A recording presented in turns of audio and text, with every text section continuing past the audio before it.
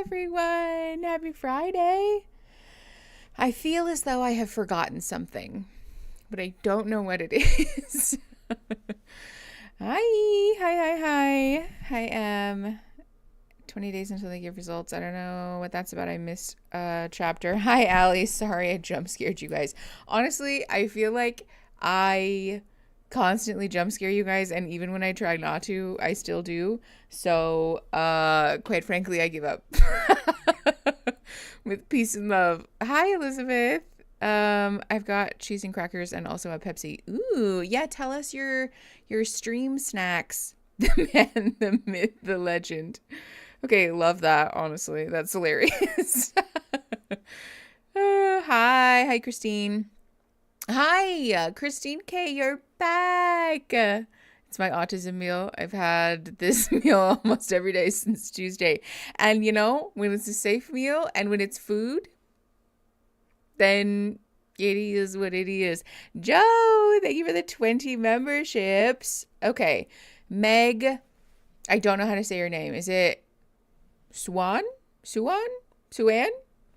Gabby, Kitsune, Dream, Eden, Jacqueline, Imogen. Oh, Imogen, you got one. Linnea, Ardis, Julie Bees, Sif, Rose Flame, Autumn, Peachy Keen. Peachy Keen, you got one again.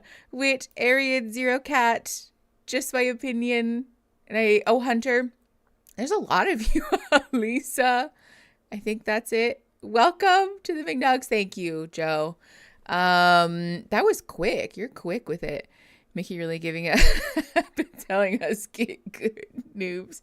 Listen, all I'm saying, we all know that I'm a loud bitch, and I'm really sorry about that. I am, but I can't change who I am. Okay, so I made a concerted effort, and I still scared the shit out of you guys, anyways. So I'm just gonna, it's fine. We'll all be fine. Zucchini is the best, though. Is it? Is it the best? Cucumbers and cream cheese is my stack. Ooh, yum. That does sound really good, actually. Ooh, do you guys like chips and salsa, but with cream cheese? Because that was one of my favorite childhood snacks growing up. I got an ADHD diagnosis yesterday. Oh my God. That's so exciting. Bunny eats blueberries. Congratulations. How do you feel? We aren't. Cassie. Very important horse show update after last week. Baby Pikachu was champion of 2 divisions. Literally, most perfect guy in the whole world. Natalie, give Baby Pikachu so much love. That's so exciting. Yeah, congrats. Congrats to the ADHDer. Congrats to all of us who have ADHD. Speaking of which, I did in fact forget to, I didn't forget, but I did intake my legally prescribed meth microdose this morning. So if we're all over the place or if I forget stuff, I don't want to hear it because I forgot my accessibility aid. Well, I didn't forget it. It's that I didn't pick up my prescription in time. So there was none at my house this morning. So we're raw dogging life. I also am not drinking caffeine for a few days because I think it's fucking up my other meds. So I know, Jams. I thought about that this morning. I was like, fuck, I shouldn't have taken it yesterday, but I had to work yesterday. So I was like, I really need it for that. But it's fine. Christine, so you can do your laundry. That's really funny. Decaf cold brew for life. Okay, Allie, yes. And I do think the minuscule amount of caffeine that's in it is still fucking up my pain medication because for the last couple of days, I feel like I've been getting ever so slightly more and more pain. And I'm like, no. I don't want to go back here. So I'm taking a couple of days off. I know. Idafix, tell me about it. Drink your water. Yes, don't forget to drink water, everybody. It's very important. Mormonism's getting to you. Rude. My take pill alarm became my wake up alarm. Same. Except that I have the ADHD thing now where I am it's not novel anymore. So it's not working as well. You know what I'm saying? I need to figure out a different workaround for the morning to be I have to get up and take my meds and get out of bed. Because now I'm well, I could be in bed for another like 15 minutes, which has meant that I'm getting out of bed later, which I don't love, honestly. Doesn't caffeine cause inflammation? I don't know, speaking out of my ass, really. Honestly, Cassie, I don't know. And quite frankly, my shit's all fucked up. My shit is all fucked up. So if it does cause inflammation, honestly, like, drop in the bucket, in my opinion. If your shit's not all fucked up, though, then I don't know. Maybe that's something to ask, because I'm not a doctor. I'm famously bad, actually, at giving medical advice. True love won't desert you. Pumpkin, stop it. Rude. I'm not reading that out loud. Hi, Sam. It's nice to see you again.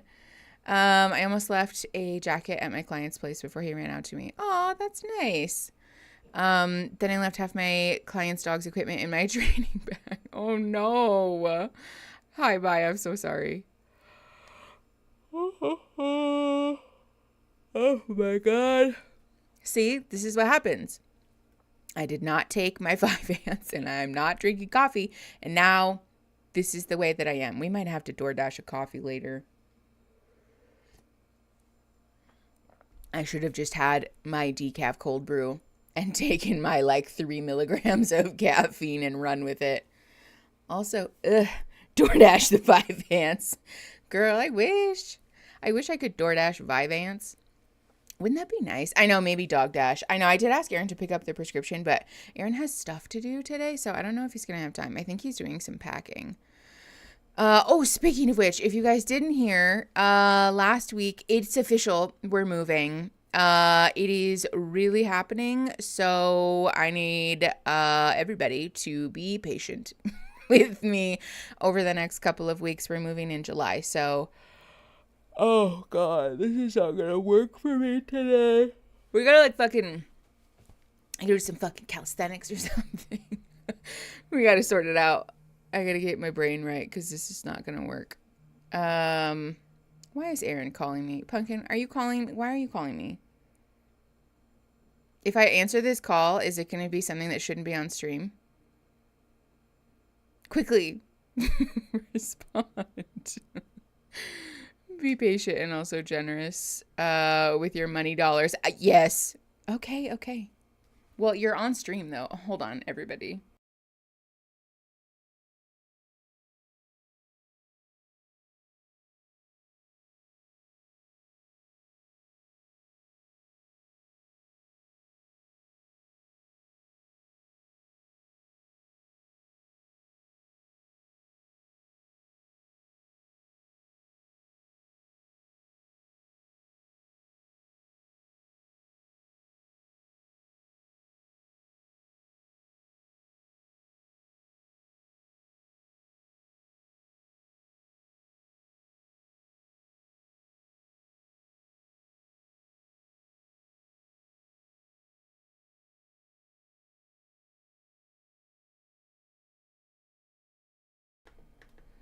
All right, Dog Dash is bringing 5-ants.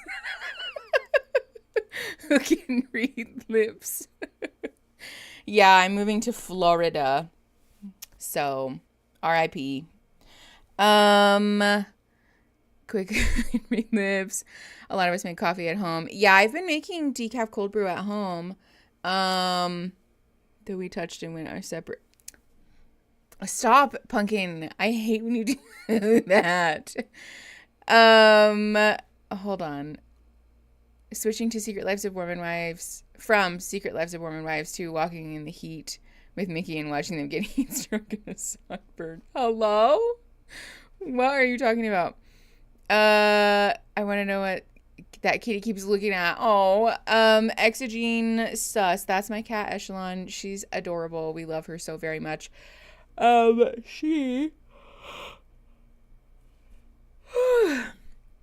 She is in that footage. It's not live footage. It's just her pre-recorded.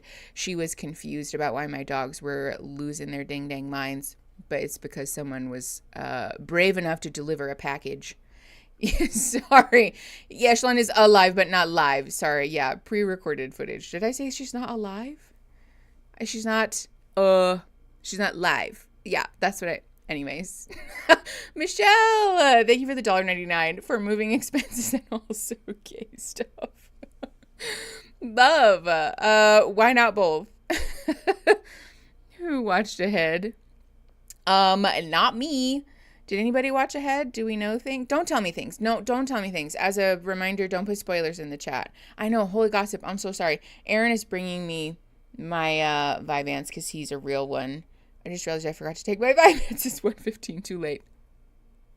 I mean, it depends on what time you need to go to bed, because Vyvanse lasts, I think my psychiatrist said it's like 8 or 9 hours. I think. I don't know. I'm not a psychiatrist, and I don't really know anything except for therapy things. So, also, Christine, no, I'm sorry. I'm not on live chat. Let me fix it.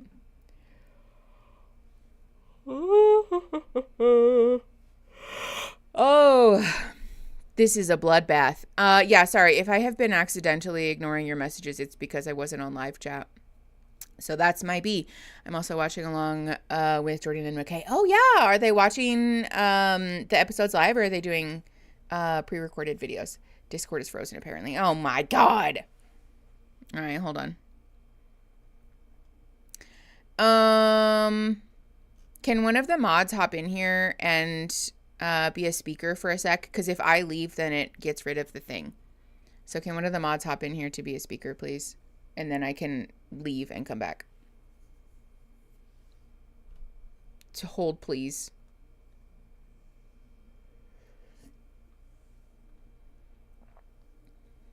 I couldn't spoil even if I wanted to, because I don't actually know what we're watching. We're watching Secret Lives of Mormon Wives. Okay, thank you, Gems. Be right back.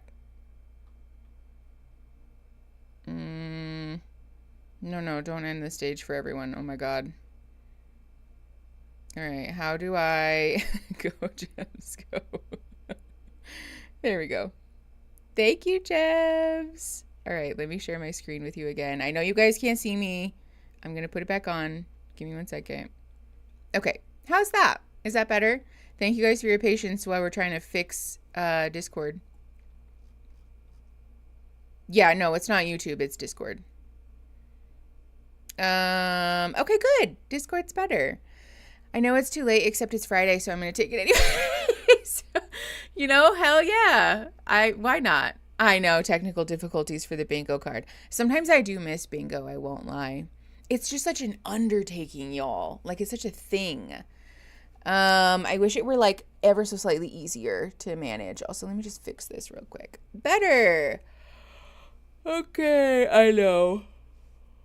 Thank God there's no bingo. Bingo's a lot of work.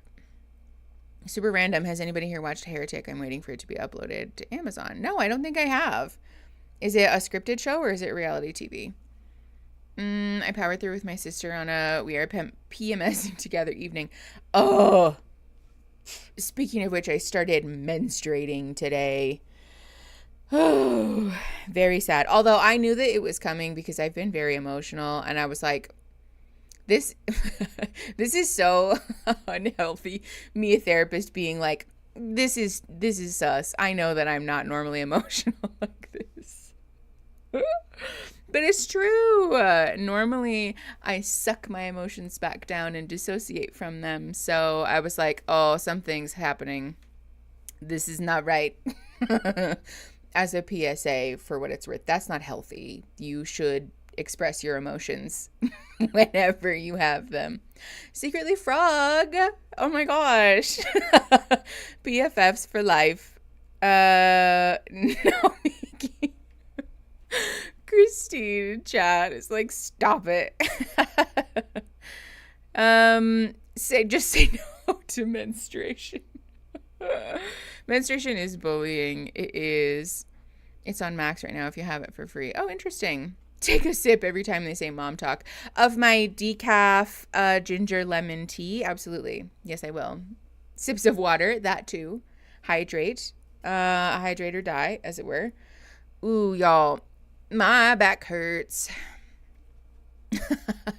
Does anybody else have that song pop in their head? I'm not going to sing it. I'm not going to sing it on stream. But does that song pop in anybody else's head as soon as you talk about your back? Because it's me. Yeah.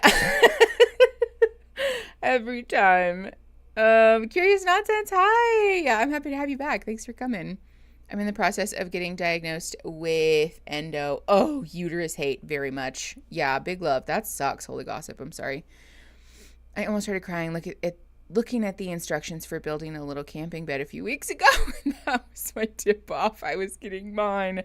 Unfortunately, it was right after I arrived in Florida. Christine, that's a hate crime. I'm so sorry. I saw that they announced season 2 of The Queer Ultimatum. I know. I want to talk about it, I guess, but I also don't want to witness the hate crimes. Yeah, exactly, Christine. Not my queers. Not my siblings. My brothers, sisters, siblings in Christ. Why do we have to do this to them? Spare them from the Netflix cinematic universe, please. Yeah, is it the one about your back and your neck? Yes, Natalie. Hi, random little waffle. Happy Friday. Yeah, exactly. Netflix will never let us know peace. Honestly, yes. They will not rest until they have single-handedly victimized each and every group of individuals who are looking for love. It's a never-ending quest, really. And honestly, it's offensive. It's offensive to me that we're continuing to apply the same broken and obviously not good reality TV formula to every group and subculture that we can think of. Why are we doing this? We know that it's bad. We should just stop. Also, think of something else, Netflix. Be more original. Come up with something else. Y'all have teams and teams and teams of writers whose job it is to pitch new shows and new concepts. Come up with something else that's less traumatizing, KDB, what on earth? The way that you typed that is hilarious. Hi, KDB. Oh, yeah, no AI, though. Not that. Never that. Please, no. Never that. Hi, Mel. Recently, I've been watching Love is Blind Mexico, and holy God, it's so awful, but I can't look away. I'm addicted to the chisme. Me too. See, this is why we're here. This is why we're here watching this show that God has forsaken. To be fair, it's a Hulu show, but still bad. Still bad. Commit some original sins. Netflix being like, you want inclusion? Here, you get the reality TV hellfire too. Then I know. Why? Hi, Beth. Joe, thank you for the 10 more memberships. Strawberry Peppermint, Leilani Craig, Cassandra, Alicia, Robin, Christine, Bunny, not the sister wives out here, Javi, Caroline, Runaway Ray. I think that's it. Welcome to the McNugs. Thanks, Joe, for adding new McNugs to our weird little community of weirdos. Yeah, Joe Hype. Thank you, Joe. We appreciate you very much. Trying to keep or to get up the courage to ask my supervisor who loves me if I can take the rest of the day off. Do it. Do it, do it, do it, do it. We believe in you. I thought I was in my feels because I am working through a cold, but you just made me realize I'm also PMSing. I'm just appreciating this distraction. Selena, I got your back. And also, I'm very sorry about your impending doom. But I'm glad that we could do this together. Isn't that nice? I think, honestly, for what it's worth, that's also why I'm tired, because my hormones have given up. Don't you mean snolt immunity, Christine? No, I don't. We're not a snolt. We're not a cult. We're just a bunch of silly geese. Adrian, welcome to the McNugs. Thanks for joining our weird little fam. That is notably not a cult or a snolt. We're just a bunch of weirdos who have a strange affinity for snails and reality TV. Silly geese. Ay, ay, ay. Slip them a note, face down, all shady, as if you're negotiating. Christine, that's so cursed. The Snow Ultimatum. Okay, that's funny. Now I'm like, should we watch the Queer Ultimatum? Pizza time. Pizza's not a cult. What's going on in the Discord chat? Y'all are on another level today. Excuse. I had to burp. Also, Christine, I think you asked me something earlier and I missed it. Where would the fun be in no trauma? I don't know, in frolicking maybe, or in unconditional love, or maybe in just like consensual silliness. Drama that's just like lower stakes. You know how like back in the day when prank content was really popular and there were a lot of people who were taking it like way too far and it wasn't funny anymore, and they were like, well, it's not a prank, and everybody was like, no, it could still be a prank, you just don't have to hurt people, you know? This feels like that. Like maybe it's possible that we have drama but not like trauma. You know what I'm saying? That's a statement right there. Honestly, that's a really hard phrase to get out correctly. My trauma makes me funny. My therapist says something different, but don't mind her. Yeah, no, don't listen to them. What do they know? Applied skeleton. Yeah, no, we have definitely not started. That is the way that we do things. Although, you guys, I forgot to tell you that we are watching 2 episodes today. I do have a hard stop at 4:30 my time, which is in like 6 hours. So if we can't get through 2 episodes in that amount of time, then honestly, I'm like disappointed, but also weirdly proud of us all. So we are gonna start watching the episode here in a hot minute. Yes, Allie, I see you. Same brain. Holy gossip. No, not that either. I'm at work and this is helping while I process legal docs. Ooh, okay, love. Love that. Christine, did you say that too? 2 episodes, I knew it. Okay, but here's the thing. I was only going to do 1, and then I realized that we will be watching The Secret Lives of Mormon Wives for like 2.5 months. Longer than that, probably like 3 months if we don't get this show on the road. So we will be watching more than 1 episode at a time. Because especially with our patron only streams, if you didn't know, by the way, we have patron only or like members only streams on our Discord server. For our love and belonging, that's not the phrase anymore, Escar Gourds, that's what it is. For the Escar Gourds and the Snack-a-Lantern tiers. So the $10 and the $25 tiers. If you're a member of those on YouTube or on Patreon, then you should come hang out. We do those on the first Friday of every month instead of streaming publicly here because it's a nice break for us all. And honestly, it's really fun. Last month we did crafts and we chatted and it was like so silly and I loved it. So if you want to join those, you should join those. Also, consider it a donation to the moving fund, honestly, because we're saving all our dollars. All our money dollars are going to the move. Shit's expensive. Hi, Brandy. I can't remember what episode, but looking forward to your comments on Taylor's family. I feel that might be this episode because I saw that her family is, I don't know, present for something while I was screening for thumbnail stills. But I don't know what the context was, to be fair. So, okay. Speaking of which, let's do the damn thing. Let's see. Hold on. Aaron called me a bunch. All right. I'm going to put this here so that if Aaron calls me that I can see it. That is not good enough. Okay, there. And then I will see if Aaron calls me.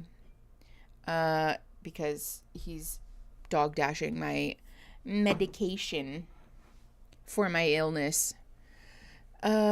Adrian, I have redlined so many contracts with Mickey talking in the background. I feel so honored, you guys. Christine, I don't know. Let's find out. Is there a green light under there?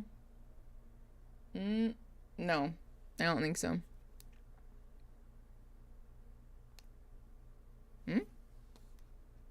Is it on? Nope, might be off now. Let's see. Oh, that's on. Now it's on. Yay, good catch, Christine. Okay, thank you, Em, for putting the word spoilers in front of the spoiler tags. I know it's silly, but I have like such a problem with needing, if it's under spoilers, or like a spoiler tag in Discord, I like need to click on it. I just like need to know what's under there. I do the same thing on Reddit when people put stuff under spoiler tags, and it like I'm not even thinking about what it is, and I'll accidentally unveil something that is like really disturbing or like super gross, or sometimes it is actually just not safe for work content while I'm standing in line at the grocery store, and I'm like, oh my god, I'm not a pervert, I swear. But it's because I need to know. So if you guys put the word spoilers in front of it in Discord, then I'm like, oh no, Mickey, don't click on that one, because that is actually spoilers about the show. Get that dopamine. Yeah. Christine, why would you go there? Okay. For those of you that don't know, we are watching the show Secret Lives of Mormon Wives, and it's on Hulu. We do have it up on the screen, but it's under an overlay because otherwise the stream gets taken down. I don't know, yell at Hulu and the other streaming services about it. However, if you want to watch it without the overlay, you can watch it in our Discord server that you can access by joining any of our Patreon tiers, or on the YouTube membership tiers, you can join the $5 and above level. So Snosh Blossoms, Escar Gourds, or Snack-O-Lanterns gets you access to our Discord server where we're streaming it live, while it's live only, by the way. I don't want to see any comments. I don't want to see the comments about like I joined because I thought that there would be a replay without the overlay, because there is not. There never has been. There never will be. It's entirely too much work, and quite frankly, I think beyond my technical capabilities. So there are no replays without the overlay. You can watch it while it's live. Otherwise, you can just sync your device at home if you have a tablet or your phone or whatever, and then we can watch it together. And I'll announce the timestamps as we go. So, why are you hiding that from me? I want to see. Yes, Holy Gossip. Yes, exactly. Okay, so we're watching episode 2. We watched episode 1 last week, but we're watching season 2, episode 2 and 3 today, if we get to it. And I shut my little mouth. Okay, let's just watch the show. All right, everybody. We're at like 0 minutes and 0 seconds. Pressing play in 3, 2, 1. The intention between inviting all of us over here. I really want to put everything behind us and move forward. I just feel like convenient timing. It all feels long story short, why now? Because she signed a contract to be on the show. Because I wanted to work out my marriage. And so I feel like now I am ready to own up to things.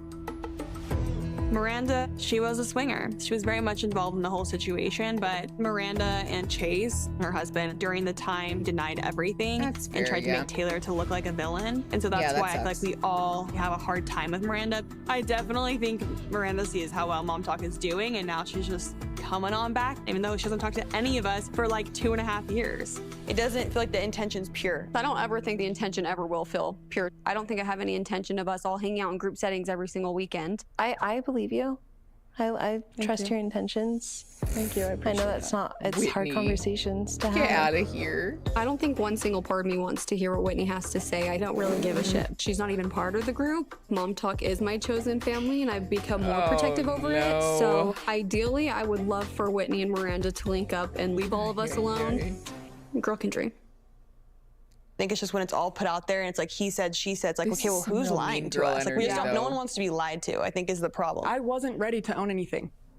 Like, the reason I never even brought up the whole, like, kissing thing and initially, like, wanted to deny that is because it's still freaking weird. That wasn't something I wanted to continue doing, right? This is, like, awkward to talk about, like, with the church and, like, family and everything. Like, it still was shameful and uncomfortable to bring up.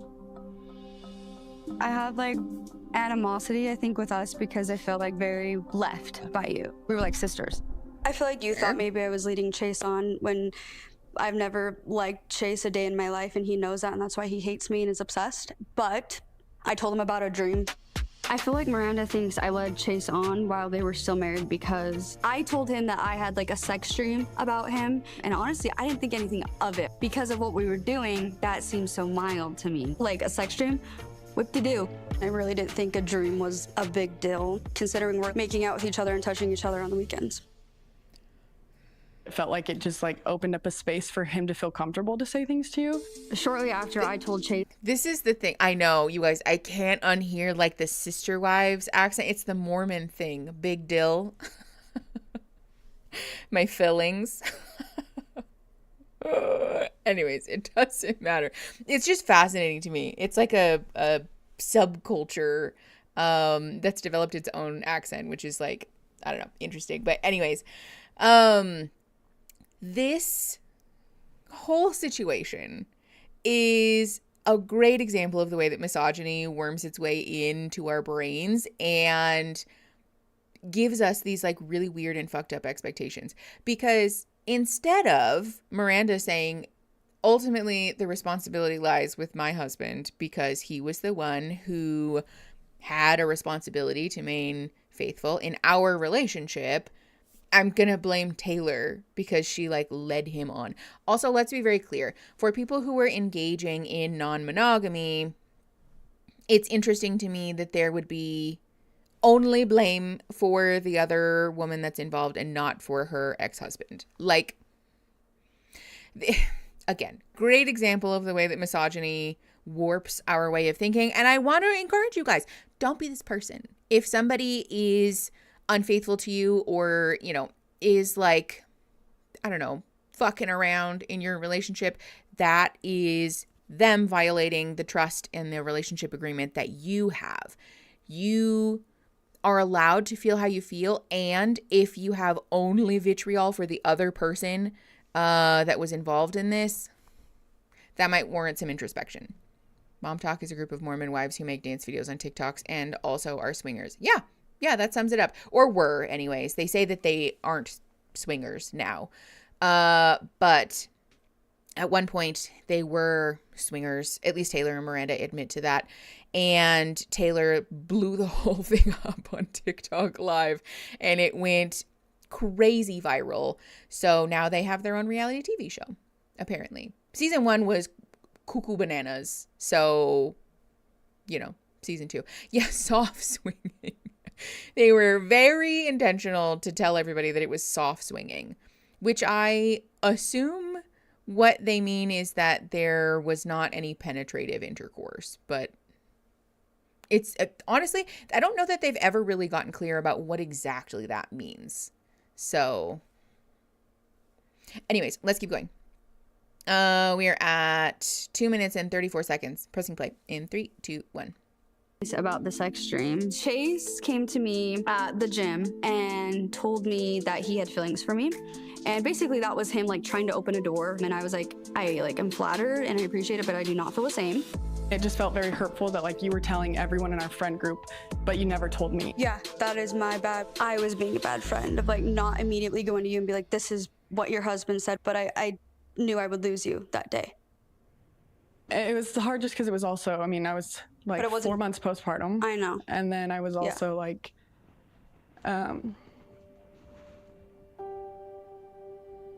They will get clear in episode 3. I lost my best friend, dude.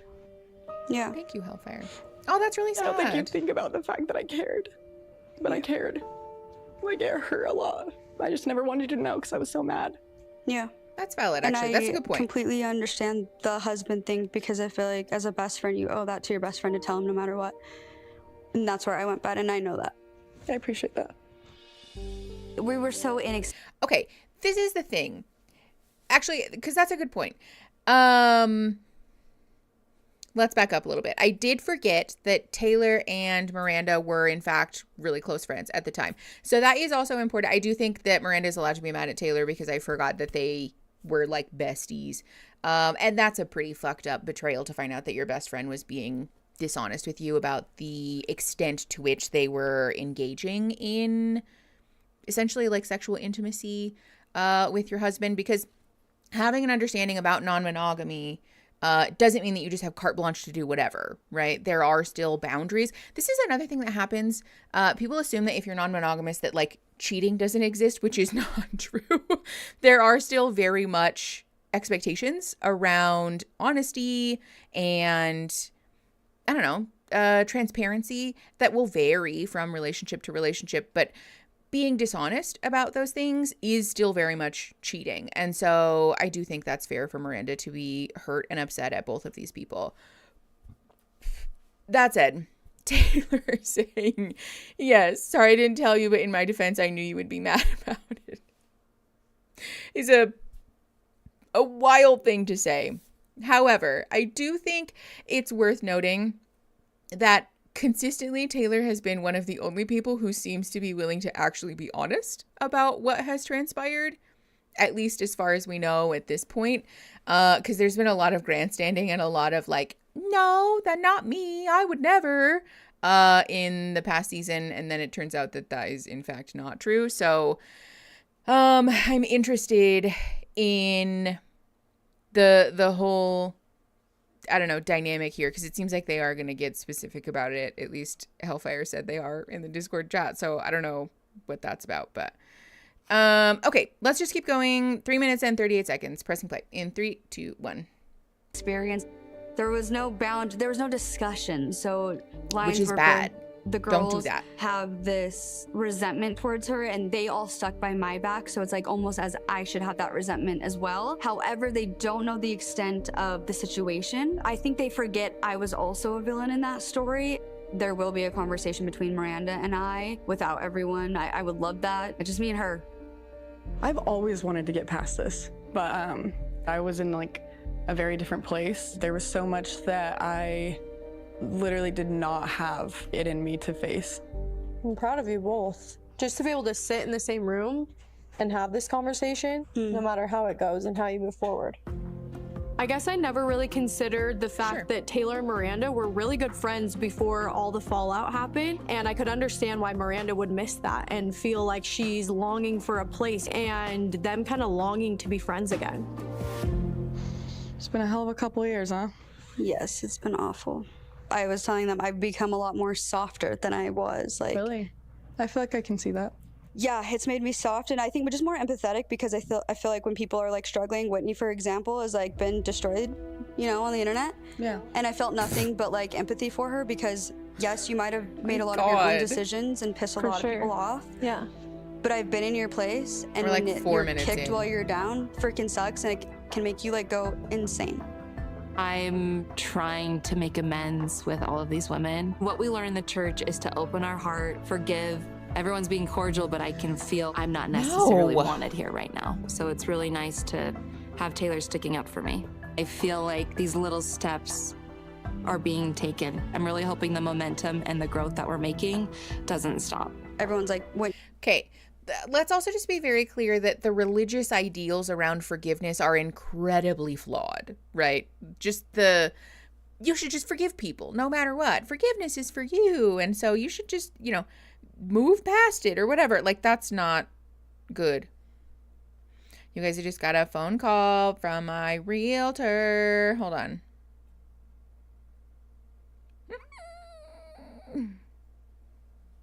Okay, that's good news.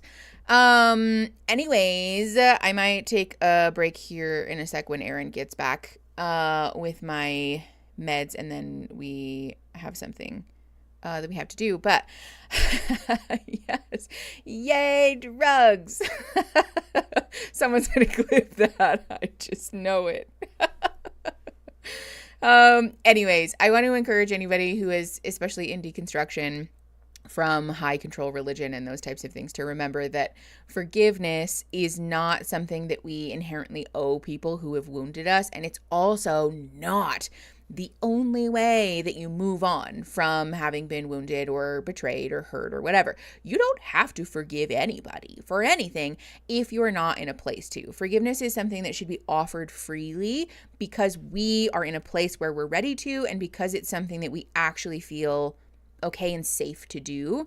But in a lot of religious environments, people get coerced into saying, I forgive you because it's the godly thing to do. Subtext being, if you don't forgive someone, that's evil, right? That's of the devil, which is not true and not helpful. That doesn't actually help anyone process any emotions or trauma or sadness around a betrayal or what have you. So, okay, hold on. What happened with Willow? Let me go back up. I got the stream live. Hi, wanted to share a win. I'm trans mask and finally got on T a few days ago. My joy is through the roof. I'm so excited. Oh, Willow, that's so exciting. Wow, see? We love drugs. That's a hormone though, to be fair, or like an injection, which is different, I guess. But I'm very excited for you nonetheless. Thanks for sharing that with us. Love. Actually, Melly, yes, that's a good point. It really does, which is shitty and not surprising that a lot of religious institutions promote that as a teaching then, because they have a pretty bad reputation at shielding folks like that. Yay! Willow, I'm so excited for you. Okay, whoops. Let's keep going. We're at 5 minutes and 30 seconds. Pressing play in 3, 2, 1. He freaking hates you, Taylor, like, whatever, but, like, I just want people to know that I've been there at the fucking bottom, kicked, and it sucks. Well, I don't hate you, but I appreciate that. Thank you. Just wanted everyone to know that, too. Taylor's preaching tonight. I love it. Amen. Hallelujah. Get her a name tag. Just kidding. That's funny. I'm kind of confused because I feel like we still didn't get to the bottom of this swinging scandal tonight. Miranda skirted around the issue a lot. I'm throwing a Halloween party next week, so I think I need to expand my guest list. Miranda's ex-husband, Chase, is dating my friend, so not only am I going to invite him, I invited Miranda too. I think that trust is everything in friendships, and if we don't have trust in MomTok, we don't have anything, and I think we'll be able to tell who's lying and who's not if we get them in the same room. I'm glad we... Listen. As a person who likes drama, am I living for this? Yes. As a clinician who's watching these people normalize essentially manipulating your friends, flabbergasted and so frustrated. Let's just be clear. This is none of Jesse's business. If Taylor doesn't want to get to the bottom of this in front of all of her friends, she doesn't have to. If Miranda isn't ready, doesn't feel safe to, doesn't want to get to the bottom of this in front of everybody, then she doesn't have to. Nowhere in here does it make any sense for Jesse to say, well, I'm annoyed because Miranda's being vague, so what I'm going to do is invite Miranda's ex-husband, his new girlfriend, and Miranda to my Halloween party so that we can all get in a fight. Good Lord. Anonymous Marmot. Thanks. Is it Marmot? Marmot? Regardless. Welcome to the Snosh Blossoms. Thanks for joining, my friend. You should have instructions in your membership, like entry email about how to access the Discord. But if you have issues, just put it in the chat and we can help you. Yes, exactly. Keep your nose out of their sex life. Exactly. I know, messy Jesse. It's such a good acronym. Okay, anyways, not acronym. You get it. 6 minutes and 23 seconds. Let's keep going. Pressing play in 3, 2, 1. Had a little icebreaker sesh before your party. Yeah, when is that, by the way? When is that again? Next week. Oh, okay. When is that again? No. None of the music. Thank you. We're just going to fast forward through that. Yes, I love that for them. They all had a lovely time having their exit from the river for some reason. Okay. Here we go. So we're doing pumpkin patch stuff. But still order the kids meal at every restaurant. Is a multi-millionaire. Okay. Interesting. Okay, we're going boots shopping? It's so cute. Like Barbie girl, like, oh wait, these ones are cute too, like the denim. No, I love the denim. Hello, McKay. Hello. I'm super excited for the Halloween party, and I really need to find a costume. That's actually so cute. I really want that. And now I'm divorced. Oy. I just got my body redone. I want to show it off. I'm also dating somebody new right now. Cameron is a soccer coach. He was raised Mormon, and his dad is a bishop. Me and him have been together for about 4 months now. He seriously is the best. He sees me, he loves me in ways that I didn't think that anyone could love me, and I feel confident in myself for the first time in a really long time. Hello. Look, we all have the same vibe. I like went total opposite. I kind of want to try these. We need some for Stagecoach. Yeah. Wait, Jen's going to Stagecoach, right? I don't know. How's she doing?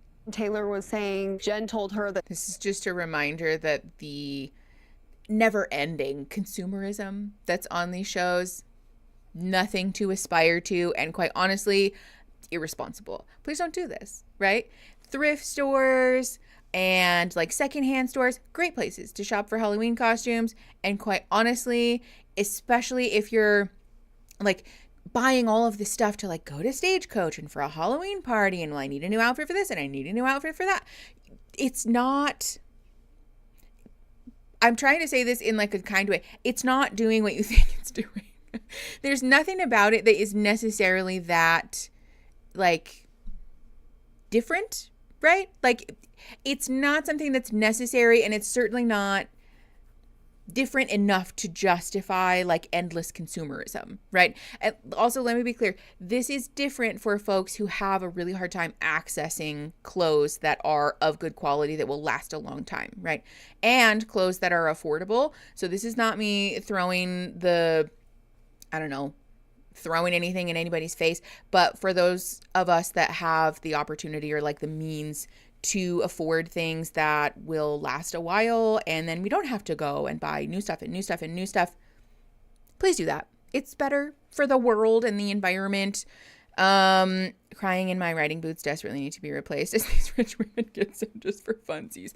That honestly is like kind of mind-blowing to me. Yeah, because aren't these fucking expensive? I don't understand why we're going shopping for a Halloween costume at like one of these stores where everything's probably a bajillion dollars. Not hitting up the thrifts this weekend for a rent. Not me hitting up the thrifts this weekend for a Ren Fair outfit. Yes! Ask your friends if they can lend you something. Go look at thrift stores. Look at secondhand things. See if there's any DIYs that you can do with the clothes that you already own that won't like ruin them, obviously. It also is just like a fun, creative side project that I think we should get back to. Honestly, because we have money. I mean, like, yes, but it's still bad for the environment. So please stop doing that. Anyways, 8 minutes and 26 seconds. Pressing play in 3, 2, 1. Zach was planning on moving back in their house and working things out because he's a changed man. A changed man. I think it just breaks my heart because it's like, I just don't know how much better it can get from that. And maybe like he really has changed, but I just feel like he's shown his true character and like, I don't know. How would you feel if he went to a Magic Mike concert? Being divorced and taking care of 2 kids would be kind of tough, so I guess you make the decision. She had me read their entire thread. I'm done with you. I'm done with our marriage. I'm done. You're disgusting. He said, I don't love you anymore. I don't love you. When it's that bad where like you're telling your spouse you don't love them.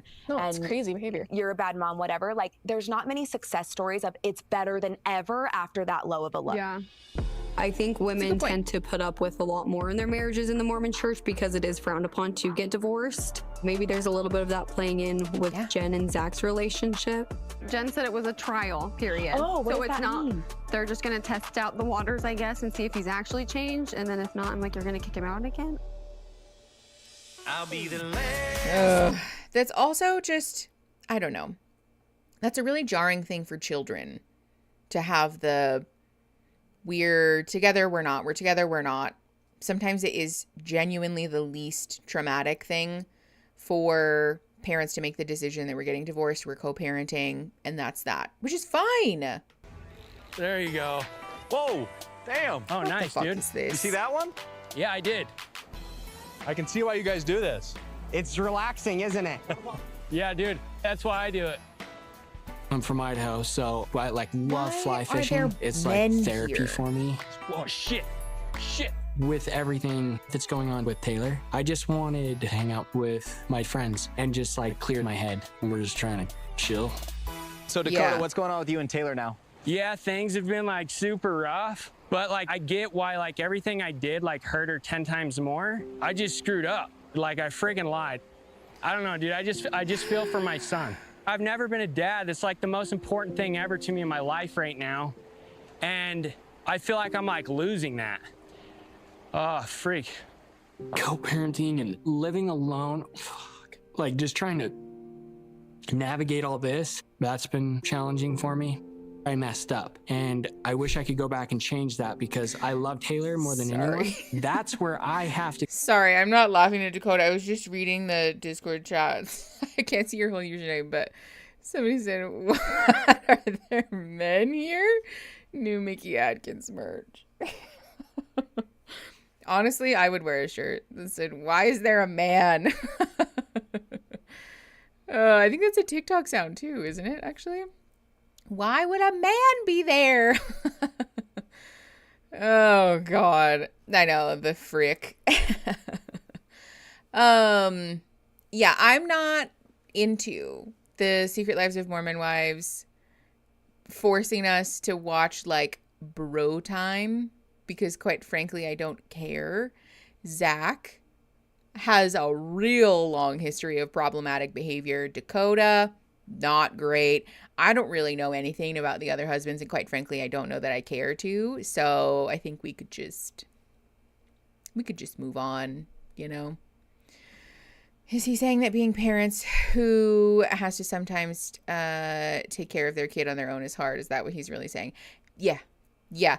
The other thing about this that is interesting is that he is sort of insinuating not being together means that he's no longer a dad, which is not at all true, actually. You can very much be a parent. And again, sometimes folks who get divorced are able to be more present parents, more emotionally regulated parents, more checked in parents because they're not constantly emotionally overwhelmed by being in a relationship that is a disaster. So let's just be very clear. This seems like a Mormon thing, like a Mormon teaching that we're shoving down everybody's throat, and that's not helpful or true. Yeah, a white man? No! Oh, I'm so lucky my significant other meets the bare minimum of spending alone time with our child that he co-created. I can't understand or imagine how we get here. Oh, frick. Oh, beans. Okay, let's keep going. 10 minutes and 59 seconds. Pressing play. In 3, 2, 1.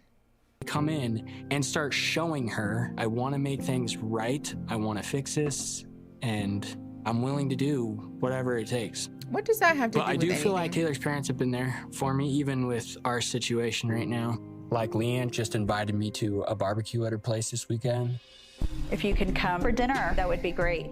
Thank you. I appreciate you inviting me. Jared and I both wanted to sit down with you and Are you gonna be here? Yeah, Jeremy, I'll be there. You better, pussy. What on Zach, earth? you just barely moved back? Yeah, like 5 days ago. We're so Mormon that we don't want our daughter to get divorced, but apparently not Mormon enough to not use curse words and also to like weaponize them at each other. Not just curse words, but misogynistic ones at that. Okay. 11 minutes and 37 seconds. Pressing play. In 3, 2, 1. Have you liked being back so far? Yeah, it's been good. We've been doing ketamine therapy together. You're kidding me. Yeah, more than anything, I'm just back to support Jen. So like the whole Chippendale thing, how would you have operated differently? What I did was wrong. And like I have to live with the repercussions of that the rest of my life. It's just been a good time for me to like look inside and kind of see what changes I need to make. Oh, shit.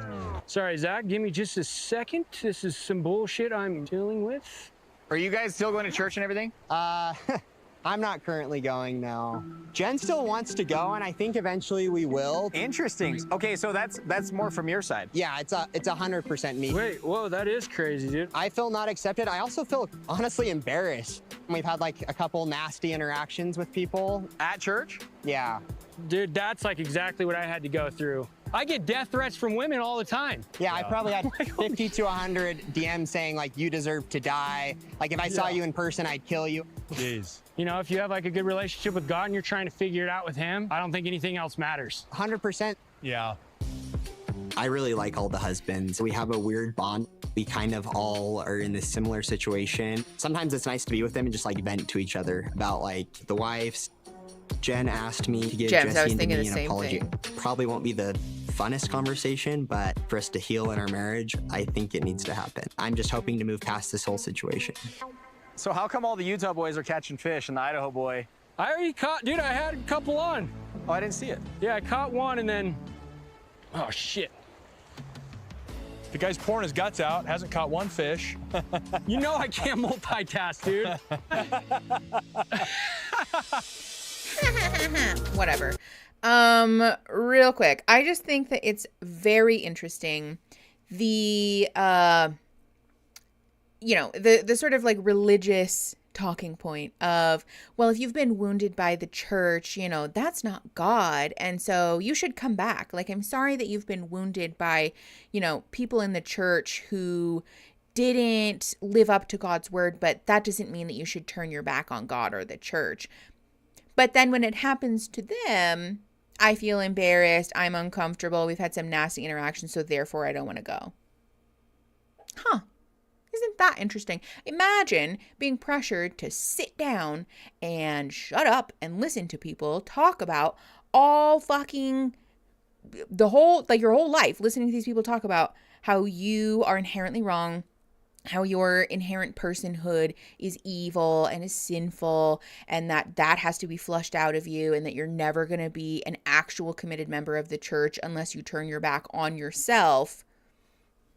But some people at church said that they don't agree with your behavior, and so now all of a sudden we're not going to church.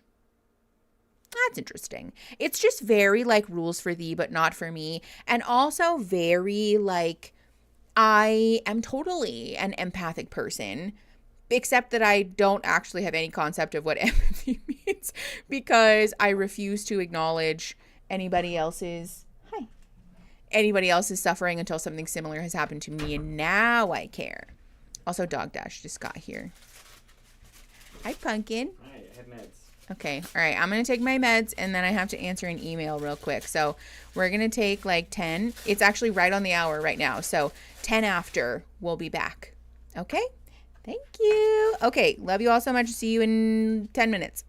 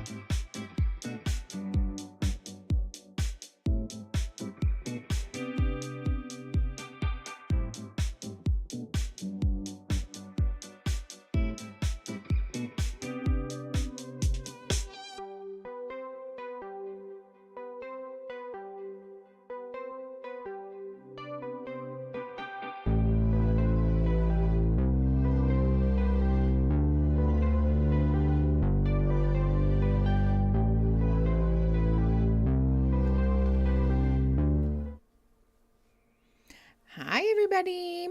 Welcome back. Thank you for your patience. My cat just asked me for cuddles, so now we're in bed taking a little break from work. Oh, that sounds lovely.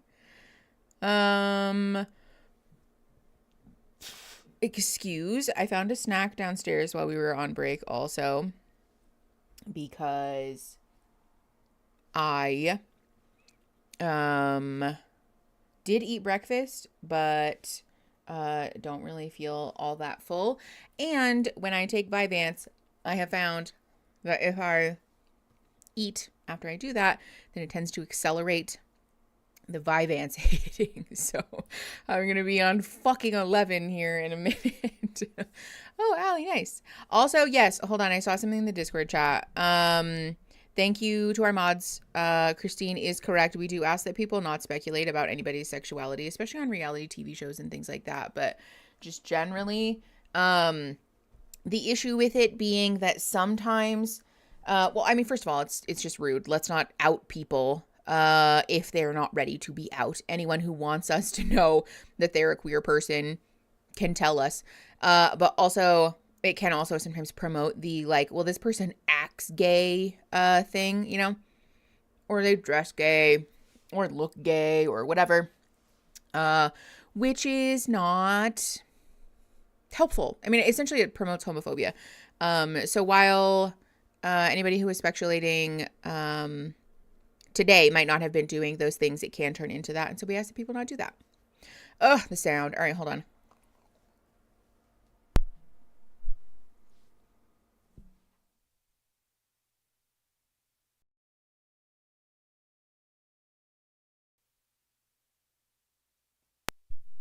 Okay, how's that?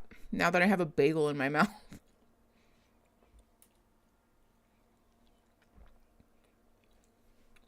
Is that any better? You guys can just listen to me chewing. Who doesn't love that? ASMR.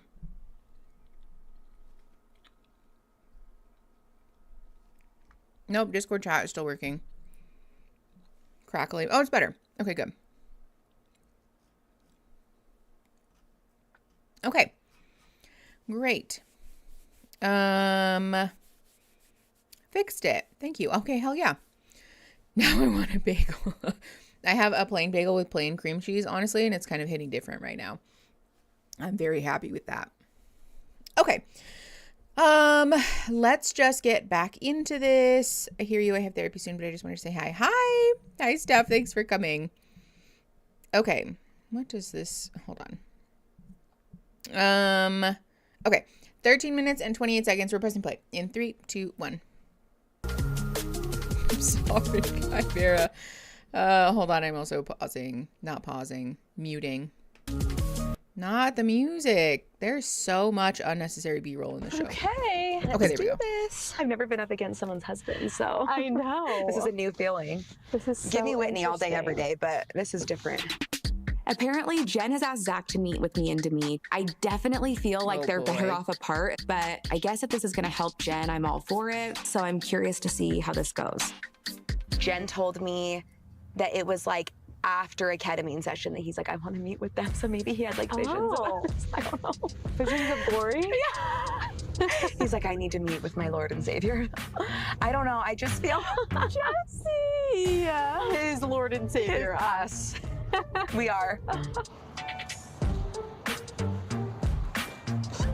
What is this coffee shop? I'm nervous going into this conversation with Demi and Jesse. They can both be very aggressive. I don't know if they're going to accept my apology, but I want to show Jen how much I support her. And I feel like whoever Jen decides to be friends with, I want her to feel that support. But yeah, they spread a lot of rumors and lies about me. For that reason, I'm a little bit scared about how this conversation is going to go.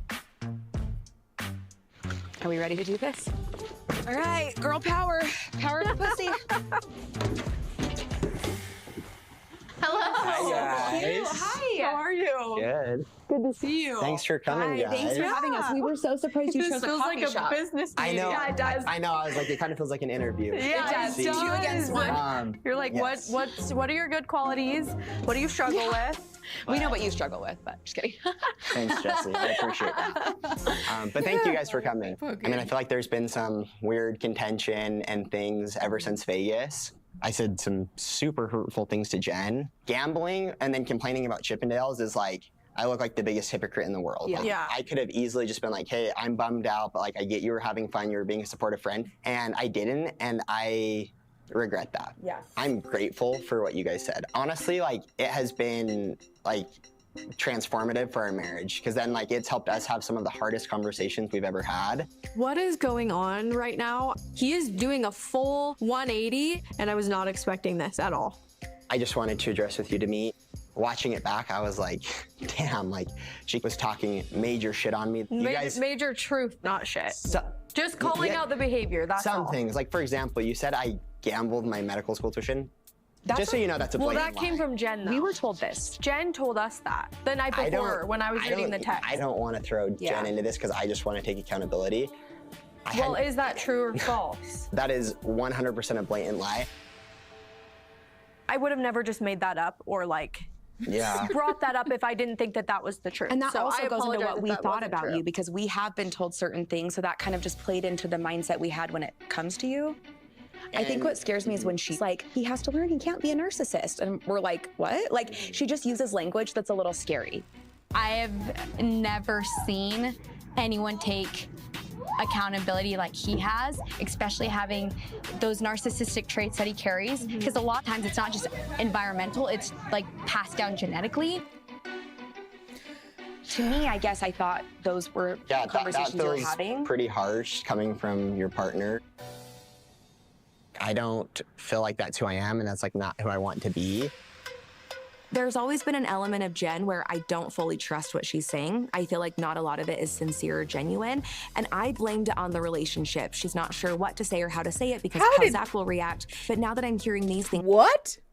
How did this somehow get turned back around to be Jen's fault? Okay, let's be very clear. Using the word narcissist so liberally, we've talked about this endlessly on the channel. Please stop doing that. Please stop doing that. It is not helpful. It promotes a lot of stigma that is just harmful across the board. And saying that somebody is narcissistic and or selfish is not necessarily a wrong or bad thing. Saying that somebody has the tendency to be selfish, I mean, also that, quite frankly, just seems true. The other thing about this is that if your friend is being more transparent with you about their relationship than they are with their own partner, then we have a problem. And so instead of looking inward and saying, I wonder if Jen is telling us things that Zach doesn't know that Jen is telling us. And so we should be careful here, especially knowing that this man flew off the handle and went all cuckoo bananas about Jen going to Chippendales and like basically just about ruined their marriage if it weren't for Jen. There, I think, ideally would be some level of caution about what we're disclosing to a person, because it's very common for somebody who is in an abusive relationship to lie to their partner and be honest with their friends, right? Or to lie to their friends sometimes because you're trying to figure out what you can say and what you can't say in order to not rock the boat, right? Like if we want our friends to like our partners, sometimes we will lie or shield the worst bits of things because we know that that's going to be not received well, right? So yeah, throwing Jen under the bus in this moment is not a great idea. And it's also not being a very good friend, honestly. Okay, let's just keep going. 17 minutes and 27 seconds. 21 seconds, sorry. Pressing play in 3, 2, 1. I'm like, is she just not trustworthy as a person? Does she not like confrontation and she doesn't like to make people upset, so she tells everyone what they want to hear? I'm really, really confused. She's expressed to me that you guys were so there that night, but then no one in the group has been there since. That's what pisses me off, because I have texted her. I have texts I can show you. Yeah. I love you. Do you need anything? She doesn't respond. She doesn't respond to us. Why do you think that is? For her to say that, it sucks. I only have Jen's perspective. I don't know what you guys have or haven't done. And obviously I'm gonna take like my wife's side because like that's what I'm supposed to do. But also, we have no reason. We have no indication that Jen has actually said these things other than Zach saying, well, Jen said. And Zach has been demonstrated to be an incredibly hurtful, unreliable, and hypocritical partner to Jen. So why on earth would we hear Zach say, oh, well, she says that you guys don't text her, and be like, ugh, she sucks? What? Where are we? I don't understand. This is another great example of the way that misogyny leaks into our lives and distorts our perspective about things, because their expectation that like if Zach said it, then obviously it's true. We should pause and say, hold on a minute. This is coming from the man who has said and done lots of hurtful and terrible and hypocritical and dishonest things, right? So maybe I don't take what he says at face value. Maybe this is a conversation where we go, okay. And then we talk to Jen about it. We call Jen in the parking lot as soon as this meeting is over, and we're like, hey, so this is what he said.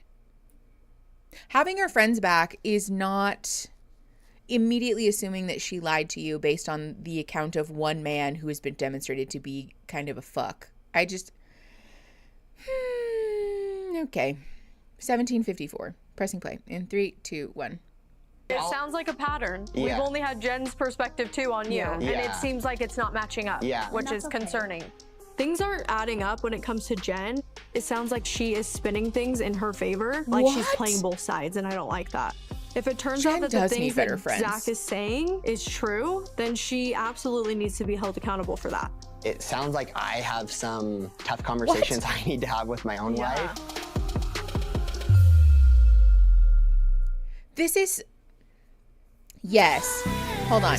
Ace Jen in Discord said, see, you can't trust them. This is like so very much the danger in taking what a potential abuser says at face value, because it is entirely possible that this man is creating a situation where he can whip up her friends and cause them to say and do hurtful things to her and be like, see, told you so. Your friends don't have your back. This is why you shouldn't take anything that they say seriously. This is the danger in just letting whatever this man or anybody who is like this person just wash over you and take this at face value. That's the other thing, actually. If Jen were lying, why would she encourage them to meet up? That doesn't make any sense. The other thing about this, like, let's be very clear. Sometimes folks who are in the middle of an abusive relationship do lie. Sometimes they do lie to their friends, to their family, to their spouse or partner, because they're drowning, because they're trying to figure out how to best manage being in the middle of this awful game of tug of war where your friends are trying to say, hey, this person is really shitty and you need to get out of there. And the partner being abusive, obviously, and warping your brain, and your family trying to say, hey, you're not okay. We can see that you're not okay. So sometimes people who are victims of abuse do lie. That doesn't mean that they're not victims of abuse. This is the perfect victim thing. And it irritates me to no end. People who are victims of abuse or problematic or manipulative relationships do not need to demonstrate to anyone that they are 100% pure and truthful and fault-free for the whole relationship, for their whole lives, in order to be taken seriously and in order to be provided empathy, compassion, help, support in trying to escape a very unsafe situation.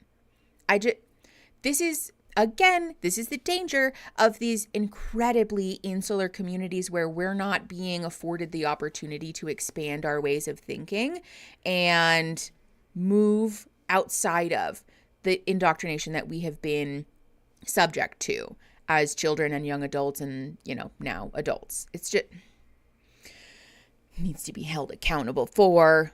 Shut up. Be serious. Okay, 18 minutes and 26 seconds. Pressing play in 3, 2, 1. It's muted, to be clear, because there is a whole bunch of music happening. So, okay. Yes, we get it. There are TikToks.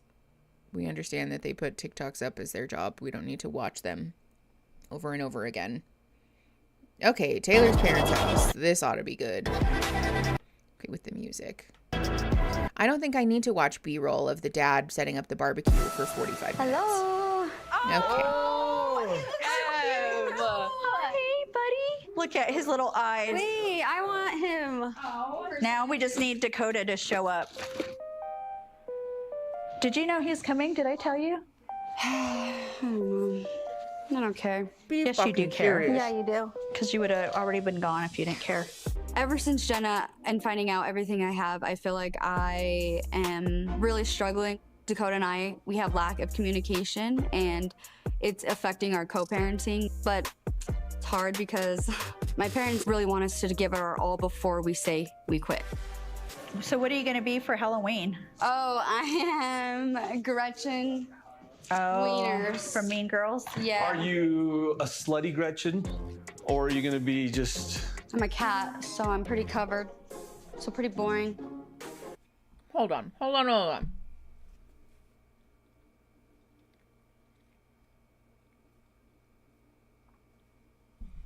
If my father ever said, are you going to be a slutty Gretchen Wieners for Halloween? I think I would pick up my bag and leave. I would be so thrown off and confused. Quite honestly, I think Aaron would be like, what the fuck is wrong with you? Oh my God. Yeah. Then I'd crawl out of my skin if my dad ever said the word slutty towards me. Same. Honestly. Okay, we have a couple trigger warnings in the chat. I'm not sure what for, but it sounds like her family just fucking sucks. So if family stuff is a button for you, then maybe proceed with caution, just so you know. But I also want to I want to pause to talk about the fact that her mother obviously invited Dakota without telling Taylor for the purpose of shoving them together and saying, now kiss, get along. No, that's not how that works. That's also, why would you want your child to be partnered with someone who lied to them, cheated on them, lied about the cheating, and is now only reticent because he feels that his identity as a father is being threatened by not being in a relationship with the person who is the other parent to his child? It doesn't seem like there is enough of an independent desire from Dakota to be partnered with Taylor specifically because he loves her for who she is, because he values her as a person, because he thinks that she's a wonderful human being, that he wants to spend time with, that she's funny and interesting and cool and a good partner and any of the things that we look for in a partner, right? This ultimately comes down to my identity is threatened as a father by not being in a relationship with my child's mother, and I feel a shame and a guilt about not being partnered to the person who birthed my child because of our religion. Why would you want that? Why would you want to trick your child into being in a relationship with someone who doesn't want to be with them outside of the desire to uphold societal expectations, and that your child doesn't want to be with them because they have grievously wounded her? That doesn't make any sense. This is again the thing, like religion is a hell of a drug, not a good one. Okay, 19 minutes and 49 seconds, pressing play. In 3, 2, 1. Look at his little smirky face. So who's all going to the party? I wish I could go. So you can befriend Chase and talk to him? I don't know why you like Chase. They're nice to me. Why should I be mean to anybody that's not nice? I like everybody. Because they treated your daughter like shit. I don't understand. My mom's a real estate agent, and she was Chase and Miranda's realtor when they were still married, and for some reason, she will always stay in touch with them. It's just, I'm not surprised either, because she's always this way. Do you care that I talk to Chase or Miranda? I don't have the capacity to be worrying about that type of shit when I have my own shit, you know? Of course he drives a fuck-ass truck, too. Color me surprised. My goal is always to be with Taylor, to have our family together. And I think the only way to have a lasting relationship is you have to get really good at forgiving each other and not go backwards. I want to like truly try to go forward. No, wrong. That's not what having a good relationship looks like. There's a lot of research about what good relationships look like, and I'll tell you about it when I don't have a mouthful of bagel. This is not that. Hello? Who is it? You know who it is. Oh, for hell's sakes. Your favorite friend. Oh, well, there's the big guy. Yeah. Hi. Hi, Bryn. Hi, Taylor. Hi. Oh, Everett, don't touch the corn. Okay, I guess Everett's gonna touch the corn. Oh, we're doing it down there. Let me take I thought it was out here. Okay. I'm gonna go take these in. Let me go take something You down. want to grab that corn so bad, don't you? You want to grab the cookies, one of you? Yeah.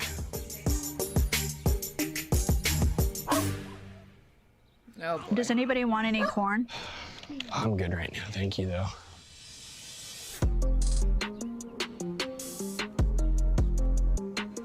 You're just so quiet. Like, you're just so closed off. I'm at loss of words. You guys were together and then not together. It took no time whatsoever for Mom to start in on Taylor. This is the thing. If Taylor right now is closed off and quiet, I would assume it has a lot to do with the frustration, the hurt, honestly, that her mom betrayed her trust. Excuse the anger and the sadness about her relationship with Dakota going south. There are like 300 things that could be going on for Taylor that she probably doesn't feel safe to talk about in this moment, because she literally just had her parents betray her trust by inviting her ex behind her back, knowing full well that she doesn't want to talk to him right now. And then to say, well, you're being really quiet. Why are you doing this? I don't understand. Together and then not together. Yeah, Janice, that happens sometimes. Yes, that's literally what a breakup is. That is the point. Yes, we were together and now we are not, because Dakota's a fucking liar and a cheater. And also, quite frankly, just generally speaking, not a good partner. Not supportive, not kind, not good at regulating his own emotions, not good at taking accountability, not at all prepared to be in a long-term healthy relationship with a partner who holds him accountable. So why would you want your child to be with someone like that? Okay, so as far as long-term relational success is concerned, generally speaking, One of the interesting things that we know from the research is that people who have like a companion bond, people who genuinely see each other as good people that are fun, that are interesting to be around, that you just value what they think and feel and how they are, is going to lead to a better and more successful relationship, because you can't necessarily expect that you're going to be like hot and heavy, interested in like wanting to be romantically or sexually intimate for like 80 years, right? That's certainly something that is going to happen, is going to wax and wane over the course of your relationship. But if you value that person as a person, then you will, generally speaking, come back to the drawing board with a willingness to work out what it is that's going on. You're much more likely to be able to take accountability, to say you're sorry, to work through things, to demonstrate changed behavior, not just say you're sorry, but to actually work on not doing the things that have caused the hurt in the first place. Yeah, but women aren't people. Yeah, not in the Mormon church, apparently. Not to Dakota, at least. I'm okay with the baby shoving hands into and drooling over everyone's food here except the sister and maybe Taylor. Honestly, yeah. I have a theory that Taylor's mom really wants to be on the show, hence stirring the pot and changing the personal aesthetic. It is kind of giving like wear your skin to my birthday party a little. I won't lie. There is something about this that is very loud, like emotionally immature parenting. This feels very much like the emotionally immature parent tactic of, I can't handle that my child's in the spotlight, so I need to usurp the spotlight, and or I want to be my child. I want to live vicariously through my child. So I'm going to go get plastic surgery to make my face look almost identical to my child, for example. There's something about it that is very emotionally immature and honestly a little bit sinister that is... It's very much the, like, I can't handle not being in the center of attention. Okay. 21 minutes and 40 seconds. Pressing play. In 3, 2, 1. And then what's today looking like, I guess? I don't know. It's just so exhausting going back and forth, on, off. It's not good. We're all tired of it. Like, really. It's obvious. You guys started your relationship on a foundation of shit. Yeah. I mean, let's be honest. Yeah. You didn't heal from your divorce. You had a ton of baggage. It's hard because you guys have a damn kid now. Yeah. I always cry at these things too. What does that have to do with anything? Shows you're a good human. No. Look, a relationship isn't 50-50. It's 100% on both ends. Sorry, who's this person? Who is this child? I think Taylor's face is all of us. I don't know who this man is. Her brother. Yeah, I did see that, but I mean in the sense that, like, who are you to be talking about what is a good relationship or is not a good relationship? I don't want any advice from somebody who is ultimately holding a relationship together, likely by participating in very repressive religious ideals. A church elder. Great. Also, referring to somebody's child as a damn kid together. So much for the sanctity of life, huh? Okay. 22:18, pressing play. In 3, 2, 1. It feels like there's a little bit lacking on one end. Not the liar? It's gonna take me a while to get there. I hear he slept with another girl. He admitted it. I was so sad that I needed space. He went and hooked up with Jenna that very night. I found out and was bawling my eyes out. During the time when I slept with the girl, I hung with Taylor 3 times or 2 times. 2 nights after that, and he goes, and Taylor, you're pretty much the only girl I'm seeing. I'm trashed him. You come over the next night, fuck me, and then you go and you hang out with another girl, and then he comes the next night and fucks me again. Okay. I wasn't lying to you about someone else. Here's the thing. I'm going to be blunt, freaking honest. Shit. He just told me that you guys had seen each other 3 times. I don't know Taylor. Before all this. And then you're sitting there telling me that he came over and had sex with you? What does that say about you? This is not real. This is not serious.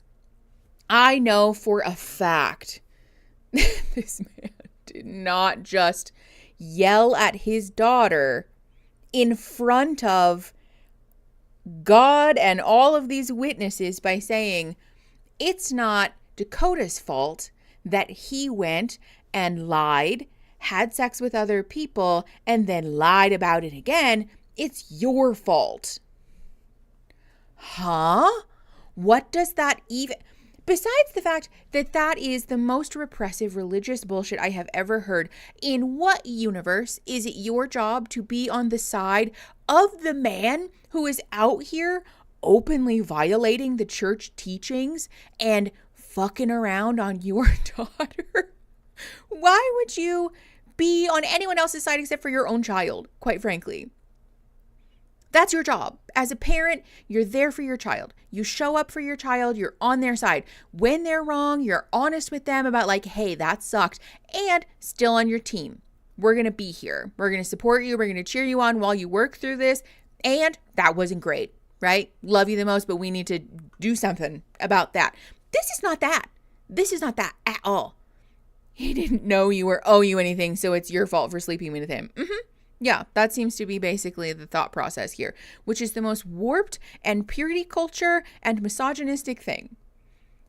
Utah's another fucking planet, honestly. Ugh. The other thing about this that is so infuriating is that if they had not tried to force her and push her to be with him, that she likely would not be in this situation.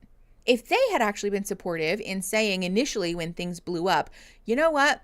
Cut ties. If you don't want to be with him, don't be with him. That's okay. We will support you. We will be here for you. We will support you in raising your child, and we will make sure that you and your child have everything that you need. We will absolutely be on your team. She might not have run back to the person who was a liar and a cheater and, generally speaking, just like not a good person. But again, because we didn't support our own child, now our child is in a situation that is even worse. IBLB Christian nationalism. It is very much that.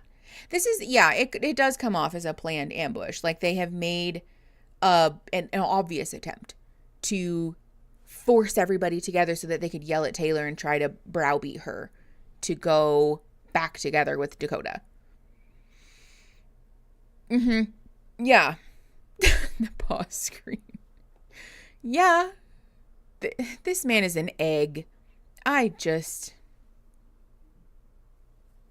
not in the business of taking hard-boiled eggs advice. Thank you. Don't insult eggs. Ugh. I also want to take a minute and talk about the way that not Dakota, Taylor is so obviously in the middle of probably some really heightened anxiety, if not just about on the verge of a panic attack. And like, do you blame her? Look at this woman. Look at this woman. I just don't. Sorry, you guys have the overlay on. This is not a way that you treat anybody, let alone your own family, let alone your own child. This poor woman. Taylor looks tired and irritated as hell. He's an endangered species as an egg. Okay. 23 minutes and 9 seconds. Pressing play in 3, 2, 1. I'm not pointing fingers. You guys. That's what I'm saying. I was trash. I know. I'm saying though. I guess what I'm hearing is you deserve what you got because you like gave it up so easily. That's what I hear. That's what they just said. And when you hear your parents say that, like, why were you expecting to be respected? It like hurts. It just confirms my insecurities and my beliefs about myself. No, I'm saying trash. no. You're not leaving. Yes, you did. What? No self-respect. I hate me. What I'm saying. Let me finish. I was at my lowest. Let me finish. This is how we sow these seeds of shame and hurt in somebody's self-esteem. Essentially what they just told her is that you had sex with a man that you're not married with, I guess, is the expectation. And so therefore, you gave up the only thing that makes you worthy of being respected. And so, of course, he didn't respect you. It's not his fault that he didn't respect you because you gave up the only bargaining chip that makes you worthy. So, of course, she has fucking self-esteem issues. I would also assume that whatever they're comfortable saying to her on camera is probably the censored version of what they have been telling her off camera and what they likely told her in childhood also. Let's also be very clear about that this is likely not a new thought that Humpty Dumpty just had. This is probably something that he has continually indoctrinated these children with. On camera, no less.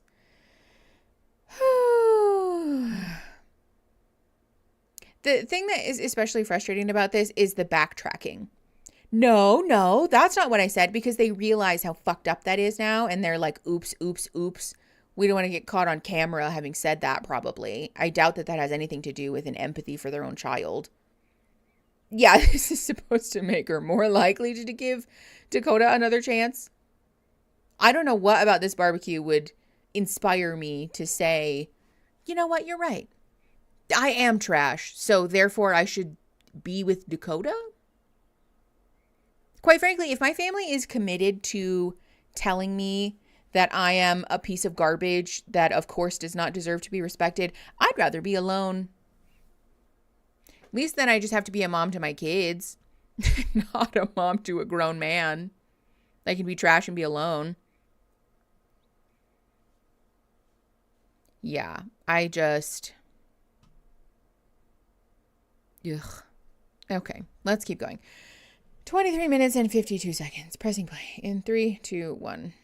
You guys both had so much baggage. Because I know I did have self-respect. It doesn't change that when you lie and you go hook up with another girl while you're apologizing. I know, but you're supposed to give the other person the benefit of the doubt. I just found all these out, Hunter, that I was fucked over. And no one is saying, oh, get over it.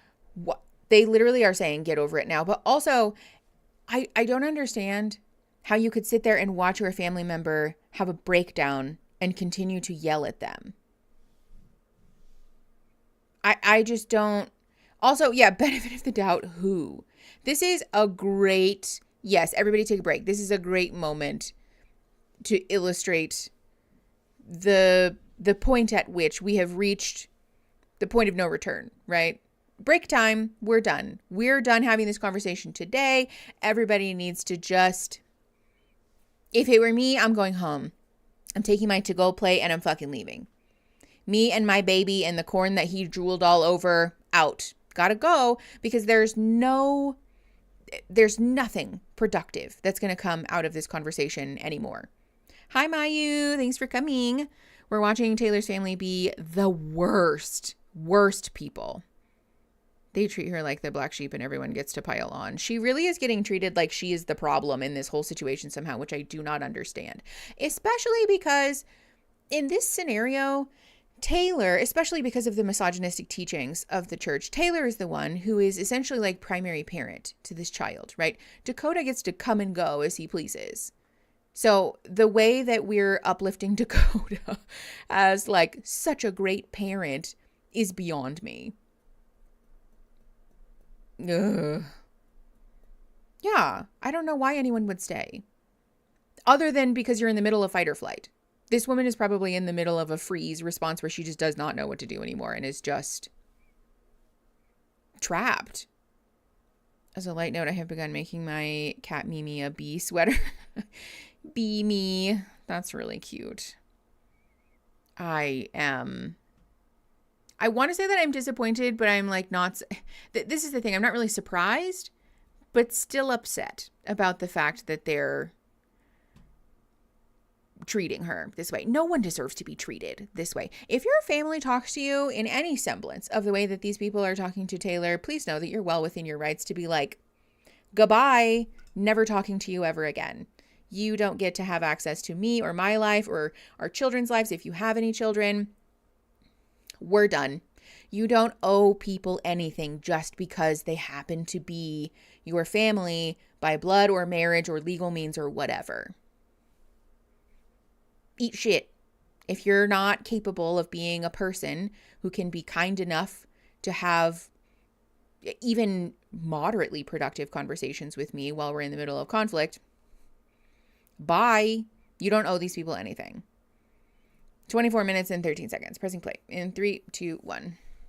Right now. Well, stop saying. No, you can't say it. Sacrifice it just for a little bit. He was asking her to hang out on the day, and I was only nice. This is driving me nuts when she's saying this shit. That's the biggest lie I've ever seen in my life, and I'm not gonna let you keep saying that lie to me. Stop saying that lie to me, because that is not true. And when you're asking me to come over at night all the time, what is that telling me as a guy? Why do you have to ask that? Because I've already told you, Taylor, the fact that we're doing this in front of the baby. Oh my God. Oh my God. I cannot believe, A, that Dakota just pointed his finger in her face and is yelling and screaming at her. Not a single family member at the table is like, get your fucking finger out of her face. If, even after all this time, my parents tell me and Aaron all the time that Aaron is their son. Like, they have accepted him as part of our family. He's not a son-in-law. He is just family. And if my parents, if my mom or my dad watched Aaron shove a finger in my face, I think both of my parents would break it off. There is literally no world where Aaron would leave that interaction with all 5 of the fingers attached to his fucking hand. I cannot believe that not a single person at this table has told Dakota, like, hey, jump off. Not that, but go fuck off. I cannot believe that any of these people are just sitting here watching him, but essentially be verbally abusive to her, and also in front of their child. The way that we're having this conversation in front of a baby who's going to be traumatized because of this. In case you guys didn't know, preverbal trauma is very much a thing. And also, it's a very difficult issue to treat, because when we have a traumatic memory or a series of traumatic memories that we can't understand because we were preverbal at the time, or because we didn't have a concept of language, or we didn't have complex thought, our brains really struggle to deal with that. And it's a very, very difficult trauma to work with. It is workable, but this is why it's so important for parents to be cognizant of the way that they're behaving in front of babies. Okay, hold on. Let me scroll back up. Good timing. Thank you for the 10 memberships. Let's see. Megan, Tatum, Sophia, Rosanna, Jax, Angel, Lauren, JR. I think that's all of you. Welcome to the McNugs. Thank you, Pumpkin, for the 10 memberships. Meanwhile, we try not to fight in front of the dogs. I know. Aaron and I both are like, well, what you just said was really hurtful to me, and I wish that you wouldn't say it. Because we don't want to scare our dogs. Ay, ay, ay. Yeah, imagine watching this unfold at a barbecue and being like, oh, yes, this is the man that you should marry. Oh, yeah, yeah. We will actually, like, go stand in a different room and have a tense conversation to avoid talking, like, tensely, tersely at all in front of the dogs. And I cannot believe that these people don't have any issues with screaming in front of the baby. Honestly, the fact that the baby isn't crying is rather telling. That's true, Allie. That's a good point, because this is probably something that is happening a lot. If this child is just like... Anyways. Our dogs start barking. And we raise our voices like, okay, we're all yelling now. Okay, but that's a little funny. Actually, this is a complete unrelated bit of a left turn, but I have noticed that when our dogs start barking at, you know, the Amazon people or the neighbors or whatever, anybody, that if I go out in the living room and I start like very gently shushing them and like whispering that they stop barking. Because if you start yelling at them, I think they think that you're also like barking whenever's outside. But when you go in the living room, you're like, shh, we have to be so quiet. For some reason, it does work, actually. I have to continuously remind my family to keep their voices down at my apartment because of Bunny, my cat. But also because they're so loud to me. Christine, that's very sweet. I'm sure Bunny appreciates it. Yeah, dogs are very perceptive, especially if your dogs are very emotionally perceptive. The talk softer to a yelling person works on people. Yes, it does. If you're wanting somebody to stop talking loudly and you just start talking quietly, then usually it will lower the volume overall. Hi, Eames. Nice to see you. We're in the middle of a total clusterfuck at this moment, but we're taking a break. If I yell, oh my gosh, someone is here, then my dog calms down. Like, okay, you got this now. That's really funny. We've been talking to very different loud people. That's really funny. Okay, let's keep going. Let's get this over with. Whoops, that was an accident. My B. Okay, let's see. We're at like 24:36-ish. I accidentally fast forwarded, so we'll see where this is at. Pressing play in 3, 2, 1. What is that telling me as a guy? Why did I have to ask that? Because I've already told you, Taylor, you're forgetting that I'm coming from a very broken place too. That matters. You can't just disregard the shit that I just went through and Thank where you, I was God, at in my for life. somebody taking the baby. Then don't come into my life and pretend So to be why did you want to come charming. into my life? Oh my Taylor, give an inch so he could walk a mile. Just give fucking 2 inches. Sorry, what? Do I don't think they know what that saying means. That's not what that phrase. Oh, this is my least favorite kind of pretentious. Hold on.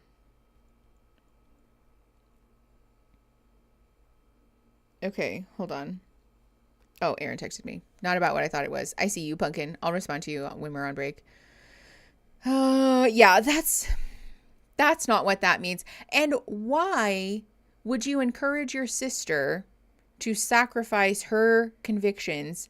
Especially, okay, so we're in the middle of this situation where they're essentially blaming Taylor for having low standards and then allowing a shitty man to be in her life, except that we're somehow on the man's side in all of this. But so she is now in a place where she has said, I don't want to be that way. Right? Even by their like shitty fucked up standards, Taylor is saying, I'm no longer going to be trash, which Taylor's not trash. Taylor is just, in fact, a person. So Taylor has said, I don't want to be that way. I'm putting my foot down and I'm going to not accept less than I deserve. And they're like, no, don't do that. I said, you should be pure and chaste, I think, and better in your relationships. And then they said, no, not like that. It doesn't make any sense. I think this is just very much like saying the quiet part out loud, that like anything that Taylor does is just never good enough. And we just want to sort of bully her into submission, which again is an incredibly problematic family dynamic to have. But also this is what it looks like when somebody diverges from the family norms and says, no, chaste, thank you. When somebody says, no, I'm not doing that anymore, the family system starts to riot because somebody has like left their station and we don't like that. So just because you have decided to say, I'm not putting up with or participating in dysfunction and your family freaks the fuck out, doesn't mean that you're doing something bad. Actually, that's usually an indicator that you're doing the right thing and your problematic family just doesn't like that. Exactly. Why is no one shaming Dakota? Okay, 25 minutes and 2 seconds. Pressing play in 3, 2, 1. He's a sacrifice and see what he can do. Why are you guys all coming at me? Yeah. I feel very unheard, judged, like, let's move on, let's get over it. And I'm like, in what world am I supposed to just let this go? You guys, it takes a season to grow anything. I just think that you need to forgive yourself. That's where it all comes down to, because you guys weren't really together to me. And yes, you shouldn't have slept with them, and that's why we always tell you, like, that's not the fucking point. He lied. Yes, that is so wrong. That's but crazy at all. You weren't together. So what are you saying right now?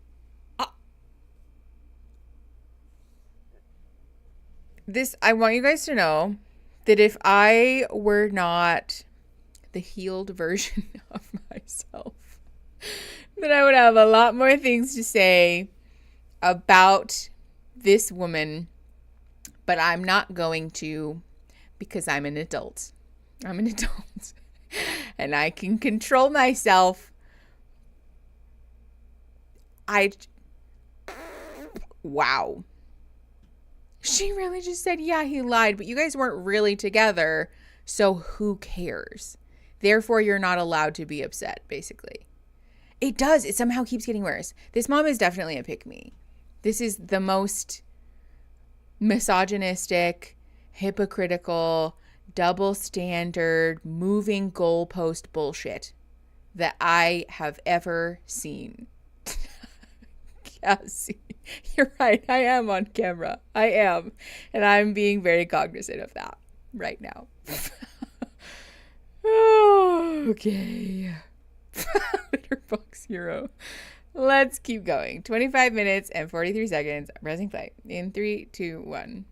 What does that mean? I'm just saying. So what are you saying? Continue to go through therapy and give him some grace. If you love him, then it's worth trying.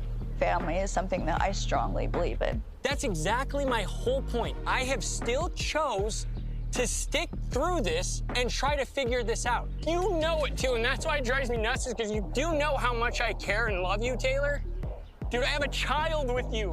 All I've wanted is a family. Why do I want to come here and blast this to the world? Okay. Who wants to do that? Stop. You guys are not going anywhere. Honestly, I think you guys need to be separated and stay separated. You need to work. Focus on you. You need to keep going to therapy, and you need to give yourself grace.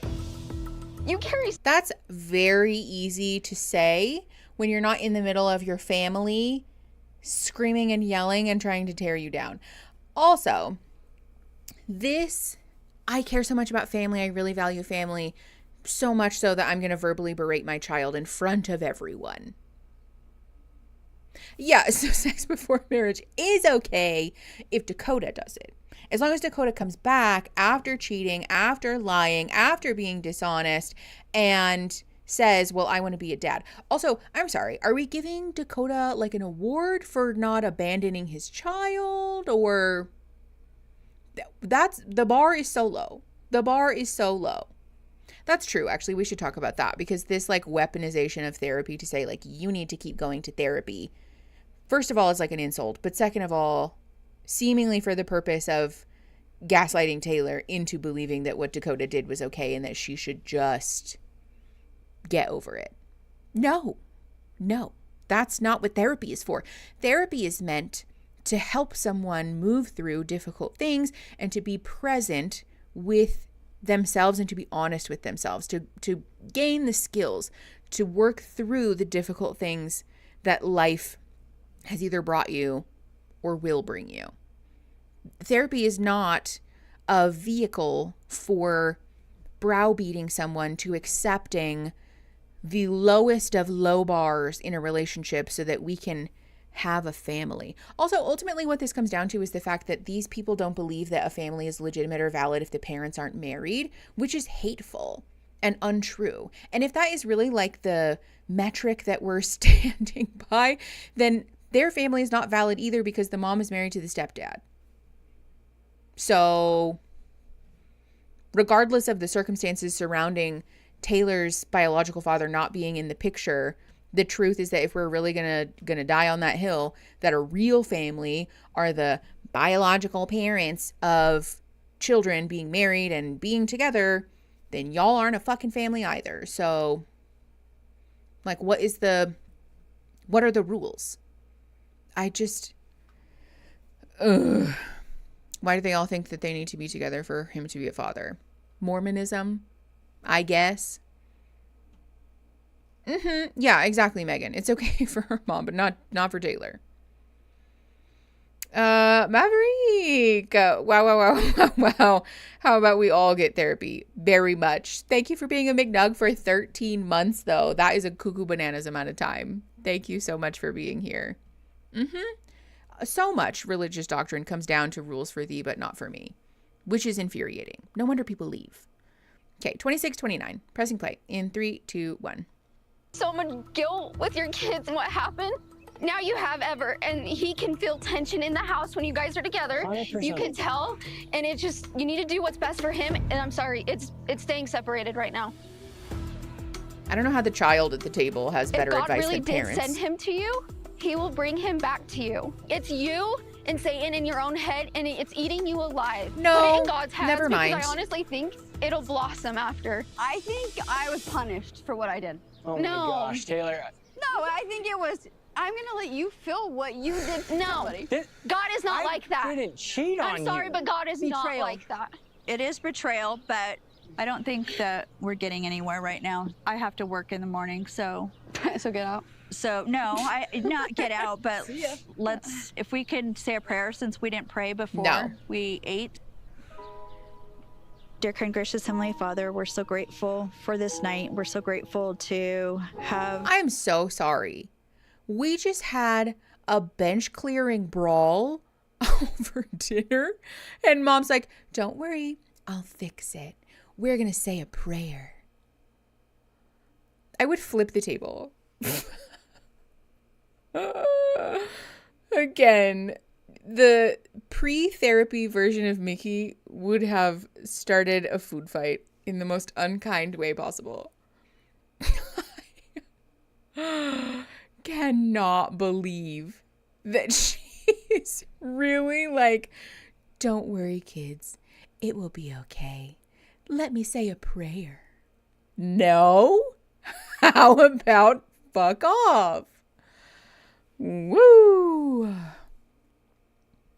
I know. I would be like, no, I am not grateful for this night. I am not, in fact, grateful for any of this, and I would like to leave. This is actual torture. I'll give you something to pray for. Oh, liquid soap, that's crazy. Okay. Pray on these nuts. Hasty Jen, you win.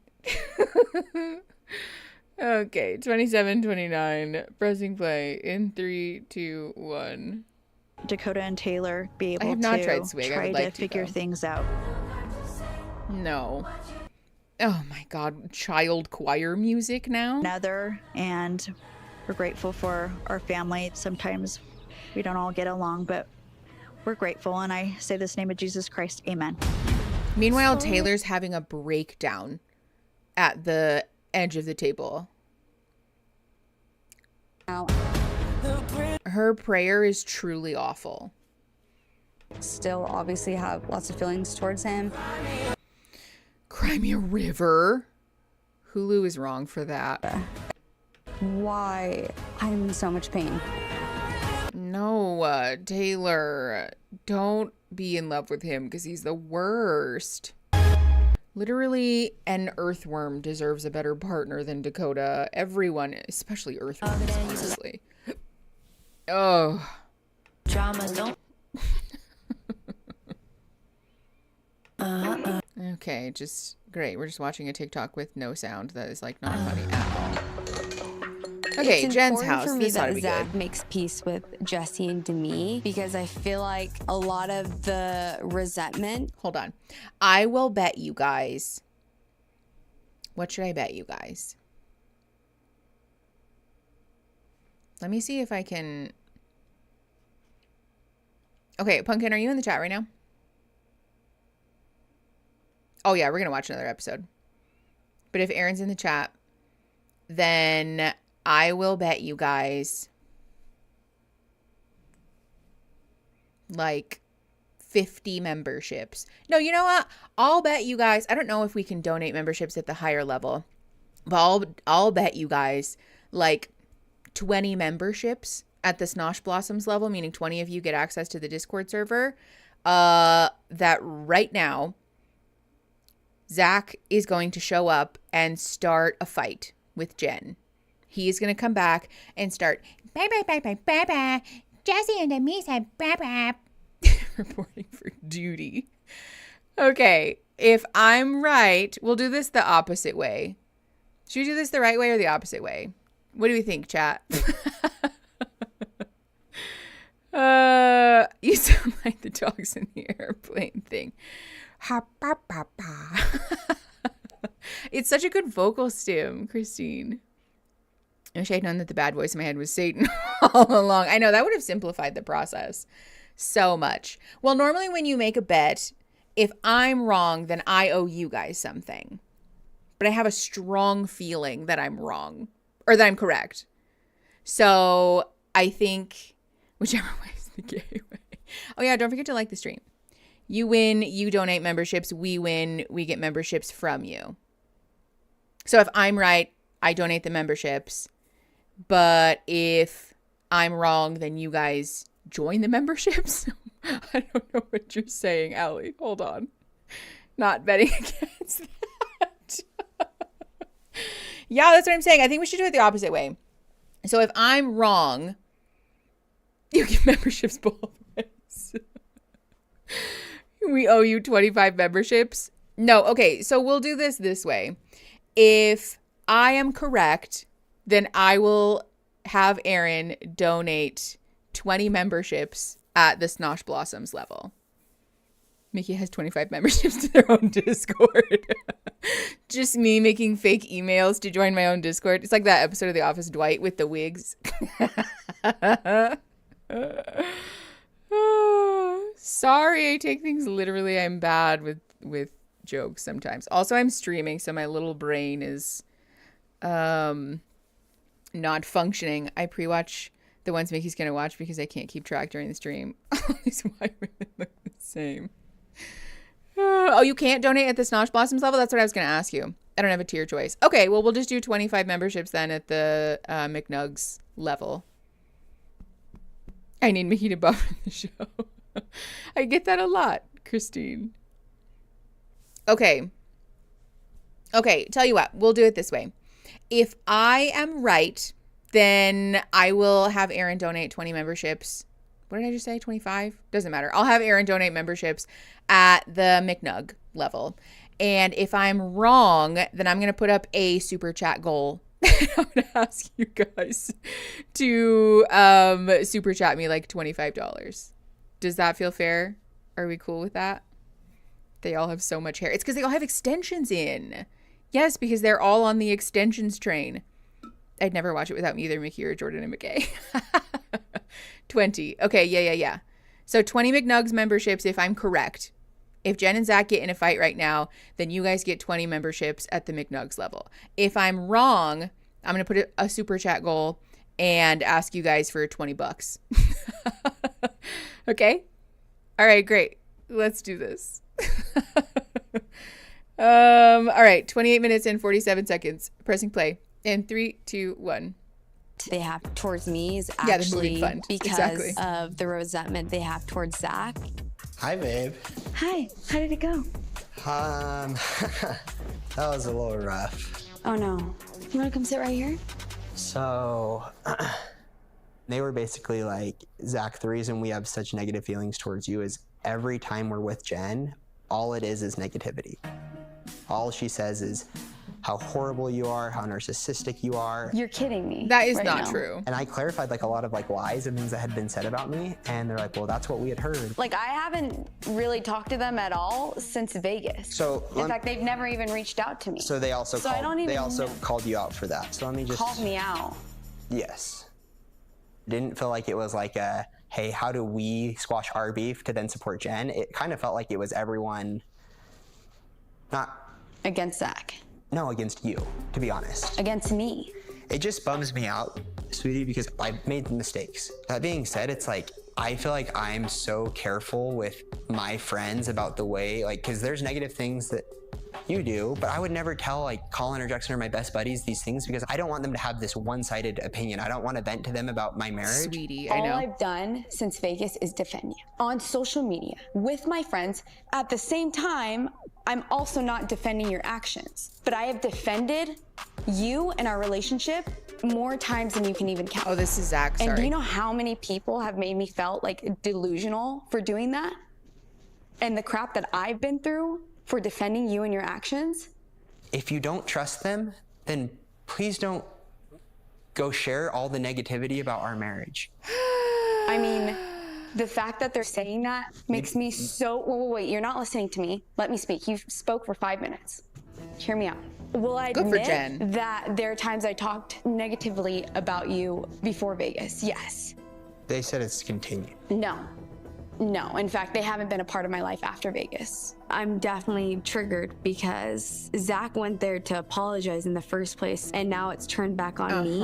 I need to have a conversation with the girls because I feel like if they truly valued me as a friend, they wouldn't be turning my husband against me. Correct. So I just want to squash everything and get to the bottom of all of this. I would be happy to sit down with you and them. Yeah. I want to be straightforward about everything, and I don't want to be playing telephone. Like, I want everyone in the room. That's what it felt like, is a lot of he said, she said. And I'm not playing the he said, she said anymore, and I think it would be best if we were all in the same room. Yeah, Zach's a liar, and also not surprised that he turned this into a let's isolate you from your friends. Because also, like, yes, should we be only ever sharing negative things about our partner with our friends? Ideally not, because if we're only sharing the negative things, then our friends have an impression of our partner that is, stilted, right?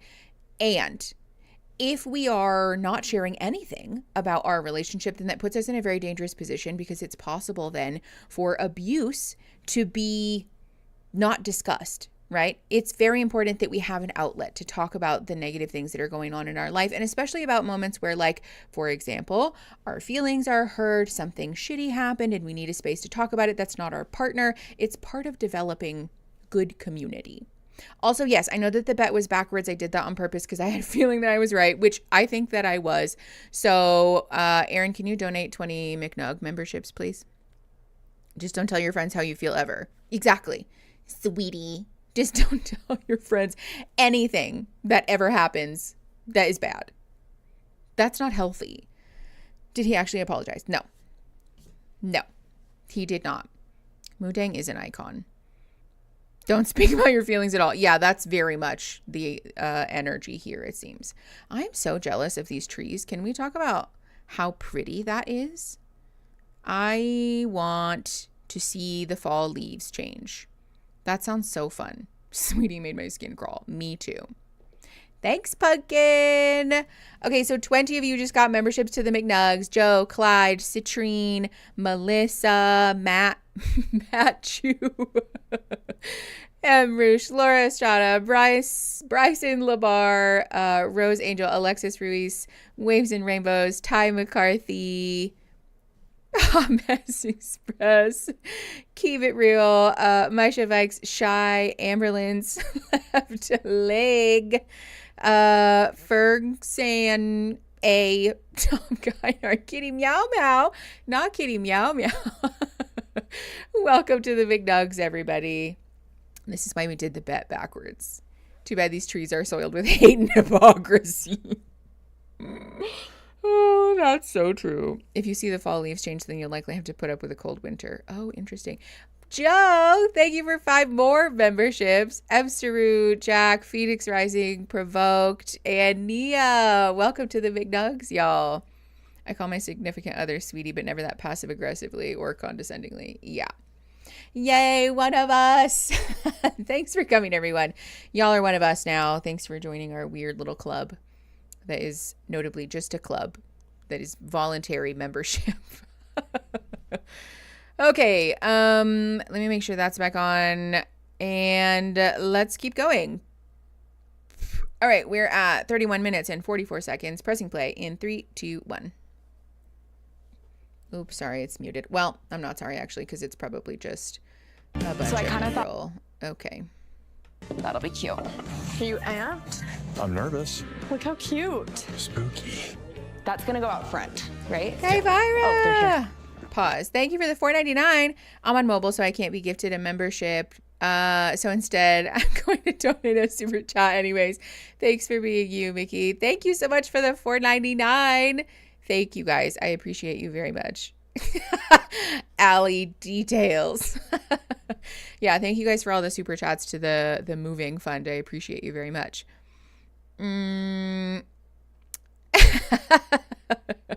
Listen, it is still voluntary because it's not compulsory. Anybody who does donate to a goal is choosing to do that. And if we didn't meet the goal, then it would have been fine, you goofs. Okay, I hate when you guys tease me. This is supposed to be a safe and judgment-free environment, okay? And that includes me. You're supposed to be nice to me. Canceled stream is retaliation. Can you imagine? Stream over. I gotta go. Okay, 32 minutes and 1 second. Pressing play. In 3, 2, 1. We goof with love. That's true. Hello. We just let ourselves in. Welcome to our house. Christina. Jordan and I are having a Halloween party, and we are having Brett and Demi over today. We had this idea to surprise everyone with a Chippendales performance starring Brett and Jordan. I think it's a chance for Zach to show that he's really changed and to just embrace this and be able to move forward.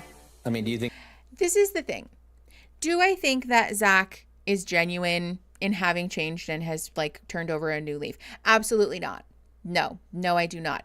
And do I think that Jesse setting up a situation that is going to obviously poke at Jen's relationship issues right now, is that something that a good friend does? Also, no, absolutely not. Especially if they're not going to tell Jen about it beforehand. That's not kind. Yeah, let's not make a joke of this traumatic memory either. That is such a good point, MCAR, because ultimately this was almost the dissolution of their marriage, which, do I think that Jen was in the right? Of course. But that probably doesn't feel good for her, though. That was an incredibly emotionally overwhelming experience for her. And we're like, remember that time that your marriage almost ended? Also because of Jesse, I think. Not because of Jesse. It was because of Zach. But Jesse was the one who surprised Chippendaled everybody. So some of the people on this show are actual practicing Mormons, Danny, but a fair few of them are folks who grew up in the Mormon church and have left, or are like sort of Mormon light, I guess. Not all of them are necessarily fully in the sauce, if that makes sense. A bit of a misnomer, the title. Okay. Yeah, this is not good friend behavior. That's all I want to highlight. 32 minutes and 22 seconds. Pressing play. In 3, 2, 1. This ends good? Or I know you're saying it's a coin flip, but what's your premonition to? I don't know. They're like, stop yapping. For his sake, I hope, obviously, that he reacts normally, as though he's evolved. Do you think you're a little bit of a imposter? I think I'm a therapist. It's going to be crazy, though, like getting everyone in one.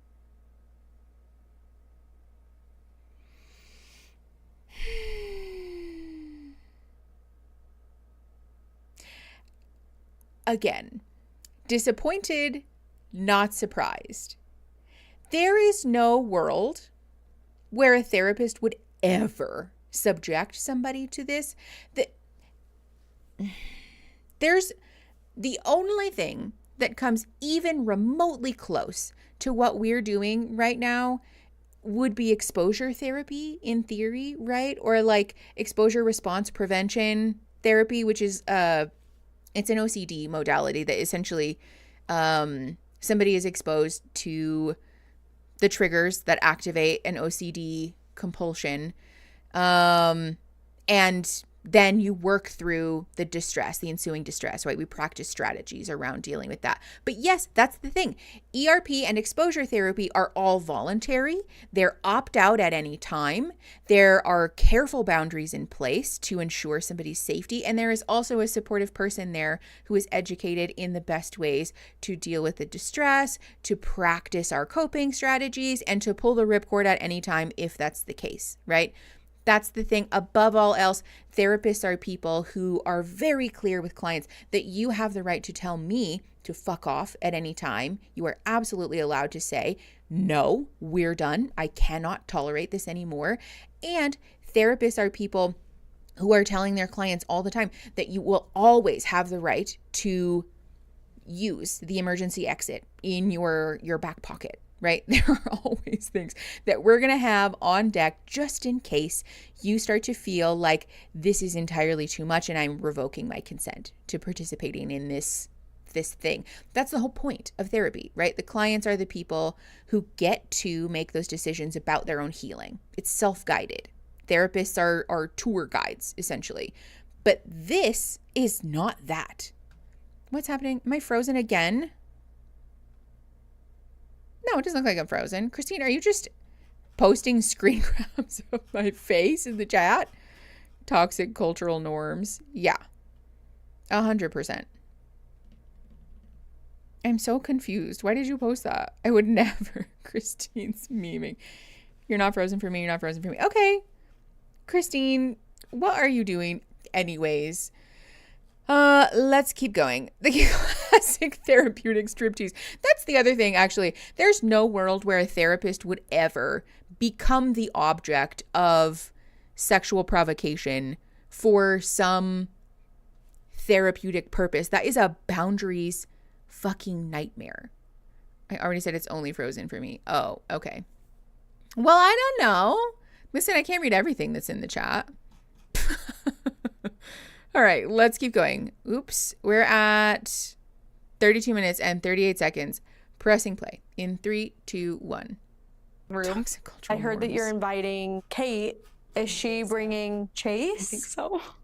Jesse inviting Chase to the Halloween party is so messy because everyone has literally hooked up with everyone. Why would you do Taylor, this, who was though? married to her ex-husband. They swung with Miranda and Chase. Chase fell in love with Taylor, but Taylor didn't reciprocate those same feelings for Chase, so Chase got butthurt, and he's been bashing her online ever since. Now, Chase is dating one of Jesse's friends, Kate, but also Layla and Chase hooked up, so this is just gonna end so bad. I'm nervous about it. In a normal world, I would never put these people together in one room, but how else are we going to get to the bottom of Miranda's involvement in the swinging scandal? Like, if you want to come back into MomTok, you have to be willing to tell the truth. Since when does Jesse get to make that distinction? Oh my gosh, she's here, you guys. What if he broke out into a dance? Yeah, the glee. How's it going? Hey guys, how's it going? Good, Jordan. With Jason, nice to meet you. Brett. Jason, nice to meet you guys. I think I oiled you up at one point. Yeah, there was a little bit of that backstage. We've flown in an actual host of Chippendales. That's so not okay. He's going to teach them not only a choreographed dance, but be there with them in the performance. Brett is gonna look so sexy. We might need to implement this at home. Can you guys take off your shirts for this? Yeah, I think we need the shirts off. Oh boy. Just giving enough. Just a little bit, and then a no. The MJ roll. Yeah, you gotta roll it. Yeah, I like that. Oh, I don't like that. Yeah, This is so very uncomfortable. So Jen's gonna be the guest of honor. She'll be right here. We're gonna give Jen the full Chippendales experience, and it's not the full Why? experience if she doesn't get a lap dance, right? Why would you do that? Also, we're openly refusing to allow Jen consent in whether she participates in this or not. Can you imagine the way that this would pique somebody's anxiety, not just by having this happen, but then by having your friends try to force you into this position? That's not funny. That's not funny. It's not cute. It's definitely not kind. And it also has nothing to do with the situation at hand. We are essentially just using our friend as a pawn in our desire to have more gossip. Watch TV, babe. Like, there's plenty of it. The thing about this too is that, does it happen sometimes in friend groups, especially large friend groups, where someone is involved in a drama that you want to know the details of, but you just don't know them, right? Yeah, sure.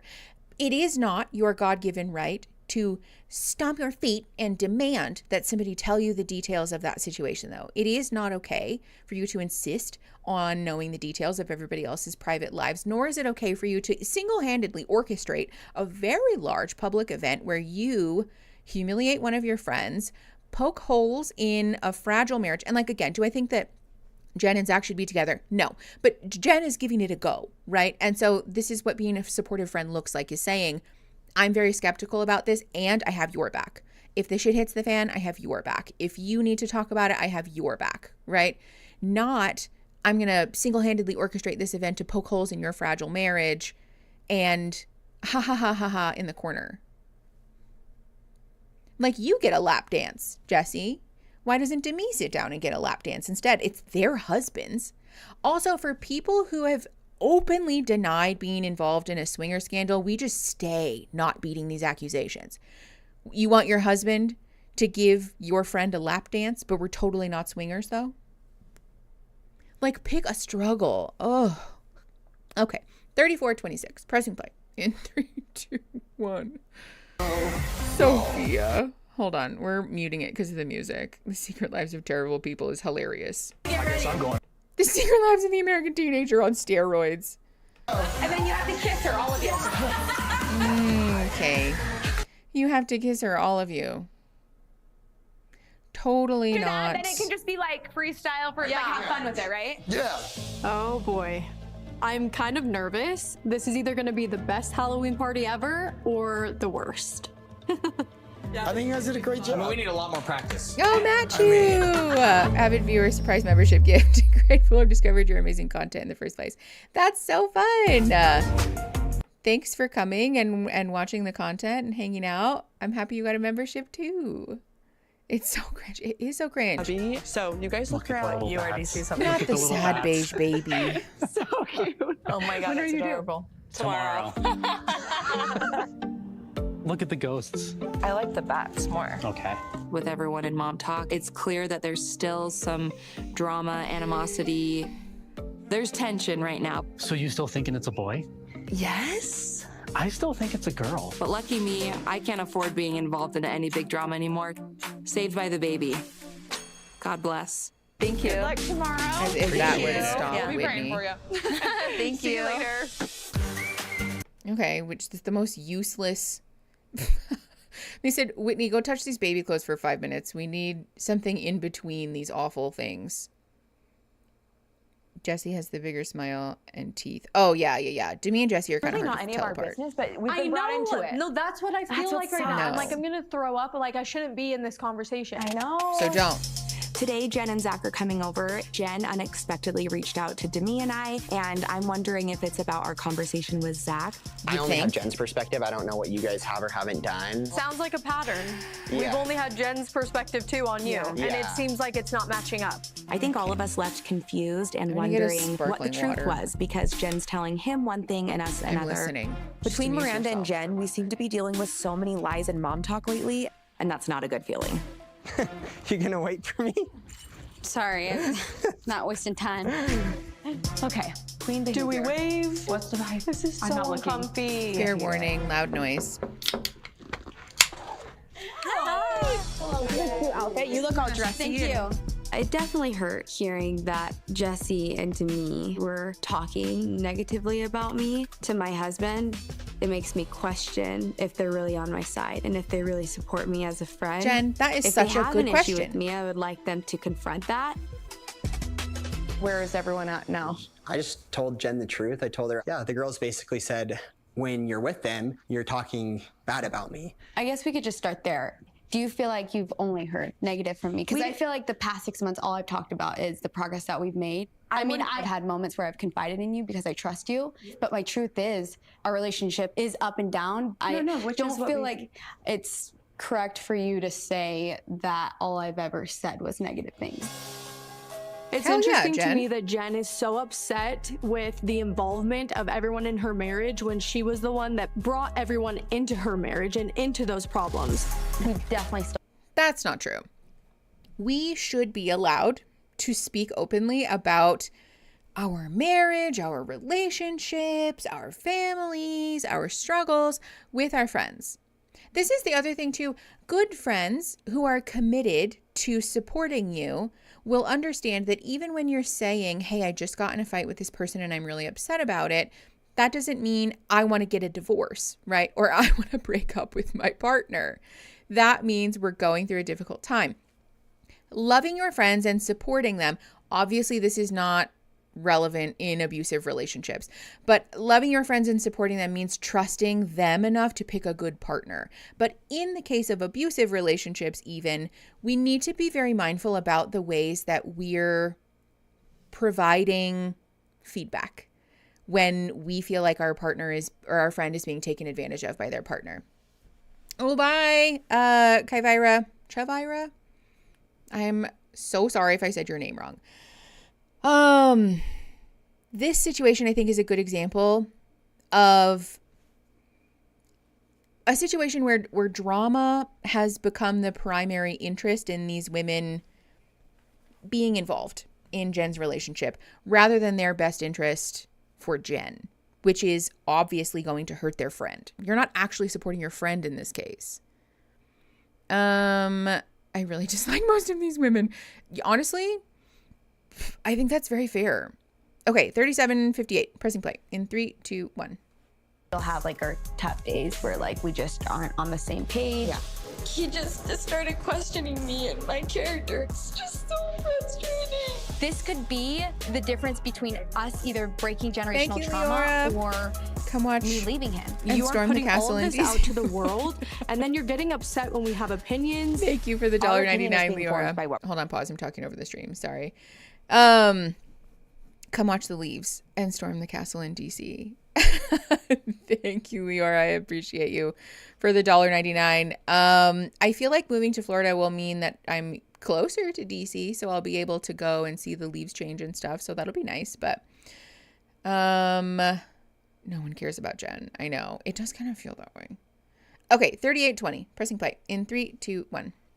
What we're hearing is what we were saying. I was being told that you gambled money that was being given to you by family, which apparently is not true, which I would like clarification on that because I would have never said that if that wasn't told to me. Yeah, I mean, maybe you want to clarify. Babe. Hell yeah, Jen. Okay, I mean, we can get into that if that's what you want, but I would appreciate if you would just tell them the truth, and that is not the truth. No, he didn't gamble money that his parents sent us.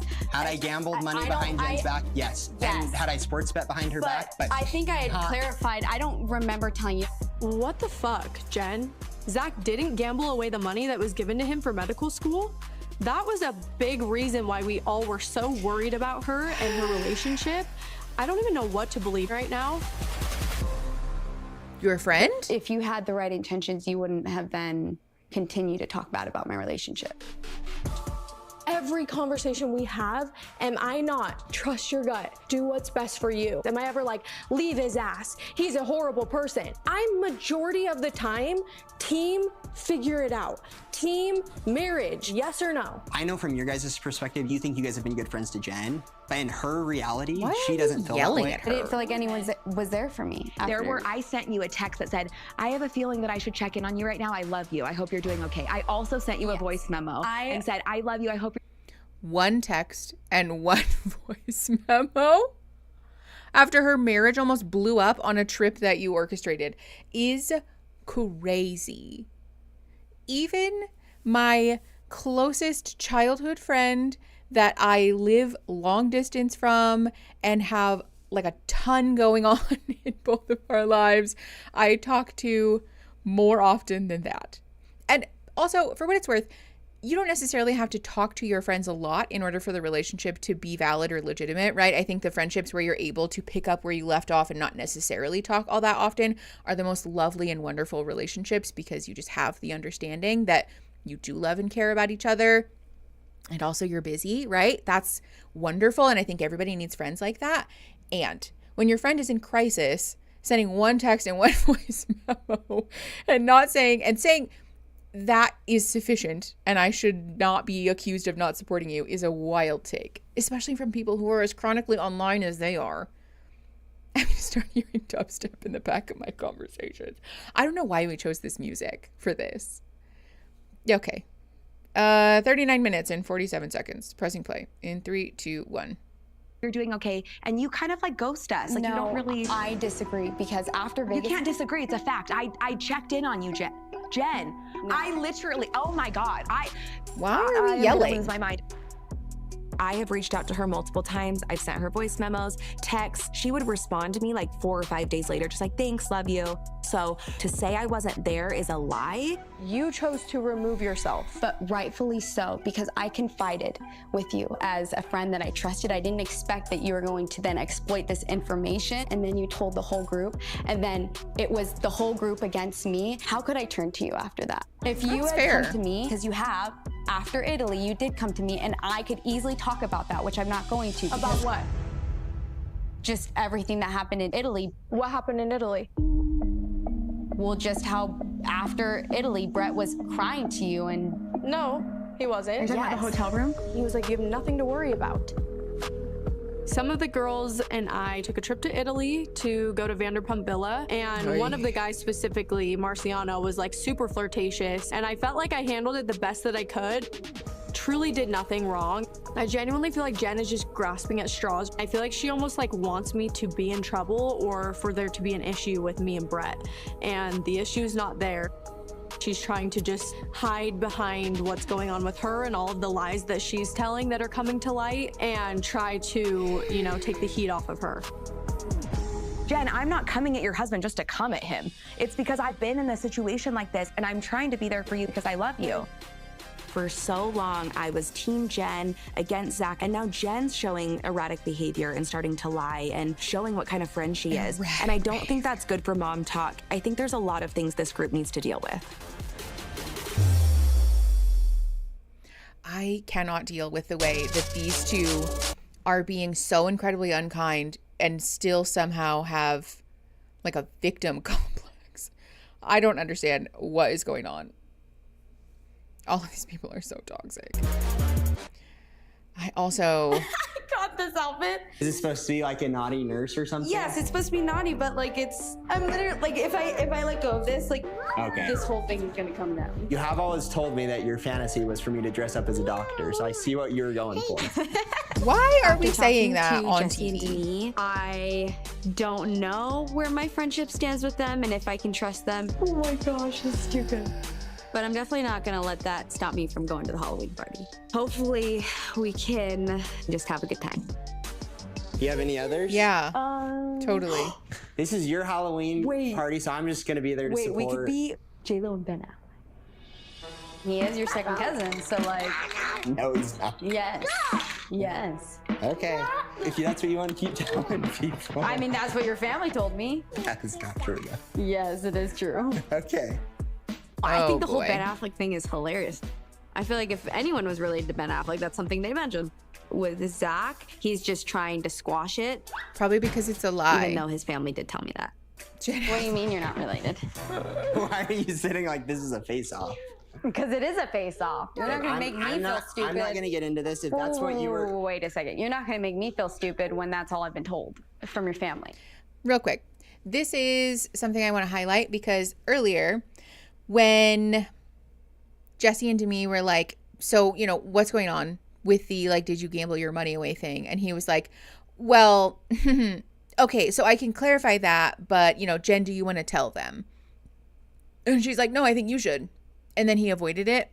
We're doing it again. Seems like this is a pattern where he starts to say, well, I mean, I don't really want to talk about it, but I mean, we can. This seems like I don't know, like a trait that he has that is also painfully transparent. This man's not a good liar. I know the editing where they get rid of the Affleck is really funny though. Okay, 4320, pressing play in 3, 2, 1. I had told you for months. Do you truly know if that's true or not? No, and I never claimed that either, babe. I told you. But have you heard that from your family? Are you gonna let me speak or no? No, have you heard that from your family, yes or no? I've heard that as a joke. Not as a joke. No one's ever claimed to have some relationship with him besides you, babe. How do you jokingly say that to someone when they're being married into a family? I have no idea if I am or am not related to Ben Affleck. And that had been like a running joke in my family. It had never been something serious. And so when Jen started telling people that, I did tell her, I don't think you should say that anymore. I think that's probably going to backfire. Your grandpa was like, yes, like we have met them before, like a long time ago when he was little or something. I had also You were there. I had heard that. So then Don't make me feel crazy. I'm not making you feel crazy. I'm just saying you ran with it when I said Jen. Of course I ran with that. I'm second cousins with Ben Affleck. You're not. Or maybe you are. I don't know. We don't know. I feel like this is Jen's battle, and I guess I'll just leave that for Jen to share her perspective. But I'm excited for the Halloween party. I want to show Jen how much I support her. Even though I don't fully trust Demi and Jesse, I'm just gonna move forward knowing where everyone stands. Anyways, back to the Halloween costume. I think that's what we should be. Hold on. I think, Jen, that's a good point. His take at the beginning was no one's ever said that. That's not true, which turned into that's gonna backfire. So did they tell her that and she repeated it, or did they not tell her that? Which one is it? This is what it looks like when somebody is continually lying and being a goalpost mover in the relationship. No wonder Jen doesn't know which way is up sometimes, because even something as stupid as whether they're related to Ben Affleck or not turns into this. I think this man has a real problem with feeling like embarrassment is emasculating to him, and so he lies about things, because it seems like we're doing it a lot. Yeah, if you don't correct someone the first time you hear them misunderstand a joke, then that's on you. Yes. Okay, let's keep going. 44 minutes and 40 seconds. Pressing play in 3, 2, 1. Halloween. How are you feeling about tonight? With with Demi and Jesse? I'm going to these parties to support you, and like this is a group that you want to be associated with, therefore I'm gonna be there and be positive. The conversation with them was tough, but again, I don't want to continue to do this with them. I'm trying to leave this up to you. It's your decision to decide if they're good friends or not.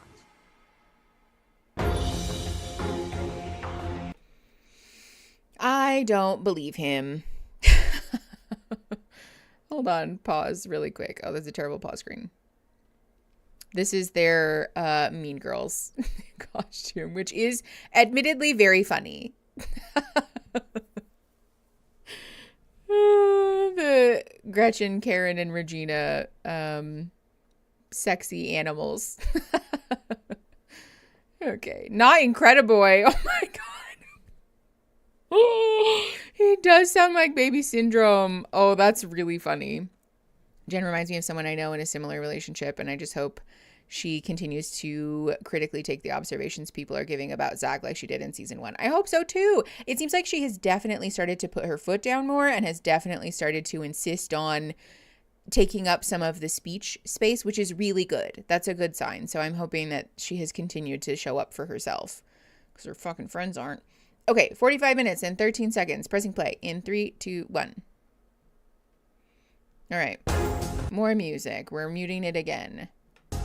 This is the other thing about these parties that cracks me up. There is so much food. Nice. So much food. Like it? I like it. That I don't think anyone actually eats. You look like Ben Affleck. Oh my gosh, this looks so good. So tonight's the Halloween party. I'm really excited to have everyone over to my new home. Jordan and I decided to dress up as Ben Affleck and J-Lo. Jen and Zach are probably not going to be too happy about this, but how was I supposed to know we were going to have a big fight before the party? Is anyone gonna stop taking pot shots at Jen and Zach? Like, it's one thing to say, you know, in a misguided attempt to test my friend's shitty husband, I'm going to do this shitty thing, right? But it's just thing after thing after thing. It's really coming across like they don't even like Jen. Like they're trying to poke fun at Jen, which is a crazy thing to do when you have openly said that you think this person is in an abusive relationship. Like, what about that is giving like good friend? Whatever. Okay. 45-49. Pressing play in 3, 2, 1. Yeah, this whole party is just to fuck with Jen. Which is so mean. There's nothing about that is kind or friend material. You're not being supportive at all. I'm super excited because I'm bringing my boyfriend Cameron tonight. This is the first time he's going to be around all of MomTok, and I'm really excited for him to kind of just get integrated into the group. Come get a drink. We have food, we have soda. Ooh, hello. Thank you for coming. You guys look so good. The music. Dakota just texted me he's almost here. Are they coming together? They got in a huge fight last night. So then he called Dakota. Well, shit, dude, you know how she is. Like, I mean, when she's pissed off, dude, she's pissed off. It's not super enjoyable for me to be around her when she's angry. Well, don't be around her. It's a big party. You guys have a baby together. You could be at a party together. Like, come on. They need to grow the hell up. This is so mean. Taylor's here. Taylor's here. Oh my god. Coming in. You look so hot. Thank you. So do you. Do you know who I am? Let me see. Look at me and him together. Am I an idiot? J-Lo and Ben Affleck. You're kidding. We're gonna roast Jen and Zach. You assholes. Yeah. That's so not nice. Ugh. Just music everywhere also. Yeah, they're not particularly good costumes either. Are we cereal and milk?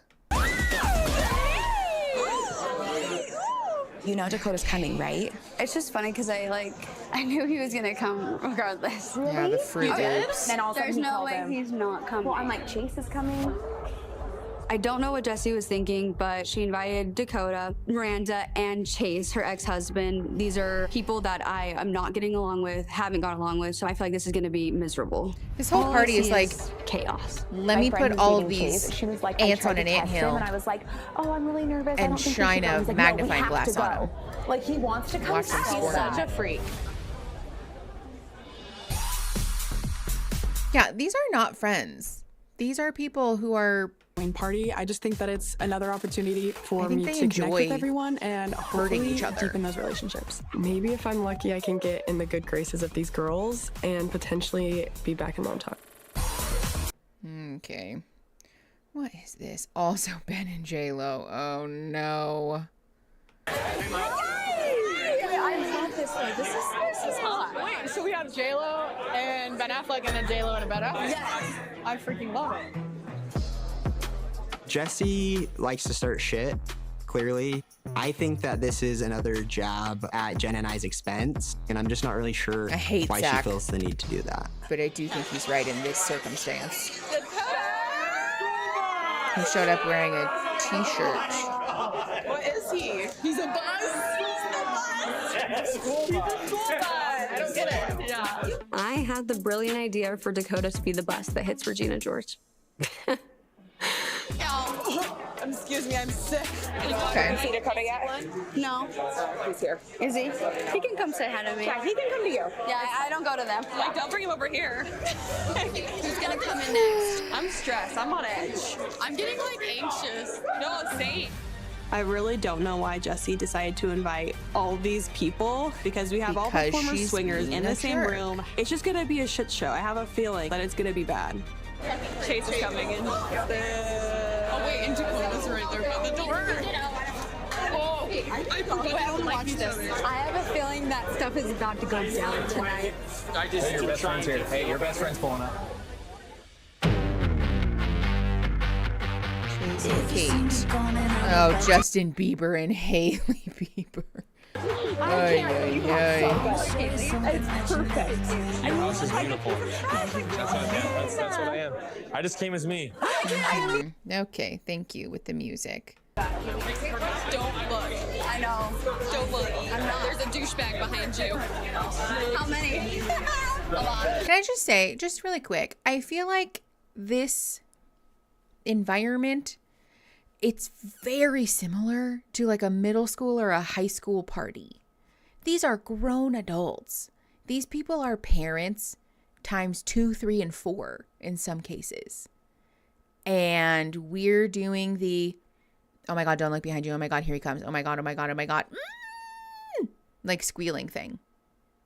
This is,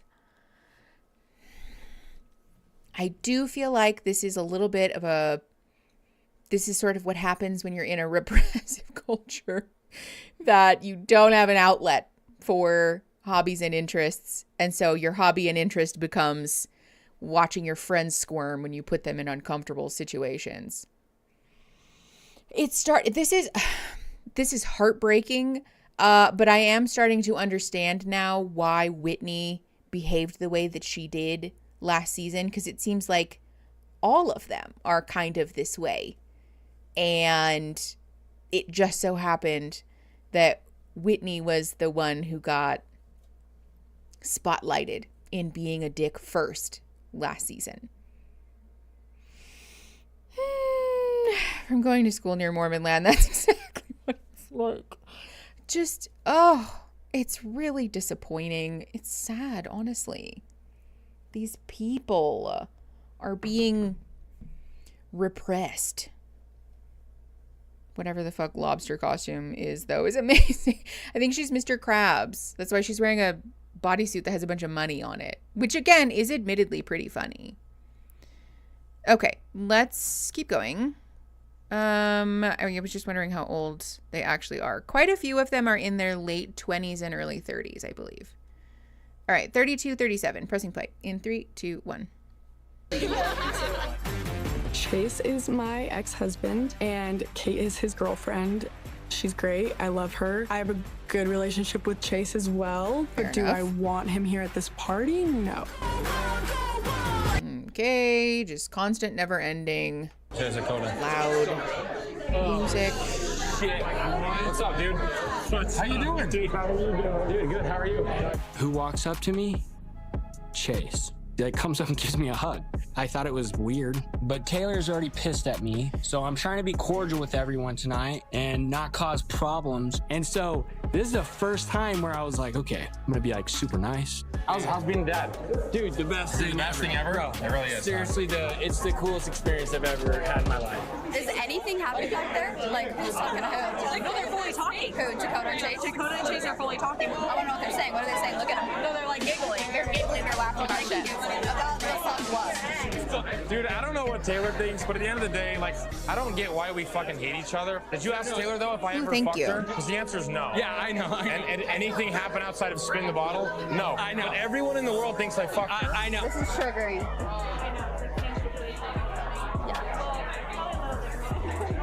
Spin the bottle. When Taylor first went online, I hadn't told my parents at this point, and again, I'm a returned missionary, married in a temple. So I hadn't told them that I had left the church. Yeah. So for us, it was like, oh, deny. Yeah. And if I could go back, dude, I'd change that 10 out of 10 times. Right. And I wish that's what I could tell Taylor and her family is like, look, I wasn't trying to hate on you. Yeah. But the cheating situation was only you. Chase, he is like pointing and like talking, like I can just tell he's like talking about me. He keeps pointing at me, like it's triggering, and I'm livid. Jesse, wait, that's down here to the right. Sorry. Uh-oh. Because they were pointing at her. Yeah. I would go up too. Was live. What's up? Hi, what are you talking about? How are you We're doing? talking about everything. You're pointing at me, so. Oh, he was saying. We're talking about you. Good What are you things. talking about? The whole thing. Yeah. Okay, I'll let Chase say it then. Yeah, I was saying, at the end of the day, when people ask me about you and my opinion of you, I say 98% of my interactions with Taylor are extremely positive. Aspen, your mom, your bet dad. they were. I fucking love, I love you guys. But also, you bring out the lowest point of my life, so I in return bring up the lowest point of yours. What was your But I don't lowest want point? to. What was your lowest point? When you announced that we were swingers to the whole universe. That's your lowest point of your life? Are you sure? Yeah. Look at her turning her head too, dude. That's how you know when she's like getting pissed. She's like, yeah. What do you think's lower than that? I won't say it for your sake. Well, don't bring it up and then not say it. I'll do Joe. whatever the fuck I want. I know, I'm just saying. Don't tell me what to do. Taylor. I actually haven't gotten a drink yet. Let me explain. I want to hear that too. No, go. Go. I want to hear that. Hey, I actually want to hear that. And they look like they're like heated. Are we doing all truth for truth right now? Are we doing truth for truth? Go for it. Did you tell me at the gym you had a sex dream about me? Yeah. Okay, say that right there. Hey. They already know that. I've already talked about that. Had a sex dream, told I'm her. glad it took Oh, 2.5 go ahead. years to bring Anything that up. else? Anything else? Why did it take 2.5 years? It didn't. What did you tell me at the gym? What did I tell you at the gym? Yeah, what did you tell me at I the said gym? that I also had a sex dream. No. No, okay, let's do truth for You know truth. how fucking awkward this is for me right Tell me what you told me at the That's gym. exactly what I told you. Are you sure? We're not doing truth for truth then. There you go. No, Look at we him, look at are. him. You can tell he's lying. Did you or not? No, I never said Look that. at these people in the background. Hold on. We're rewinding. Look at this man. Watch this man. I saw it. Yeah, I saw it. I'm gonna take a break at the end of this episode. We have 3 minutes left. Watch this man. I'm gonna show you guys without the overlay in just a second. Fucking awkward this is for me right Tell me what you told me at the That's gym. exactly what I told you. Are you sure? We're not doing truth for truth. I'm so sorry. It's not funny, but it's funny. This man being like, what on earth? We are all that man. Yes. Oh, God. So over people who never got over the high school behavior. That's the thing, is that if we know something is a button for us, then our choices are avoid those people and those interactions or go home, right? Sure. I understand the instinct to say, like, fine, you're pointing at me, you're talking about me, I'm gonna go say something about it. But often this is not actually gonna make you feel better, right? That's why these interactions tend to be sort of self-defeating, because ultimately they are going to bring up a lot of shame. They're going to bring up a lot of regret, because we're making a spectacle out of something, and not necessarily in the, like, you know, don't embarrass yourself in front of all these people thing, but in the, like, we're dredging up all of this stuff that ultimately there is no resolution here. You know, we're just sort of like stirring the shit just to do it. Is this person from some other show? Someone posted in the Discord a screenshot of something that says the devil works hard, but whoever flew Hakeem from The Bachelorette to this Mormon party just for him to react at the perfect time works harder. I have no idea who anybody from the Bachelor or Bachelorette universe is, but if that's true, that's hilarious. He's known for his faces. Hakeem from The Bachelorette, he's very funny. Oh, that's so funny. Okay, love that.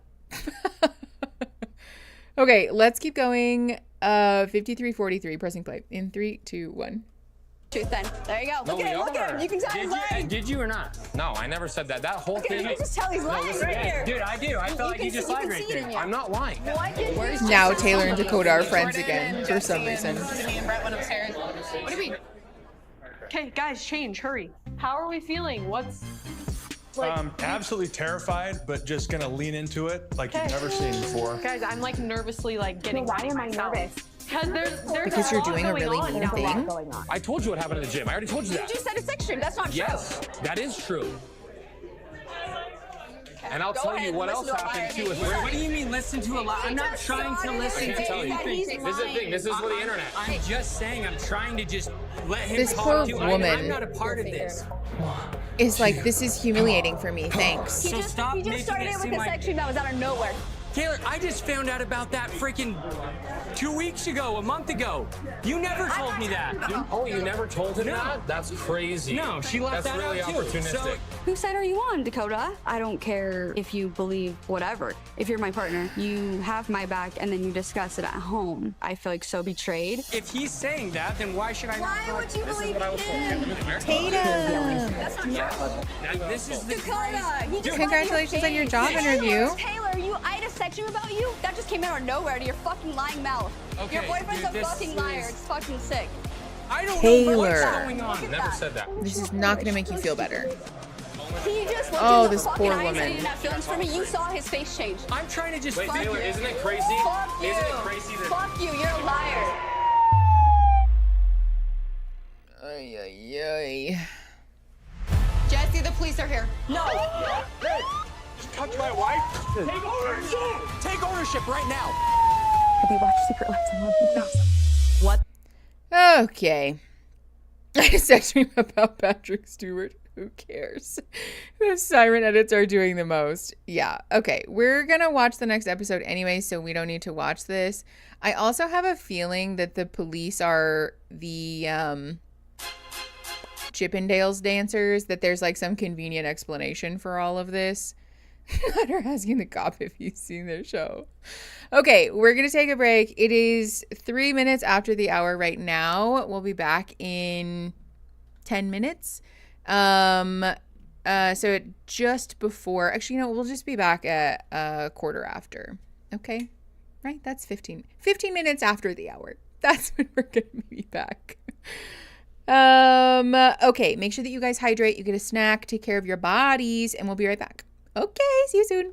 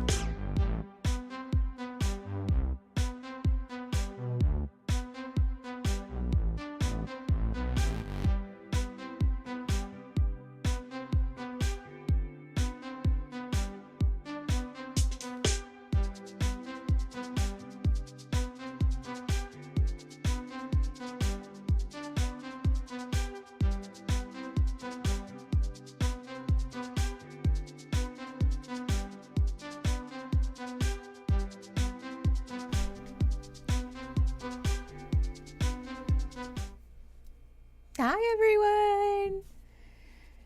Welcome back. Did you guys hydrate and have a snack? Take care of your bodies. Do a little stretchy stretch. You know what? Speaking of which, I should put my Crocs back on to support my little feetses. No hydration. Okay, well, you know, there's more time. There's no time like the present, in fairness. Shoving popcorn in my maw, hell yeah. By the handful. The only way. Switch the laundry over, hell yeah. I can actually see a part of my life today. What a great way to prepare for seeing Justice tonight. Ooh, Kyle, fun. Hi, yes, Mama Do. Thanks for coming. Amber Rum and Dino Nuggies. Finally able to join a live. Thanks for coming. It's nice to see you. Random little waffle. Oops. What oops? What happened? I got my giant tub of salted macadamia nuts for the next episode. Ooh, fun. That sounds lovely. Oh, just kidding. They're cashews. Never mind. Cashews are still a good snack, though. I do love cashews. I forgot my laundry. Be right back.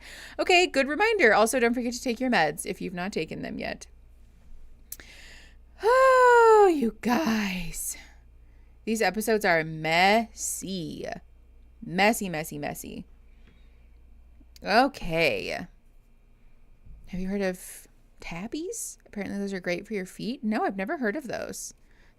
Tabby is actually the name of the tablet that Aaron and I use for channel stuff. Okay, or get Dog Dash. If you forget them, what happened? What about Dog Dash? I snacked. Would you believe me if I said it gets messier? Yeah, 100% I would. Yes, I would. I would believe that in a heartbeat. Okay, hold on. My bra is askew. This is why bras are the bad place. You have to fix them and stuff. I could eat cashews by the pound. I do love a good cashew, honestly. Snail? What happened about a snail? I want to get cat food. I went to get cat food and bought a snail. You can do that? Like a snail from where? Hold on. Also, my headphones are on all weird. They're like smooshing my hair, but like not in the right way.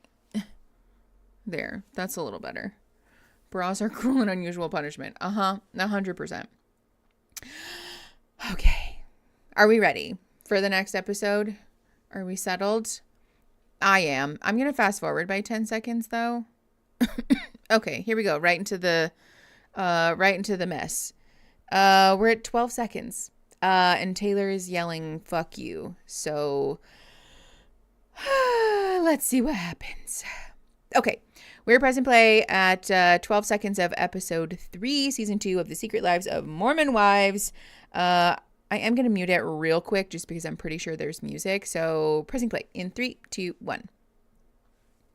Let's slide to your face. Calm down.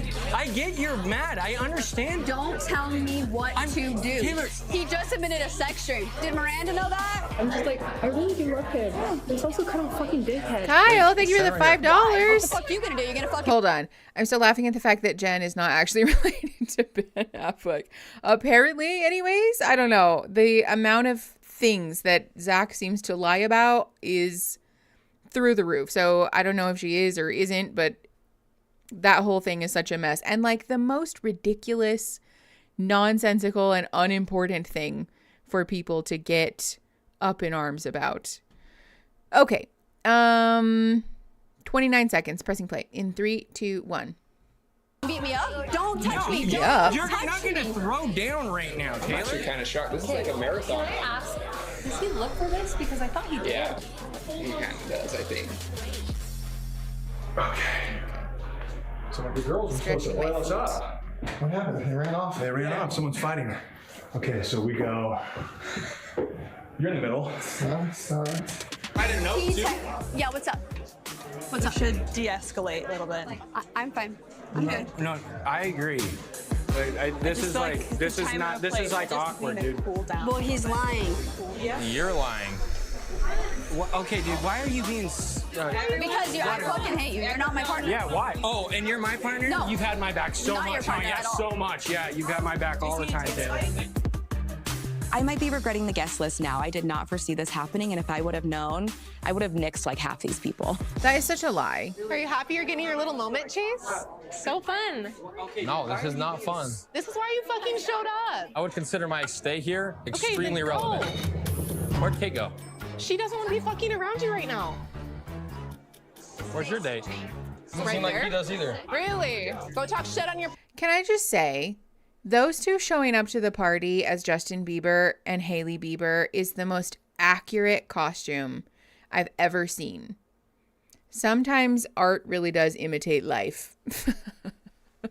Maybe calling it art is a little bit generous, but the male partner who doesn't give a fuck about his girlfriend and is instead being a mess somewhere else and then doesn't even notice when he's hurt her feelings feels very accurate.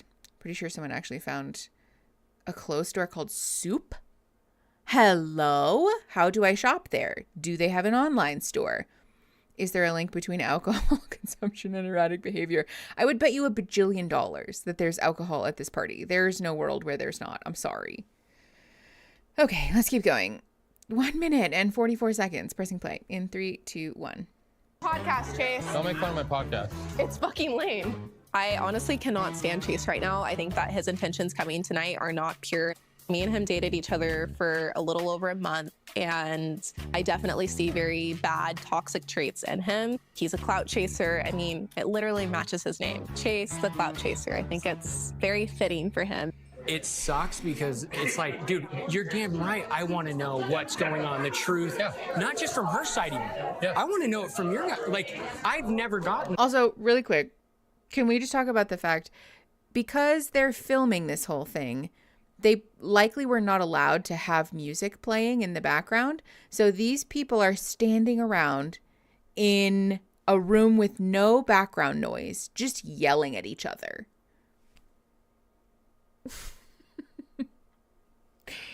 Oh, just awful. It's Jesse's house, so yeah, there is. Oh, alcohol? Yeah.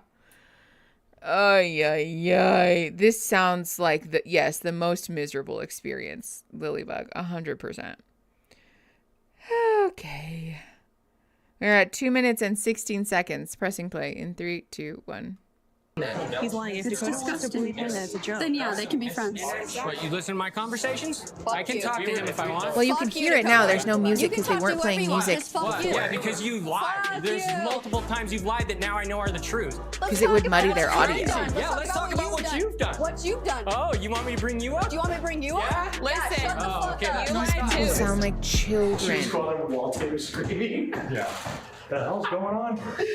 You guys should both get out. No one wants Why would I leave? Jordan invited me, Macy. Yeah. Oh, do you own the house? Do you own the house? Look at me. Do you own the house? It's not going. Hey, we're not doing this here. No, I know. Get out. Chase. Actually, I am going to Not with the lobster I claw. didn't really want to come anyway, so. Chase, this wasn't gonna happen. This is where I was saying I need this back. Have my fucking back with Do Chase. you have my back? With Chase? No, with anything. Have you had my back? No, I mean, not now. Look what you just did. This is fucking stupid. Holy shit, Taylor. Yeah, fuck this. Dakota. You guys need to literally stop talking. Go make up and let's be good. What do you think I was fucking doing right here with Dakota turning away from the window? Okay, I couldn't tell. Oh, well, maybe just look next time. Crazy. You have a child. You need to talk to me. Yeah, okay, Dakota. Fuck you then. It's okay. So dumb. I feel like so betrayed. I just expected him to like have my back, and I just feel very left alone. My boyfriend just leaves me, and then Chase is over here trying to stay at the party. It's a nightmare. I'm going home too. I know, I hate him. I do think Kate is a little bit uncomfortable, and You think? she'd like to leave. Crying in the corner. I'm sensing maybe Your she's not girlfriend liking just this. left. I don't know if you want to go check on her and make sure she's okay. That's what a man would do. Go, Kate. That's the priority right now. What? Your girlfriend's literally crying and just left. So I would take, like, that's probably, Where's your husband? he's upstairs. Don't touch me again. All right. I just see red. Oh no, you did not just condescendingly be like, oh, worry about yourself, while I just watched you neglect your girlfriend and then touch me. and walk out of here. Like, fuck you. So I immediately go running to Brett to tell him what just happened. Brett! What? This whole thing is a disaster. Every single person involved in this whole situation needs to just go home. Like, we're so far off the rails at this point that there's literally nothing to even be gleaned as far as educational material is concerned, because we're just like on a different plane of existence, different planet. I don't know what in the everything everywhere all at once is going on right now, but it's not good. Nothing good about this. 4 minutes and 40 seconds pressing play in 3, 2, 1. Fuck yourself. All right. Fun party, Jess. Yeah. Me? He just laid his hands on me. What the hell? Yeah. Oh shit. Like, I just woke up a monster. You did that on purpose. This guy's gonna die tonight. Chase is going to die on the front lawn. Why are you proud of Why that? is he shirtless? Hey! Yeah. What the fuck are you doing? What do you mean, Brett? What's happening? Were those children? Just touched my wife? What happened? What was in the front lawn? Why were things blurred in the This whole thing is such a disaster. Demi being like, oh no, as if she didn't do that obviously on purpose. Like, let's just be so astronomically fucking for real now. Touch my wife? What's happening? Oh, this is crazy. Oh my gosh, wait, what's happening? No, she told me that my girlfriend walked out, so I said, where's Brett? Yeah, and I went like your this. fucking hands on her, dude. Don't Dude, be a I went dick. like this. Oh God. Oh God. So everybody goes to watch. I did Great. see Chase pass to me, and from my perspective, it did look like he just touched her and said, hey, where's Brett? Just like asking. I didn't notice anything aggressive. So it was surprising to me that Demi got really upset. Are you serious? I'm being dead serious right now. She just told me you put your hands on her. I said, where's Brett? Demi, what happened? He literally just walked by me and I was like, you might want to go get your girlfriend. And he was like, where's your husband? And he touched you? Yeah, he did. He's a psychopath. I literally told him this would happen. I am the first person to throw the book at men for touching people, but that feels like an over-exaggeration. I'm sorry. Yes, let's normalize not touching people. Yeah, or not normalize touching people, for sure.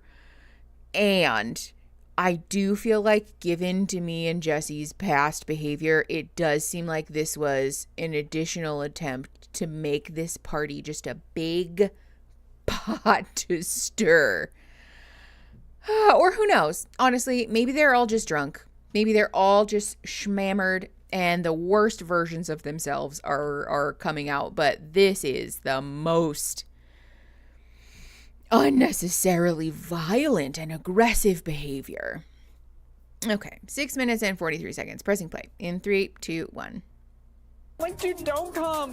Yeah. Look how psycho he is. Everybody's crying. Also, let's stop calling people psychos. Into it more with other people besides just me. He's proving my point of how psychotic he is and manipulative, and he's a gaslighter. Thank you. Like, they're kind of seeing him for who he is. Don't touch my fucking wife, dude, ever. Dude, you never touch a woman for any fucking reason, dude. Oh, is this the Bachelorette guy? I said, where's Brett? I fear for Chase's life in this moment, but in the same breath, I'm like, that's my man. See, you crossed a major line. Dude, I didn't mean to cross a line. That's not okay. Normal. Like, hey, where's Brett? Taylor, I just want to watch. Taylor, Taylor, do not get involved in anything physical. I'm watching them. I know. Let's just keep our distance. Oh, I'm not going up there. I'm watching them. Oh shit, here we go. This is gonna be a problem.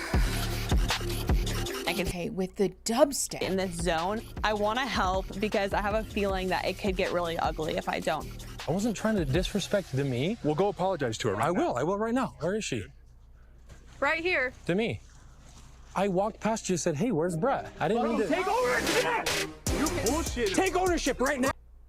Sorry, what? I didn't mean to disrespect you. I thought, where did he come from? I'm sorry, it's not funny, but like, where did that person come from?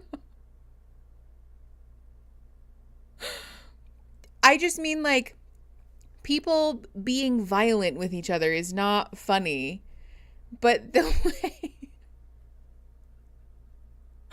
that he just yelled out of nowhere, like that guy from have you guys seen that meme? Surely and her sister was a witch.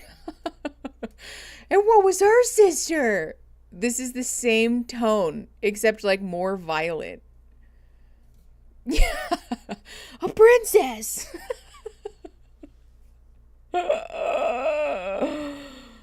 Oh my God.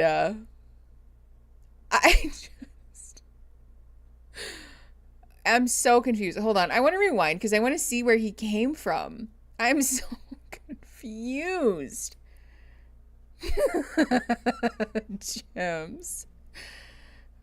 Yeah, imagine having this kind of fight with perfect strangers, acquaintances.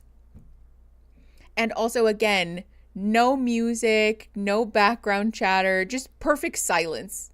Just screaming. You're gonna tell me that I'm wrong? Yeah, that guy. Okay, anyways, sorry. 7 minutes and 36 seconds. I just want to watch this again. Pressing play in 3, 2, 1. I want to help because I have a feeling that it could get really ugly if I don't. I wasn't trying to disrespect Demi. We'll go apologize to her. I will right now. Where is she? Right here. Demi. I walked past you and said, hey, where's Brett? I didn't mean to. Take ownership! You bullshit. Take ownership right now. That's what I did. I said, No, take ownership. I didn't mean to disrespect you. I thought, where's Brett? You did. I'm sorry for disrespecting you. Okay. I didn't mean to do that, and I'm sorry. Get the fuck out of here. All right, I'm sorry. Didn't mean to do that. Goodbye. See you, Chase. All right. Oy, oy. You had your moment. Good job, Chase. I originally invited Chase because I wanted to get to the bottom of Miranda and Taylor and what really happened with the swinging scandal, but we're leaving it on a ... and I really hope we figure out the truth soon. I feel like Jessie must be so proud of herself. I don't buy for 1 minute that she was like, oh, I didn't think any of this would happen. I had no idea. Yeah, also, why would a party be the venue for that? Hey, let's talk about the time that you guys diddled each other in front of all these perfect strangers and your new partners and apparently Hakeem from The Bachelorette. Let's talk about it now while everyone is listening. Take ownership, Jessie. Oh, wow. This is literally a masterclass in the worst possible way to deal with anything. Please tell me that nobody does a lap dance after this, though. Clearly, we're not in a place, right? I have to believe that this is like party's over, right? Right. 8:24, pressing play. 3, 2, 1. I'm just like where I'm at just because I'm like, I want to have a good.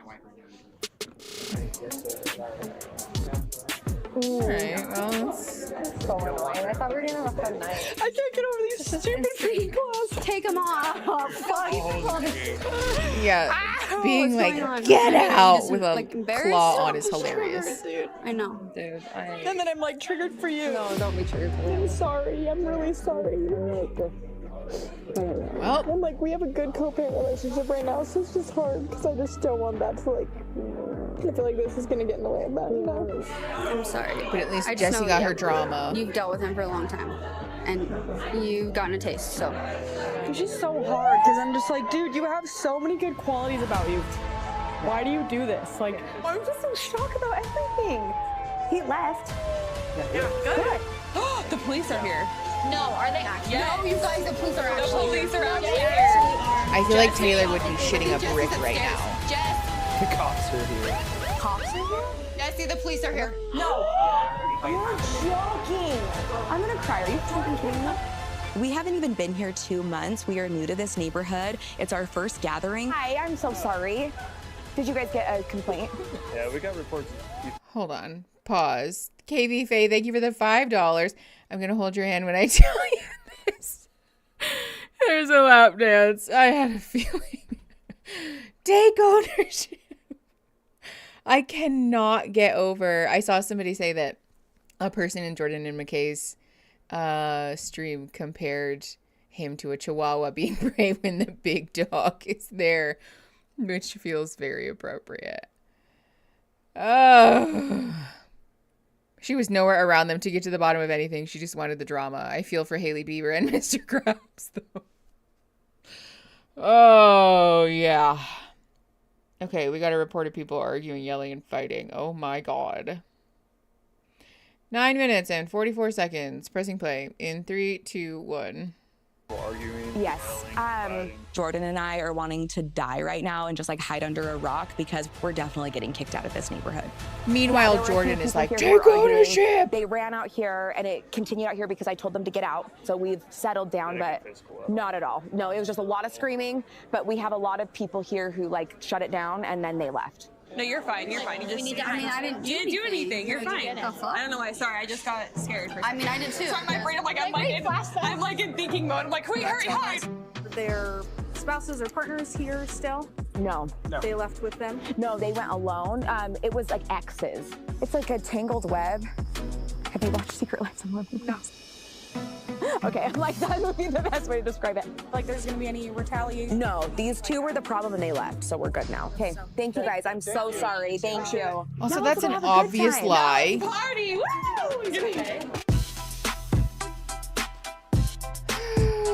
KB Faye, thank you for the $5 and for the warning, for the heads up. I'm just trying to listen. I don't really know what's going on. I don't know what.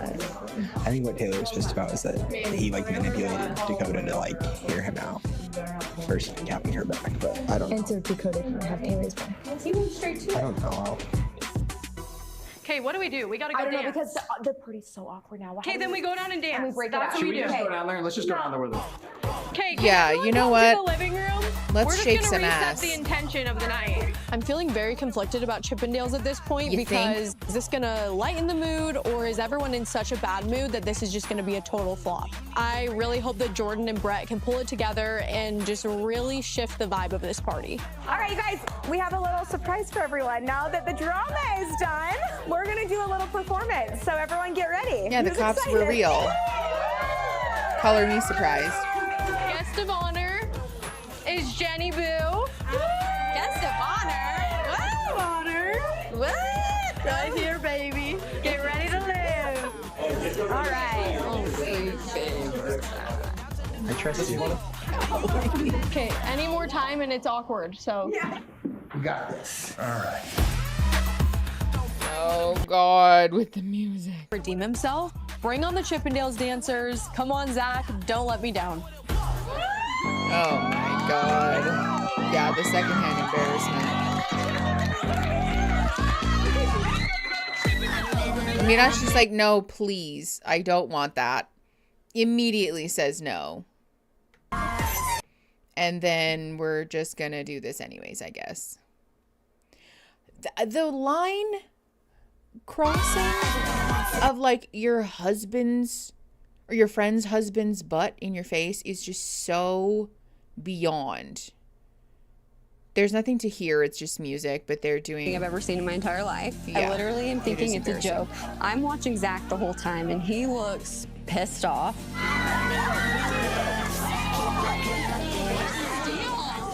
so high strung. Everyone is clearly upset. To have a good time right now because I know that this is making Zach uncomfortable. They are dancing in jeans, yes. And because of how both me and Jesse treated my relationship prior to this, it makes me question their intentions. Wait till you see the talking heads, girl.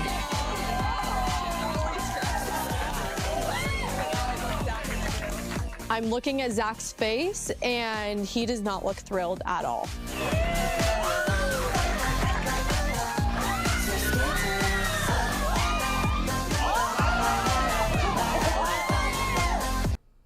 The show must go on. Yeah, totally. That was fun. That was hilarious. Was that fun? It was hilarious. Did you not see it was a performance? No, I'm love it. Yeah, now let's go poke at Zach. Totally. You're welcome. That's You guys all were good sports. Good sports. That's not what exposure therapy is. Please release me from this disaster. I just cannot take it seriously. Kyle, thank you for the $2. I hate them for making me feel bad for Zach.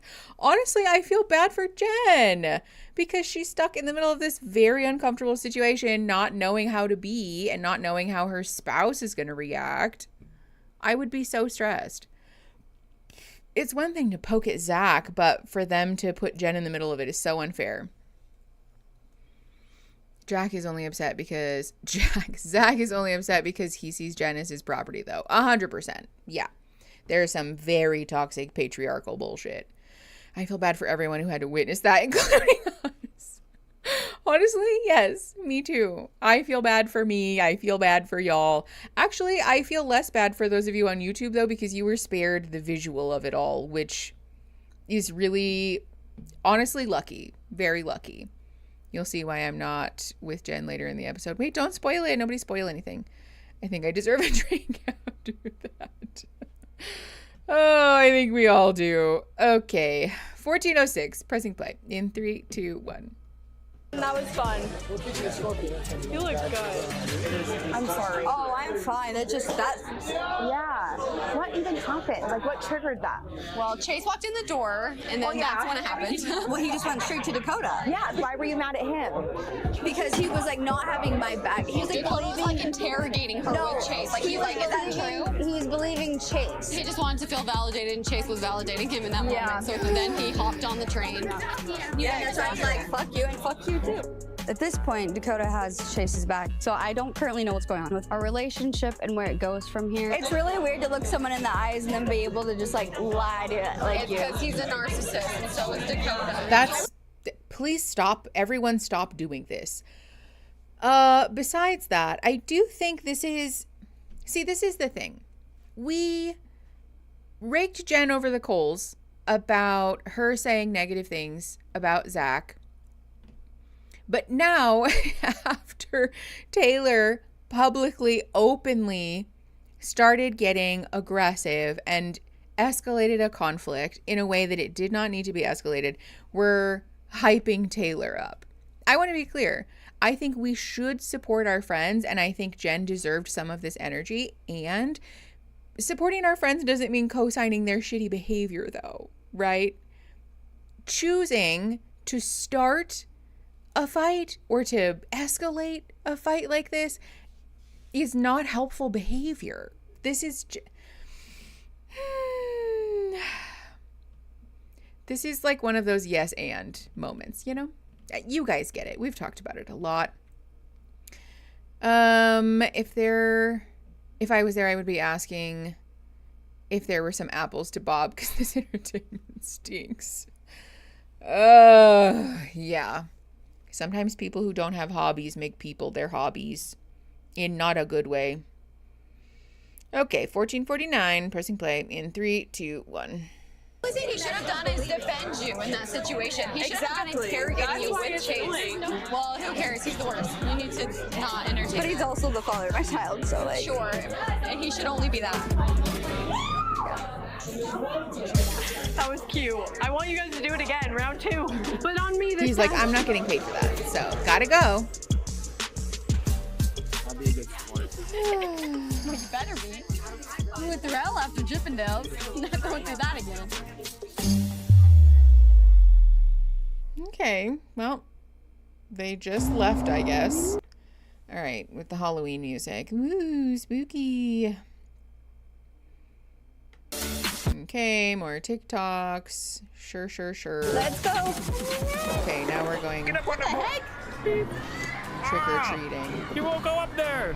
He needs some candy. Get this kid some candy. I would never in a million years be caught dead trick-or-treating with my kids in heels. I have been dealing with so much shit lately. There's a lot of drama going on in MomTok at this moment, so I'm looking forward to meeting up with my sisters for Halloween to just take a break. I think they're done. Okay, Haven, you ready? Don't pick your nose. with my family. It's important every holiday for us to get the kids together so that they can spend time doing fun traditions. Perfect. Hold on, pause. Hold on. Oh, okay. That's odd. Upcoming trigger warning for SA. I don't know in what context. I haven't seen this, but someone in the Discord chat pointed it out. So if that's a button, proceed with caution. Boop, boop, boop. Okay. And a terrible mom related. Yeah, also, can we please stop putting children in TikToks? Thank you. As a plea from me, please, God, for the love of God. Just, ugh. Okay. 1619. Pressing play in 3, 2, 1. Easy. Okay, Michaela's sharing her Only story took like about it. 30 minutes. My sister's costumes are definitely my favorite part of Halloween this year. Wait, turn back.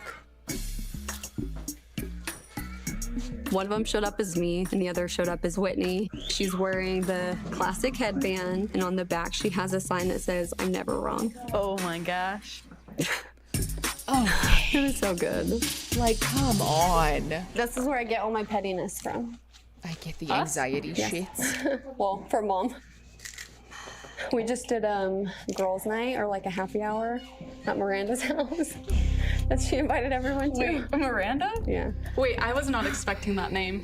Is that awkward in the same room as her? Well, the only reason I went was to tell her how I felt, but I was a little mean. I think I said a little too much and I felt bad. I just feel like convenient timing. Everything feels kind of fake to me about it. I was edging on the side of anger when I went into the conversation. I think I came off a little too harsh. I just feel like in our house, I feel like we grew up in a lot of anger. And so when we express our feelings, But just holding it No, back. anywhere near. It's like holding Thank it, God I holding don't it, live in holding it Utah. until all of a sudden it explodes in your and mouth. it comes out. Arizona I think that's what's currently. happening right now. But I was just surprised to see Miranda defend Taylor during the Halloween party. Hey, we're not doing this here. No, we're Get fine. out. Chase, this wasn't gonna happen here.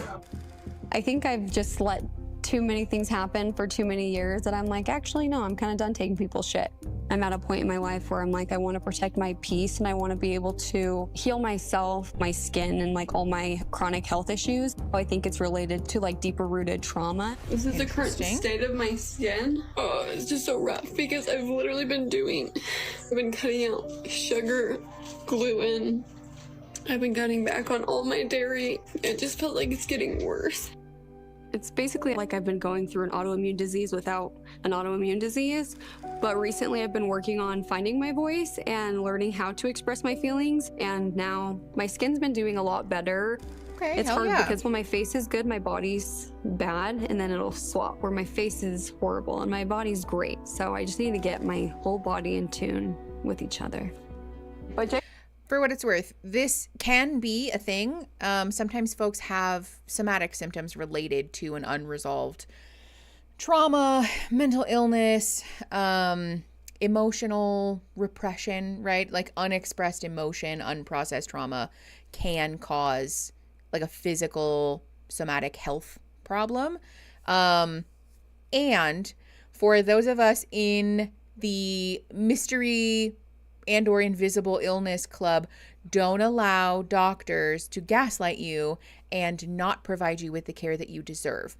It does happen sometimes, and a doctor not having an immediate answer for it after one appointment doesn't mean that they shouldn't run more tests, that you don't deserve to have further exploration into what is causing mystery symptoms. You are very much allowed to seek second opinions, to ask for further exploration and testing and things like that, because it does happen a lot where, especially folks that are subjected to misogyny, we're told you're being hysterical, right? You're being dramatic, or it's not actually that bad.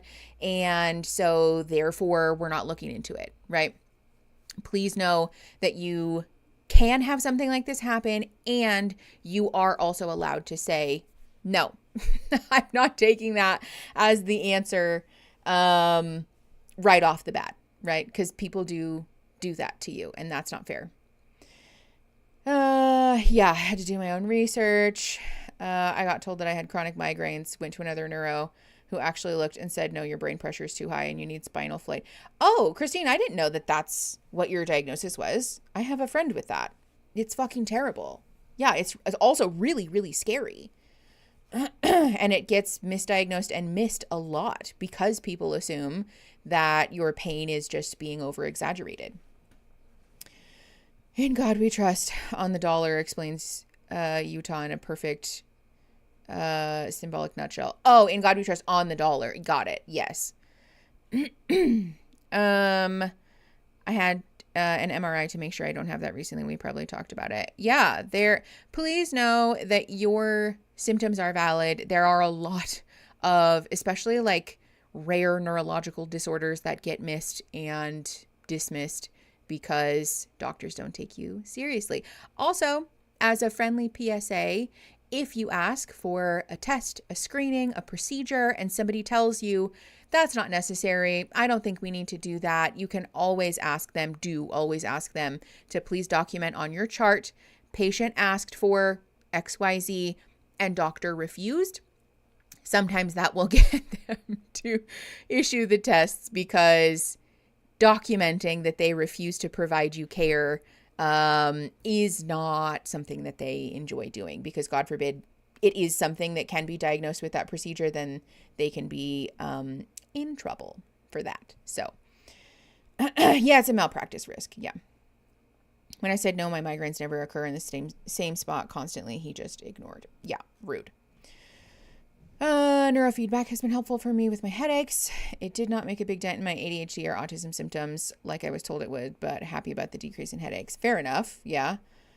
I won't authorize the MRI because sometimes people have a crappy ankle. Just kidding. It was synovial chondromatosis. Jesus. Never heard of that one. That's so fucked up, Em. Yeah, look at that. The chat's filled with people who had to push for further symptoms. So yeah, like I said, it is possible and it does happen sometimes. And I do want to go on the record and encourage people to be their own advocates and take someone with you to your appointments if you can, especially somebody that people assume is a man, because that tends to help also, which is fucked up that that's true, but it is true. Okay, 18 minutes, 42 seconds. Press and play in 3, 2, 1.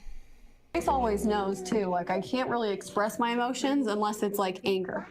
Because I don't know how to validate people's feelings because we didn't get that growing up. And so when people are trying to validate their feelings, I'm just like in attack mode. And I feel like it's just from not expressing my emotions for however many years, 24 years. Especially you. Like, especially you. I feel like a lot of it is super related to like trauma and things that happen and just all of that. Yeah. Is Michaela the one who's married to somebody that's like way older than her? I was sexually abused for about like 4 or 5 years. I was young, and so I didn't exactly know what was going on. And then when I was 15, I was like, it can't go on any longer. So Halloween of 2015, I ended up going to my mom, and I felt like she didn't believe me. Jesus. I feel like that's when I stopped. Hold on, pause. Fuck parents who don't believe children when they tell them that they're being abused. And good for Michaela for talking about this, honestly, because this is another thing that is rampant in these very repressive religious environments, is that they are protective of abusers, and especially people who abuse and harm children. It's fucked up, and I think it's important that she's talking about it. She went from that pretty much straight into marriage. I can't remember who is who. Was Michaela the one that got pregnant at 16 and then got married to the person that she's with now?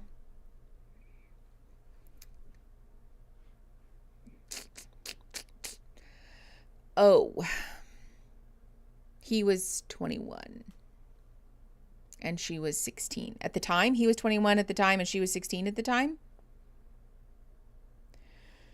Whew, there's a lot to unpack there. Listen, I want to be cautious about the way that we talk about this, because it's a hard thing, right? I don't want to invalidate Michaela's experience. As a victim, it's important to feel supported, right? And it's especially important as clinicians and as like people who are educated about abuse and mental health and mental illness, that we believe victims, that we support victims, and that we uplift them. And so I think part of that is in believing and uplifting Michaela when she says that she's happy in her relationship. And a 21-year-old having a sexual relationship with a 16-year-old getting pregnant, and those two getting married is incredibly concerning, especially because the reality is that they likely would not have gotten married if it weren't for the church. Went from one abusive situation to another, but was in her church, so it was okay. Yeah, this is again the thing where we also weaponize purity culture to shame and coerce women into doing things that they shouldn't be forced to do and things that are harmful to them. Yeah. Apparently this is super common in Utah. Well, that's worse. That's even worse. Returned missionary, perhaps looking straight to the high school girls to start dating. Yeah, that's 21. Yes, that's her current husband, the one who was 21. He got her pregnant when she was 16 and he was 21. Yay. From what I've heard, her husband seems to be one of the nicest, but I haven't watched it yet. Well, and that's the thing, right? Like, that's why it's important to be supportive of Michaela if she says that this is the relationship that she feels safe in, and ultimately, like, A, illegal, which is really problematic, B, a very touchy power and control dynamic there, right? A 16-year-old does not have the mental capacity to be, especially a 16-year-old who had just escaped chronic sexual abuse, was not in a cognitive place to be making decisions about the rest of her life. It may not be illegal in Utah because Utah. That's fair. Yeah, Kyle, exactly. This is one of those moments where we can hold two truths in the same hand, that her husband doesn't seem to be one of the most obviously shitty husbands, and that whole situation is a power and control nightmare. Also morally wrong. She also left home at 15. I would assume likely because her parents didn't believe her, which, without family allowing it, but it's still nasty and wrong. Yeah, that's not great. Oh, okay. Love that for me. Oh, did it catch up? Okay, there we go. Yeah, I know that this seems like kind of randomly thrown in there, but I do think that it's important to talk about. And for what it's worth, I think it logically, like chronologically, makes sense because she came forward about her abuse on Halloween. So I would imagine that Halloween is probably a trigger for her. Okay, 19 minutes and 47 seconds. Pressing play in 3, 2, 1. Telling people.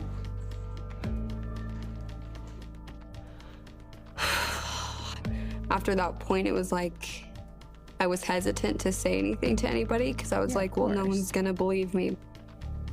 I think it just silenced me in a way.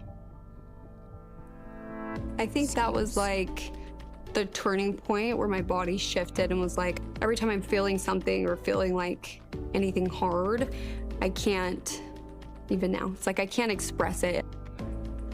It's a tricky situation to navigate because it's like I don't know where to go from here. But I think the most important thing is finding the people that you can trust and the people that you feel comfortable around. And also therapy. On Halloween, that was like the last time that I was opening up. I'm curious what her siblings. That's just when I lost my voice. Such a deep wound of just hurt that I have a lot of fear of having to relive it and feel that all again. Okay, I need a break. But maybe I need to try going to therapy and finally allow myself to heal. I would say not hug, but Mormon sponsored therapy, please. Find a good evidence-based, trauma-informed therapist to just give you the space to work through your stuff. In case anybody is also in the process. Sometime in the morning. Pause. In the process of recovering from something similar, please know that finding a good evidence-based therapist who understands chronic trauma, and especially trauma of that nature, can be incredibly transformative, like literally life-changing. Not all therapists are created equal, and not every therapist is going to be equipped to deal with that, which is also why it's a great thank you, Christine. Also why it's a great resource to utilize that like free 15-minute consultation if they offer one, because you can just be open about, listen, this is an issue that I'm working on or something I'd like to work on. Is that something that's in your expertise? And any good therapist will be honest with you about that. They should. Everyone go to therapy, please and thank you. Also, yes, Christine, thank you. Big love to our mods. Gentle reminder, with such difficult topics being discussed on the show, please take care of yourselves and take a break if you need it. Also, please keep the chat safe for everyone and avoid using potentially triggering language, please.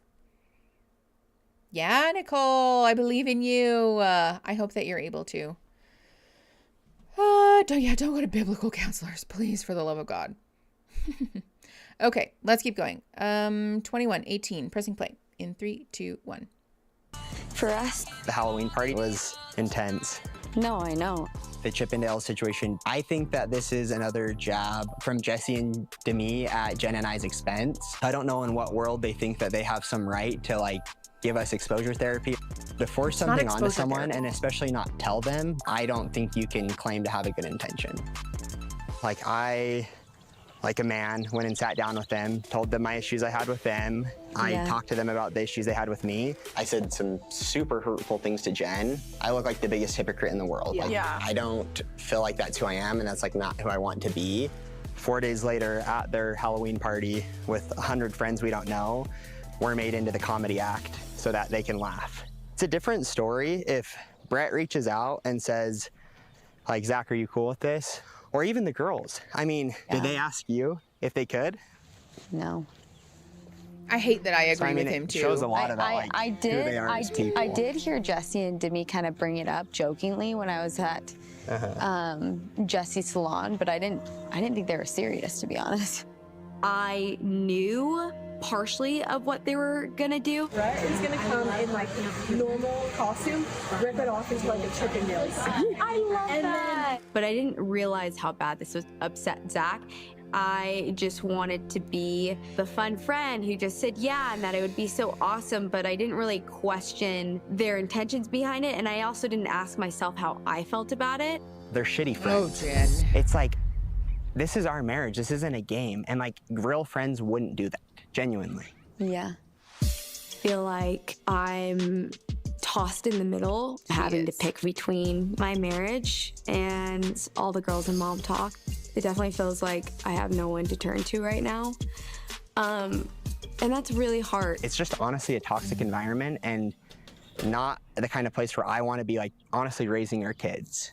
I just wish that after the party, you didn't put the frustration you were feeling towards Demi and Jesse on me. After the Halloween party, Zach got upset about it. Of course and he was jumping to conclusions and putting his frustration on me without getting the whole picture or the whole story. It was definitely triggering for me. I'm not frustrated at you, Jen. I just... You were frustrated We're continually at me. going to these parties and spending time with these people who clearly don't have good intentions for you or for our family. I just also want you to acknowledge the frustration you put on me. Yeah, I am frustrated because I feel like I'm having to stick up and defend our family, and it's making me look like the bad guy when these are your friends. You are the bad guy. If my friends were doing these kind of things to us, I would confront them or I would drop them. So much. Okay, see, this is what happens. This is why what Jesse and Demi did is incredibly dangerous and unkind, because now Jen gets put in this position where she has to choose between not upsetting her partner or trying to defend her friends. I had a bad feeling, that he was going to be, on camera and then there would be a confrontation off camera. I do think it also speaks volumes that Jen seems to confront him on camera because there are other people there to sort of act as a buffer. And also a camera obviously is a sort of paper trail in a way, right? That's not a good thing. And the fact that her friends are treating this like, isn't this so funny? They've put her in a situation where she, like she was saying, has to choose between being like the cool, fun friend or getting in a thing with her partner. This is really something that can be shown in clips for education. Yeah, engage, project, isolate. This is very much the like abuser handbook of your friends don't really care about us, so you shouldn't have friends at all, right? And I don't disagree with him that Jesse and Demi are bad friends, at least in this moment. And the, I don't know, response shouldn't be Jen's just not allowed to have friends. That's not helpful. I think really what should be happening is that someone should be talking to Jesse and Demi about how much they suck right now. Okay, 24 minutes and 13 seconds. Pressing play in 3, 2, 1. Was happening. I didn't feel like there was room for me to confront them. It felt like Chippendales all over again, just like you being Jen. I'm not to the not to the extent. Hold on. No, not to the not Tony, you just listen to me real quick. You just listen to me. See? Not to the extent. Obviously, you're frustrated about the whole thing, and you're frustrated about... Not at you, at Jesse and Demi, because they're not good friends. I know, but I wish you wouldn't put that frustration on me and you would ask me how I'm feeling than like how you're feeling. But I just want to point out all of the self-soothing, nonverbal stuff that's going on.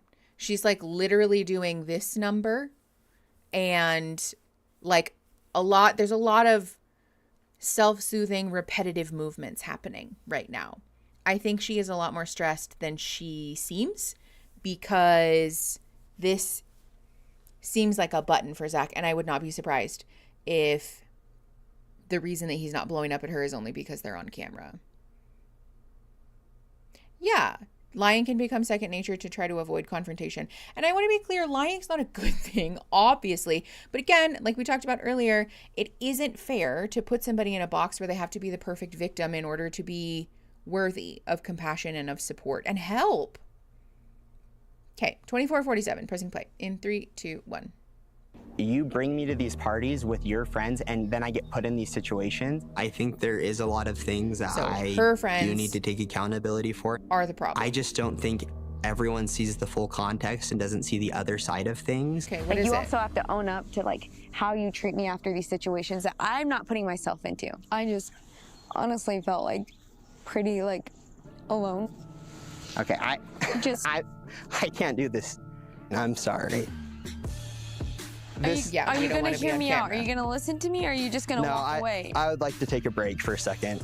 Will you please cut the camera? I don't want to do this. I don't want to take a break. I want to openly have this conversation. I'm not down to have this conversation right now. I'm not getting this twisted on me again. You're making it about you and how you feel. You haven't considered how I felt about the situation. We can film this later. I'm not going to do this. I'm not going to have this flipped back on me again. Because you have crazy ass friends. I've been doing so much work to handle things differently, to go about things differently, and he sounds like Michelle Jen Jugger. is such a sweet, pure-hearted person that I think, yeah, sometimes I feel like I kind of get a little bit, I don't know. I don't want to say anything bad about Jen. I need you to own up to this. I'm not being quiet about it. And if you don't want to be on camera, then you can go. If you don't want to be a part of this, you don't want to be a part of this marriage, you can go. And I'm only moving forward in this marriage if you take accountability. Good for her. The fact that she's using the cameras as like a buffer for these difficult conversations and the fact that he doesn't want to have them on camera is very telling and honestly super concerning. Yes. Baby number 3. So I get out of bed and I'm headed to the bathroom, and then all of a sudden this gush of water comes out. TMI, sorry. And I'm in labor. You ready? I'm so excited. It's time. I heard there was drama at Jesse's Halloween party, but lucky me, I can't afford being involved in any big drama because I'm about to give birth and I'm so excited to start this new chapter in our lives. Okay, so this is your room. This is where we're gonna have a birthday party. So This is so exciting. Yeah. A birthday party. Cute. So I really appreciate you carrying our child and all the love that you've given me and our children and the love you're gonna give this baby. Being a mom is one of the greatest callings a woman can have. Big breaths. Breathe in your nose, out your mouth. You're so strong, Whitney. That's genuinely the closest I feel to heaven. Big, slow breaths. Okay. It's the greatest miracle, the greatest blessing anyone could ever experience. And there's a certain significance with having this baby with Connor, because we did go through so much and we worked so hard to get this relationship that we have today. I'll forever be so grateful that I gave Connor a second chance. This baby wouldn't be here if we were able to overcome what we went through. It's okay. I have you. I have you. I have you. There's no other person I'd love to be in this room and experience this with than my husband, Connor. Oh my God, Wendy. What do we got? It's a boy. Oh my God, she has so much hair. You did it. I know how easy it is to get caught up in the world and worldly things. Signature headband. But every time I'm holding a newborn or a baby or one of my children, I'm reminded this is what matters. This is what matters in this life. This is feeling an awful lot like Mormon propaganda, honestly. There is absolutely... Okay, do we have to show this newborn baby? Literally from the moment that they're born, they don't have any fucking privacy in this place. A couple of things. First of all, for people that have children, have birthed children... I have close relationships with children. This is not to take away from the validity of that and the specialness of that, right? It is a special thing.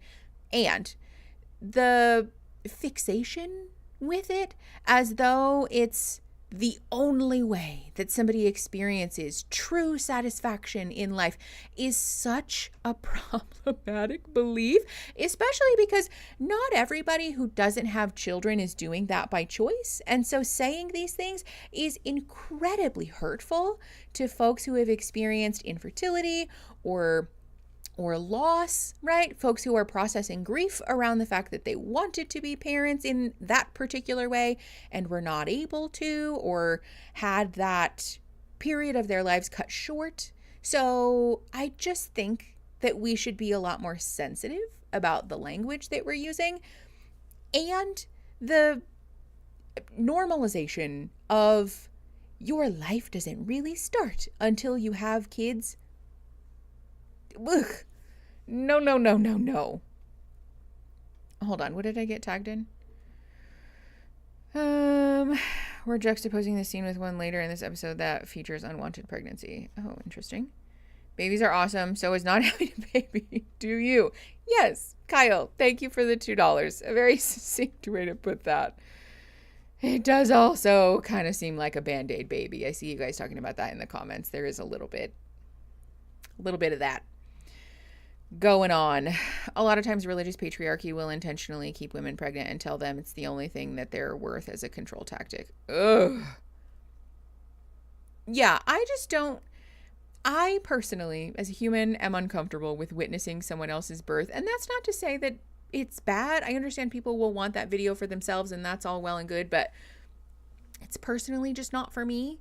I don't find it particularly moving. If anything, I just feel like it's something that I'm not meant to be watching because it's not mine. So, okay. 29:15. Pressing play in 3, 2, 1. It's muted, by the way, because there's Together with our kids today, we are taking them to a farm that has a lot of pumpkins and rides. You guys look so cute. Thanks, you too. Jen's not here. She's kind of been off the grid. I'm okay with it. I'm sure you sent her one text, There so it's she fine. is. Hi, baby. Ooh, you look cute. I'm excited to see the kids play together and just have a fun, lighthearted day. Hello. How are you? Good. How are you? Girl. Wanna go bunny ride? Yeah, let's do it. These children do not need to be on camera either. I just am forever frustrated by the exploitation of these children. Put your hands in the air.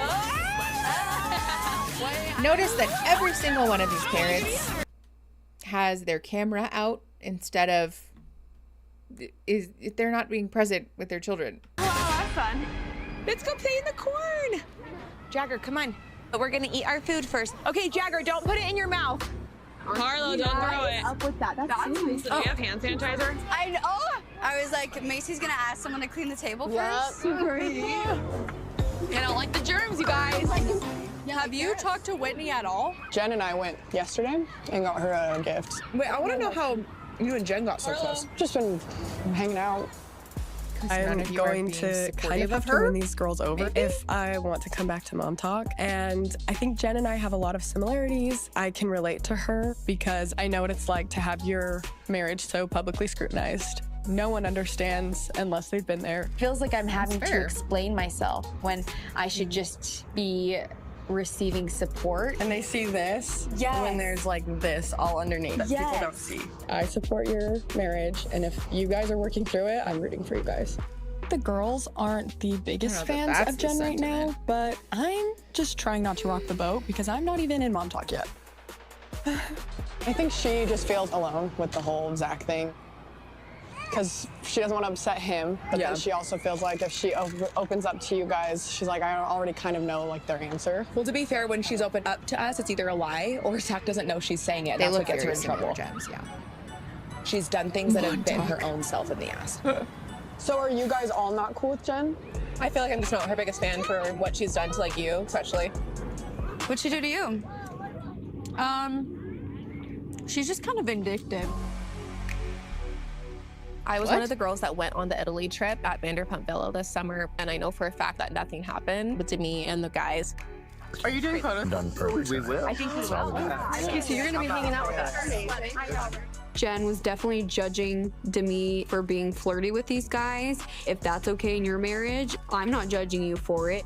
But then Jen turned around and flipped it as a way to use it against her, almost as blackmail. We had a sit down talk with her and Zach, and we were talking about just the disconnect between what she was saying versus what Zach was saying. But instead of like taking the opportunity to like focus on that, she took the opportunity to like try to throw me under the bus.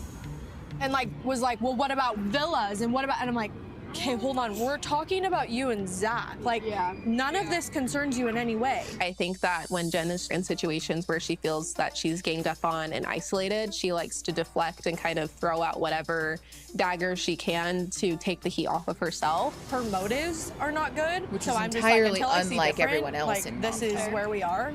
There's still so much I feel like I have to catch up on you guys. Jagger's chomping at the bit to do something. Should we go take them on a ride? Yeah, don't put him in someone's shoes, Jagger. Stop. Jagger, do you want to go see the animals with your friends? Okay, I'll take you guys. Toka wants to go with you guys too.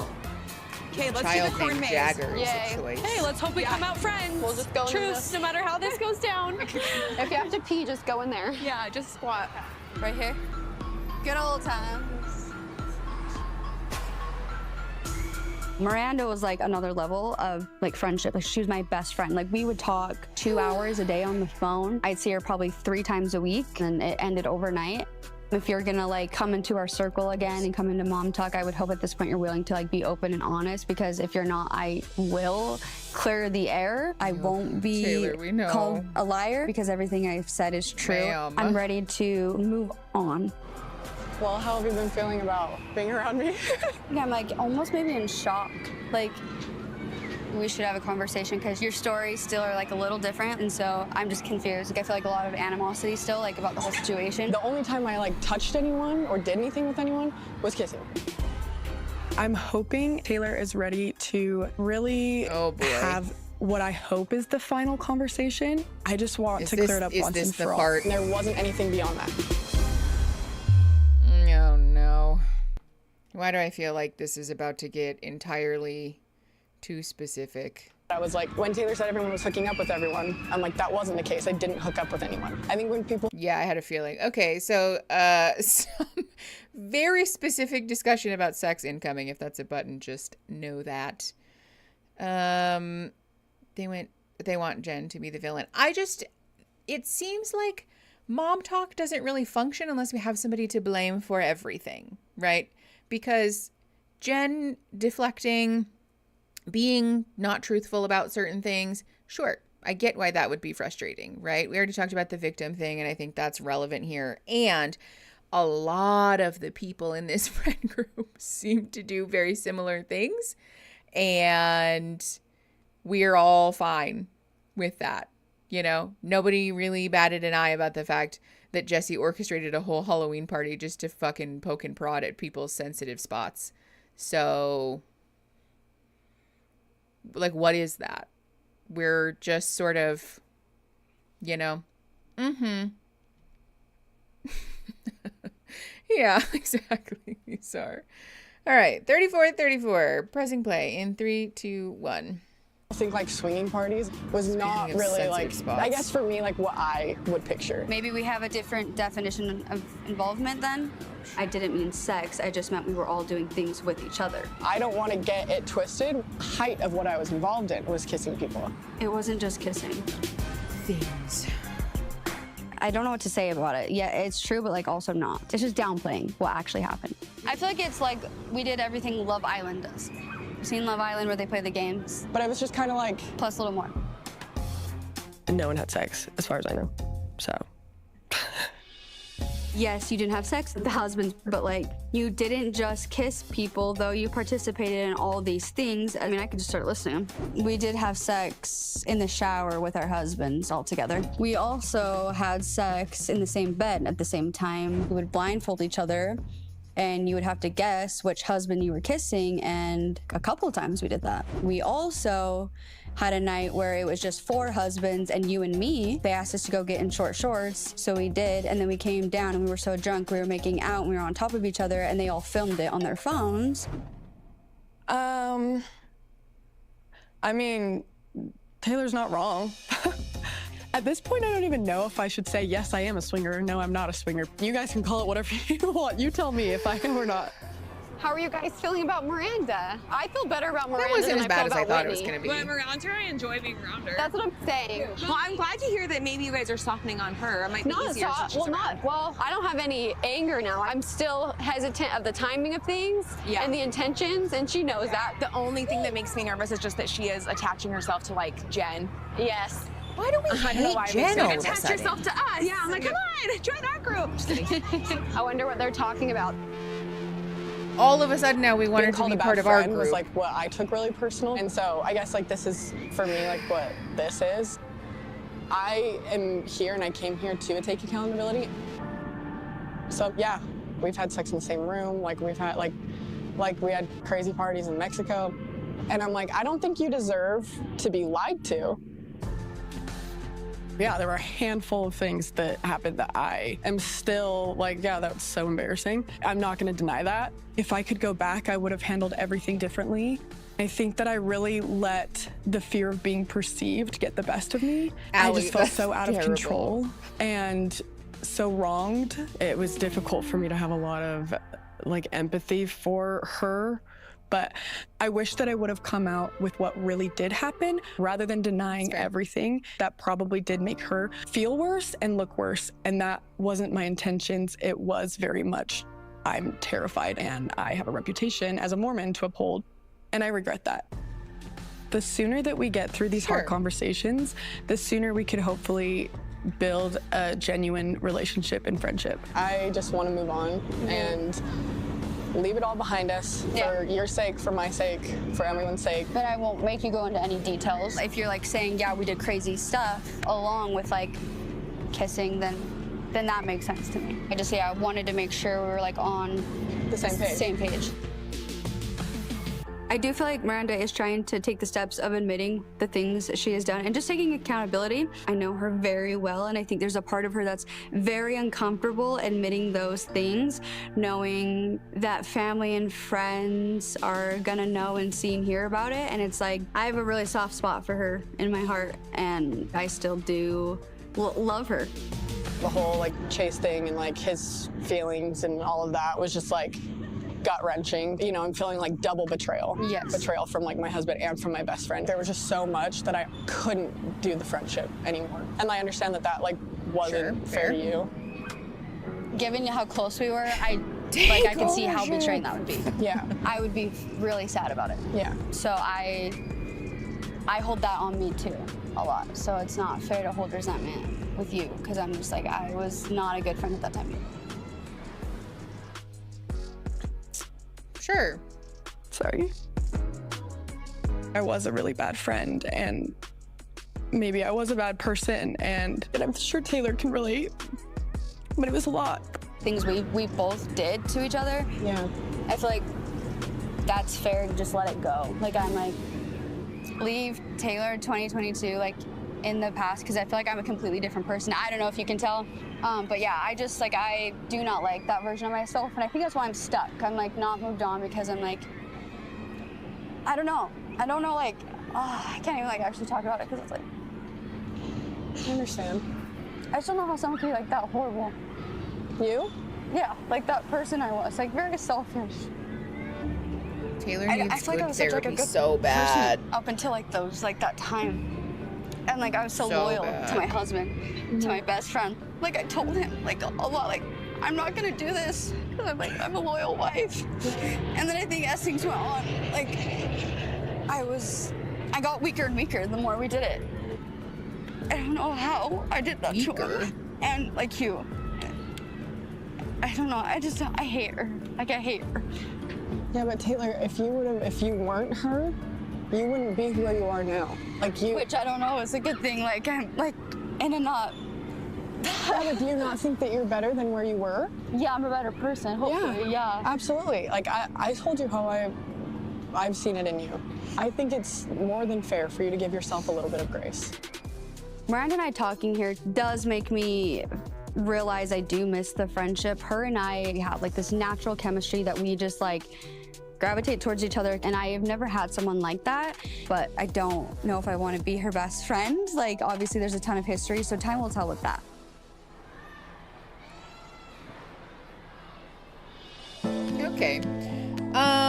I do think that Taylor is struggling with a lot of shame that is probably religious in origin, and it is just frustrating to see somebody be stuck. Pause. Somebody be stuck because their environment has set them up for failure, right? Being a bad friend, being a shitty participant in, a lot of things, being dishonest, being, not loyal, or, participating in infidelity or whatever. Obviously, those are shitty things, and that doesn't make you a bad person, right? But that's a difficult thing to believe when you come from a religion that tells you that having sex before marriage means that you don't deserve to be respected, full stop. It just sucks, because I feel like a lot of the issues that are on this show could be resolved with good therapy. And like, honestly, not that, I don't know, like long of a time. Yes, I saw that. Okay, so trigger warning for more discussion of SA upcoming. Thank you guys. I imagine if they enjoyed it, the confusion they must be dealing with. Yeah, I think that's kind of the phrase natural chemistry is interesting to me. And I think, again, outside of a religious environment, there might be some self-discovery that could be beneficial. And we don't know if that's the case or not. So I don't want to speculate about that. But I do, again, it's hard to watch somebody's environment being sort of steeped in religion get in the way of them being able to just honestly explore their identity, you know, who they are, the things that they actually care about and are interested in or find peace in, because you have to sort of contort yourself up to fit this mold. That is not a realistic expectation for anyone. I feel like there are more complicated emotions going on here for her. Yeah, I could see that. Okay, so again, trigger warning for SA, but Michaela's walking into this office that says Symmetry Solutions LLC. So I'm betting either plastic surgeon or a therapist, but I have a bad feeling that this might be ketamine therapy. Okay, 4116, pressing play in 3, 2, 1.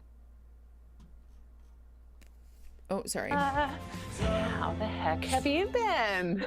Busy. Yeah. Lots going on. So what are you thinking that you want to focus on today? Oh, okay, Maybe sexual trauma specialist. On some trauma. Okay, yeah. So I'd like to maybe see if we can go back to that 14-year-old, Michaela. Who do you think you want to take your power back from the most? This is interesting. My mom.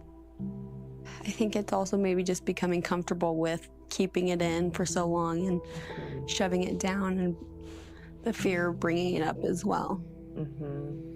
Yeah. Don't know how to process it, so just keep it down. Is it getting... Okay, real quick. This is an interesting thing, right? Because I'm glad that Michaela is talking about her story. It's important to raise awareness about and to just see somebody being honest about it. And it can't be real therapy. Psychotherapy is protected legally and morally by confidentiality. So if we're putting a camera in the room, then we've sort of like, it can be like therapy-esque, right? But there are a lot of things that have to be sort of worked around. Like in a way, we're more so doing like the couples therapy show thing. Yeah, where it's like probably legally considered consultation or something. And I don't know. I think a person willingly broadcasting this, participating in this is not necessarily a bad thing. I don't know. This office does scream therapist. Yeah, I'm not offended by that at all because it's true. I appreciate this line of questioning though. At the very least, I think cautious and empathic, like open-ended questions here. It's a great way to open a dialogue when we're trying to do some trauma processing. Knowing that this is part of Michaela's story, it makes me very uncomfortable. Everyone's negative reactions to her this season that I've been running across. I obviously haven't watched the rest of the season, so I don't know. But I understand that there is something exploitative about asking a victim of trauma to essentially film and upload their therapy sessions. And I have to believe that Michaela was an active participant in this. I don't know if anybody knows anything about what she has said, but I do think there is honestly some power in choosing to say, like, I want to share my story publicly. That I think is really powerful. And if that is the case, if that's why we're doing this, then quite frankly, I'm proud of her for that. Okay, Kyle said it feels performative, but also this performance may help others, so I'm going to live on the fence with it. I hope this helps other Mormon women. I get that. And thank you for the $5, by the way, Kyle. I appreciate you. I get that there is a performative aspect to it. And again, I think it's important to uplift folks when they are reclaiming their empowerment in whatever way works for them.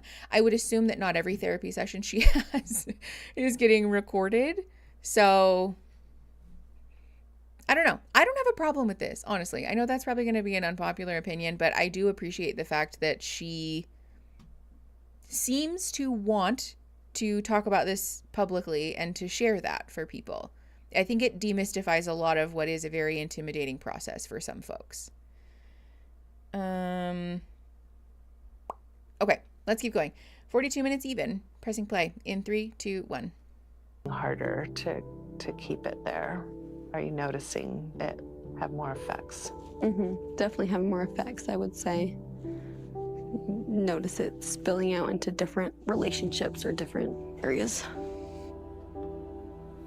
Growing up, I think we all kind of inherited the trait of you push everything under the rug, you don't talk about it until it gets to the boiling point. And for me, it was presenting itself in physical ways, and it was like I couldn't run away from it anymore. And so I was like, okay, well, I'm just gonna go in and I'm gonna headstrong, just attack it.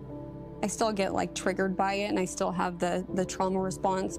So sometimes to take your power back, we need to do things now that you didn't have a chance to do when you were younger, right? So I want you to channel into the feistiest, snarkiest, meanest, bitchiest piece of yourself. Okay.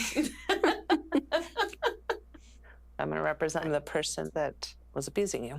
And I want you to come at me. I want you to say what you really feel about me. You're a piece of shit. I can't do it. Yeah. I'm like, I can't do it. What else would you say to me? No, it's uncomfortable. It is uncomfortable, Michaela, for sure. It's uncomfortable for you to have to live with this, but you have a right to say your piece. You have a right to say, you had no right. You took advantage of me. I was a little girl,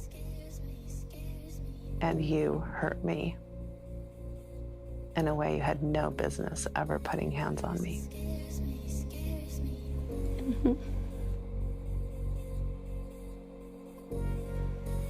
Yeah, you are a piece of shit. And you had no right to do it to me and take so much from me.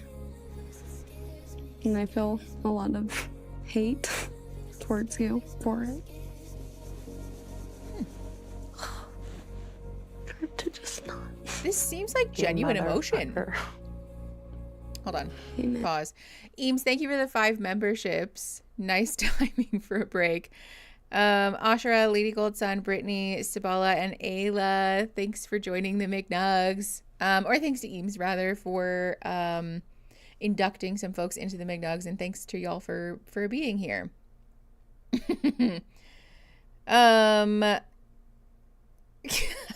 The music, I wasn't paying attention. I'm like aggressively studying this woman's body language to try to figure out if this is staged or not. It does seem like she is having genuine emotions about this.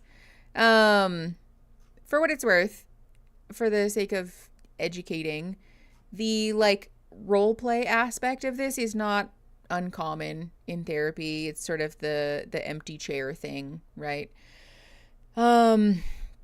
Very like not early therapy, but it makes sense, I guess, that this person would be sort of drawn to that therapeutic modality because it is something that is taught as more like foundational work.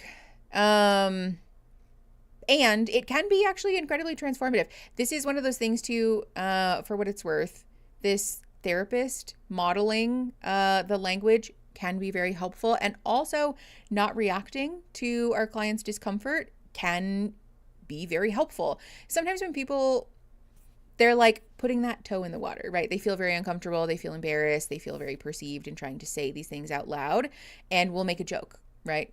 I feel really uncomfortable, ha ha ha, this is so silly. And as a clinician, if you react to that and kind of like, yeah, you know, you're right, it is silly, it's accidentally confirming that this is an embarrassing thing. So maintaining an affect that is like, no, yeah, I get that. Like, I get why you feel that, and you had a right to say these things or to feel these things, and, you know, whatever, have a right to feel that way or whatever. It can be very helpful because sometimes clients are doing that as like a test to see if you'll also laugh, and sort of accidentally validate that what they're doing is embarrassing. But if you don't, then it can be permission to be like further invested in the thing. Even if you know what you're talking about, and when and where it will be recorded. Mickey, why are you attacking me personally? Christine, I'm sorry. Where's that post like I'm trying to win at therapy? Like that's something possible or whatever. Yes. And also, again, I want to be clear, as a human, like I do this too, right? It's just different when you're on the other side of the couch. It's hard not to feel that way as a client. This could also help people recognize what a good therapist looks like. Yes. Yeah, I don't want to vouch for this person because Utah and who knows, right? And for what it's worth, this very like micro interaction handling it that way can be a way of unconsciously or like non-verbally rather validating that your client has permission to continue doing the thing that they might feel silly about, but that you don't think they look silly or are being silly. You're committed to the process and you're not going to judge them for that. Just the language and behavior in this session could serve as an example. Yes, that's why I said I don't necessarily have an issue with this. I don't think this is bad, personally. I know that people are probably not going to like me for that. But all right, 44:16, pressing play. In 3, 2, 1.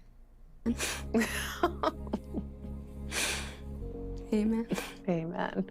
Is it any lighter? Is it still just as heavy as ever? Is it? I think it's a little lighter for sure. Yeah, it's a little bit lighter. I think just talking about it is a little healing. Talking about my past sexual abuse is not easy, but I feel like there's something really freeing about finally speaking my truth and expressing these emotions that I've held in for so long. And it's definitely something that I want to apply to every aspect of my life. I want to flip the script and break that cycle. Is it something that you could leave here instead of tucking it back inside of you? Yeah. Also, for what it's worth, a good bit of time seems to have passed between those two clips because she had a blanket on, we had a tissue. I would not be surprised if there was some emotions that got cut out of that, which I think is a good thing. Are you gonna spit up again? She might have cut out some of the more vulnerable bits. There it is. That's what you wanted to happen, huh? I'm zooming in on an infant's face. The thing's not even conscious yet. Hi, you just had a baby. I know. Oh my goodness. You forget. Yes. Every single time you forget. Here, yeah, let's go in here. Is perfect. I know. Macy and I are visiting Whitney today and just checking on how she's doing postpartum. Hello. Oh my gosh, you guys are doing great stuff. Hi, of course we're right. I wouldn't say I'm like besties with Whitney, but I have no issues with Whitney, and I'm here if she needs a friend. It is tiny. So small. So Whitney reached out to me to get together to kind of just hash everything out. I feel like I reached out to you like ever so often. You didn't respond to me, and then all of a sudden you posted a personal text online. And then I'm like, what the hell? So it felt like a stab in the back, to be honest. I wish that I would have just talked to you rather than running away, and I'm sorry. I just can't help but feel bad for her, and I do think that she regrets all of the things that happened. I mean, Jesus told us to forgive and love thy neighbor, so that's why I'm forgiving. You wanna hold it? Okay. Yeah. He's so freaking cute. He's here. Oh, he might be getting hungry. He's like brought opening his baby mouth. mama stuff. I'm glad you're like doing good and you're up and you're like all around, which is crazy. Yeah. Okay, wait. I have to know what happened at the Halloween party. Oh gosh, that was a nightmare. Maybe give her like a summary. What happened? What didn't happen really? I know Chase showed up because Miranda told me Chase was Well, that's going. when chaos started. Okay. We just started going at it. Like, it was bad. Like, Dakota's in the middle, like, believing him. I'm like, why would you believe him when you can see he's lying? The biggest issue I had at the Halloween party was kind of Dakota not defending me as much as I thought he would to Chase. Did you tell me that Jimmy had a sex dream about me? Yeah. You never told me that. Oh, you never told him that? That's crazy. No, she left that really out too. opportunistic. So that's why I'm saying. Almost as if he's looking for something is a crazy thing to justify like the lies I have found out. It makes it hard to move forward, especially when things like this come up and happen. Bye, it's like Pumpkin, almost I we take love 2 you. steps back. Please be safe. Can you believe that? And then the cops came. Yeah, they're was yelling crazy. at Chase. It was and I'm like, crazy. what the hell? Honestly, When I you love give this for birth, Whitney, it's just though. you and this baby. As we're sitting here talking, I'm just constantly reminded of how much I miss this. I miss being around even the other women, and I miss us all being together. Girlfriend's crying, Miranda's crying. That's when Jordan freaks out. He's like, take accountability. Take ownership!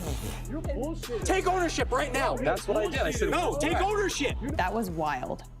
And then I guess she didn't know. Like, it was so weird. But that's craziness. That's like insane. I can't believe I'm about to say this out loud, but I think I want to come back into MomTok. No, Whitney. Also, as if anybody had ever actually left. Like, y'all are on the show. You're in MomTok. Relax. Mean king. I've felt very isolated. It definitely feels like I have no one to turn to right now. which is not good for someone who's a It victim feels of like abuse. Jesse and Demi are trying If she's a to victim of sabotage abuse, me You get in my it. relationship. This whole time you were talking about how you're Why the do we have supportive pregnancy friend to me. tests in the If car? MomTok is about friendship, then why are you doing this to me? If you truly knew what I have. This is the most performative, obvious. This woman already knew that she was pregnant, and they said, go get another pregnancy test and then drive up here and carry the box like this into your house. Like, can we be for real? Oh, yeah. All right, 27:48, pressing play in 3, 2, win. 3, 2, 1. Hello? I've been going through this past year. This is the last thing that you would be doing. Hey, I went to the store. Yeah. I mean, I'm 10 days late now, so I think we should take a pregnancy test. She sounds Let's do it. Okay. not Just want me happy. to wait right here? Will you come in the bathroom? Or after I... Sure, yeah. Sure. Oh my god, she does sound scared.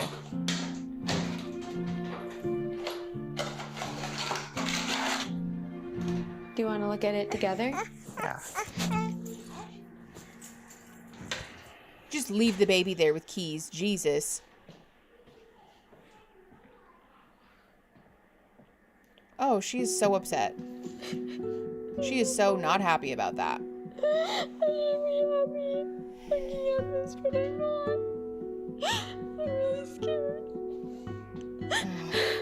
I started feeling depressed and anxious because my life has been really rocky. Yeah. And Hold on, pause. Kyle, yeah, she was not. Thank you for the $2, Kyle. I think this just underlines the fact that Jen's friends are not being very good friends right now, because she is clearly like in this trial period with Zach that is not going well. She's trying to hold his feet to the fire by having these conversations on camera, and is not at all happy about the idea of having another baby with him. And yet we're turning our backs on Jen because she's like, oh, such a liar, blah, blah, blah. Oh, yeah, this is a tough watch. Okay, 50 minutes and 21 seconds, pressing play in 3, 2, 1. all over the place. So I am stressed out of my mind with the thought of me being pregnant, because Zach and I aren't on the best of terms. And I think the last thing we need is another baby. I'm okay.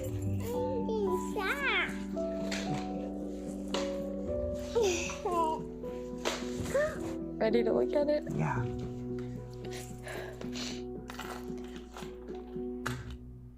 Yeah. Yep, I'm pregnant.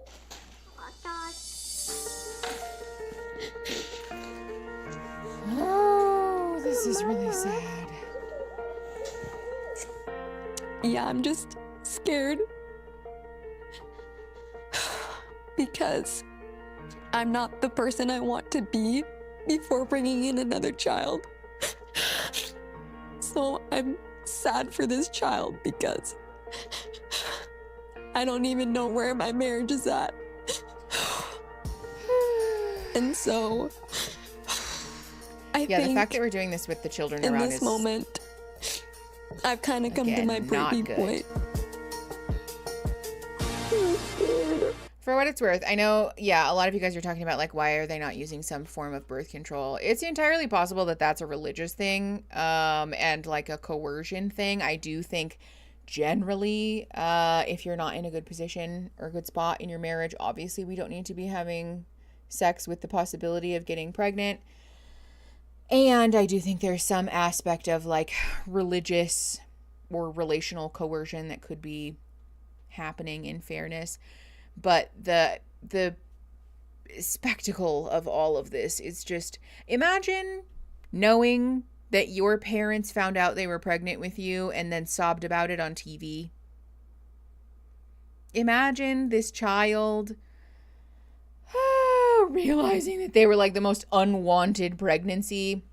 And also the other children are definitely old enough to understand to some capacity that like my parents are very upset, right? Just, there is so much hypocrisy in religion about the sanctity of life and, you know, babies being so precious and all of this. And then when they're here, there's like, you know, a complete lack of consideration sometimes for the way that they experience life. And it is just like beyond me. My grandma tried to end the pregnancy with my dad, and my mom was sad when she found out about me. So yeah, just imagine. Yeah, not great. Not a great feeling. There's just, I feel for Jen, I do, because I think it's clear that she's in the middle of like a shit show with shitty people on all sides. And there are just there's some things here going on that are very frustrating. Okay, let's keep going. 38:37, pressing play in 3, 2, 1. Actually, that is not true. 51:47. I am so sorry. Pressing play in 3, 2, 1. I'm pretty sure that's just the end of the episode. Yep. Do you want it harder, softer? Oh, I like that. Just stay not beating the accusations about being swingers. I think you hit it. It's the contradiction that's the most frustrating. Yeah. I agree. Okay, I don't want to watch the preview because we will just watch the episodes next week. What is today? I think we have one more week left, right? Yes. We have one more week in this month. So Friday the 30th, we will watch episodes 4 and 5. Maybe episodes 4, 5, and 6. Depending on how long they are, depending on how boring they are. Yeah. We'll see. 2 episodes for sure. I would really like to finish all of the episodes before I have to move. And that timeline is rapidly progressing. So, I will see you guys next week. The following week, we'll be doing patron-only streams, so make sure that you guys sign up for the Escar Gourds or Snack-O-Lantern tiers if you guys want to hang out with us in a private stream where we're just chatting, getting to know each other, probably doing crafts again, honestly. But otherwise, I will see you guys for more Mormon Wives next week. Okay? Yeah, I'm happy you guys caught this dream. I love you guys very, very much. I'll see you guys next week. Bye!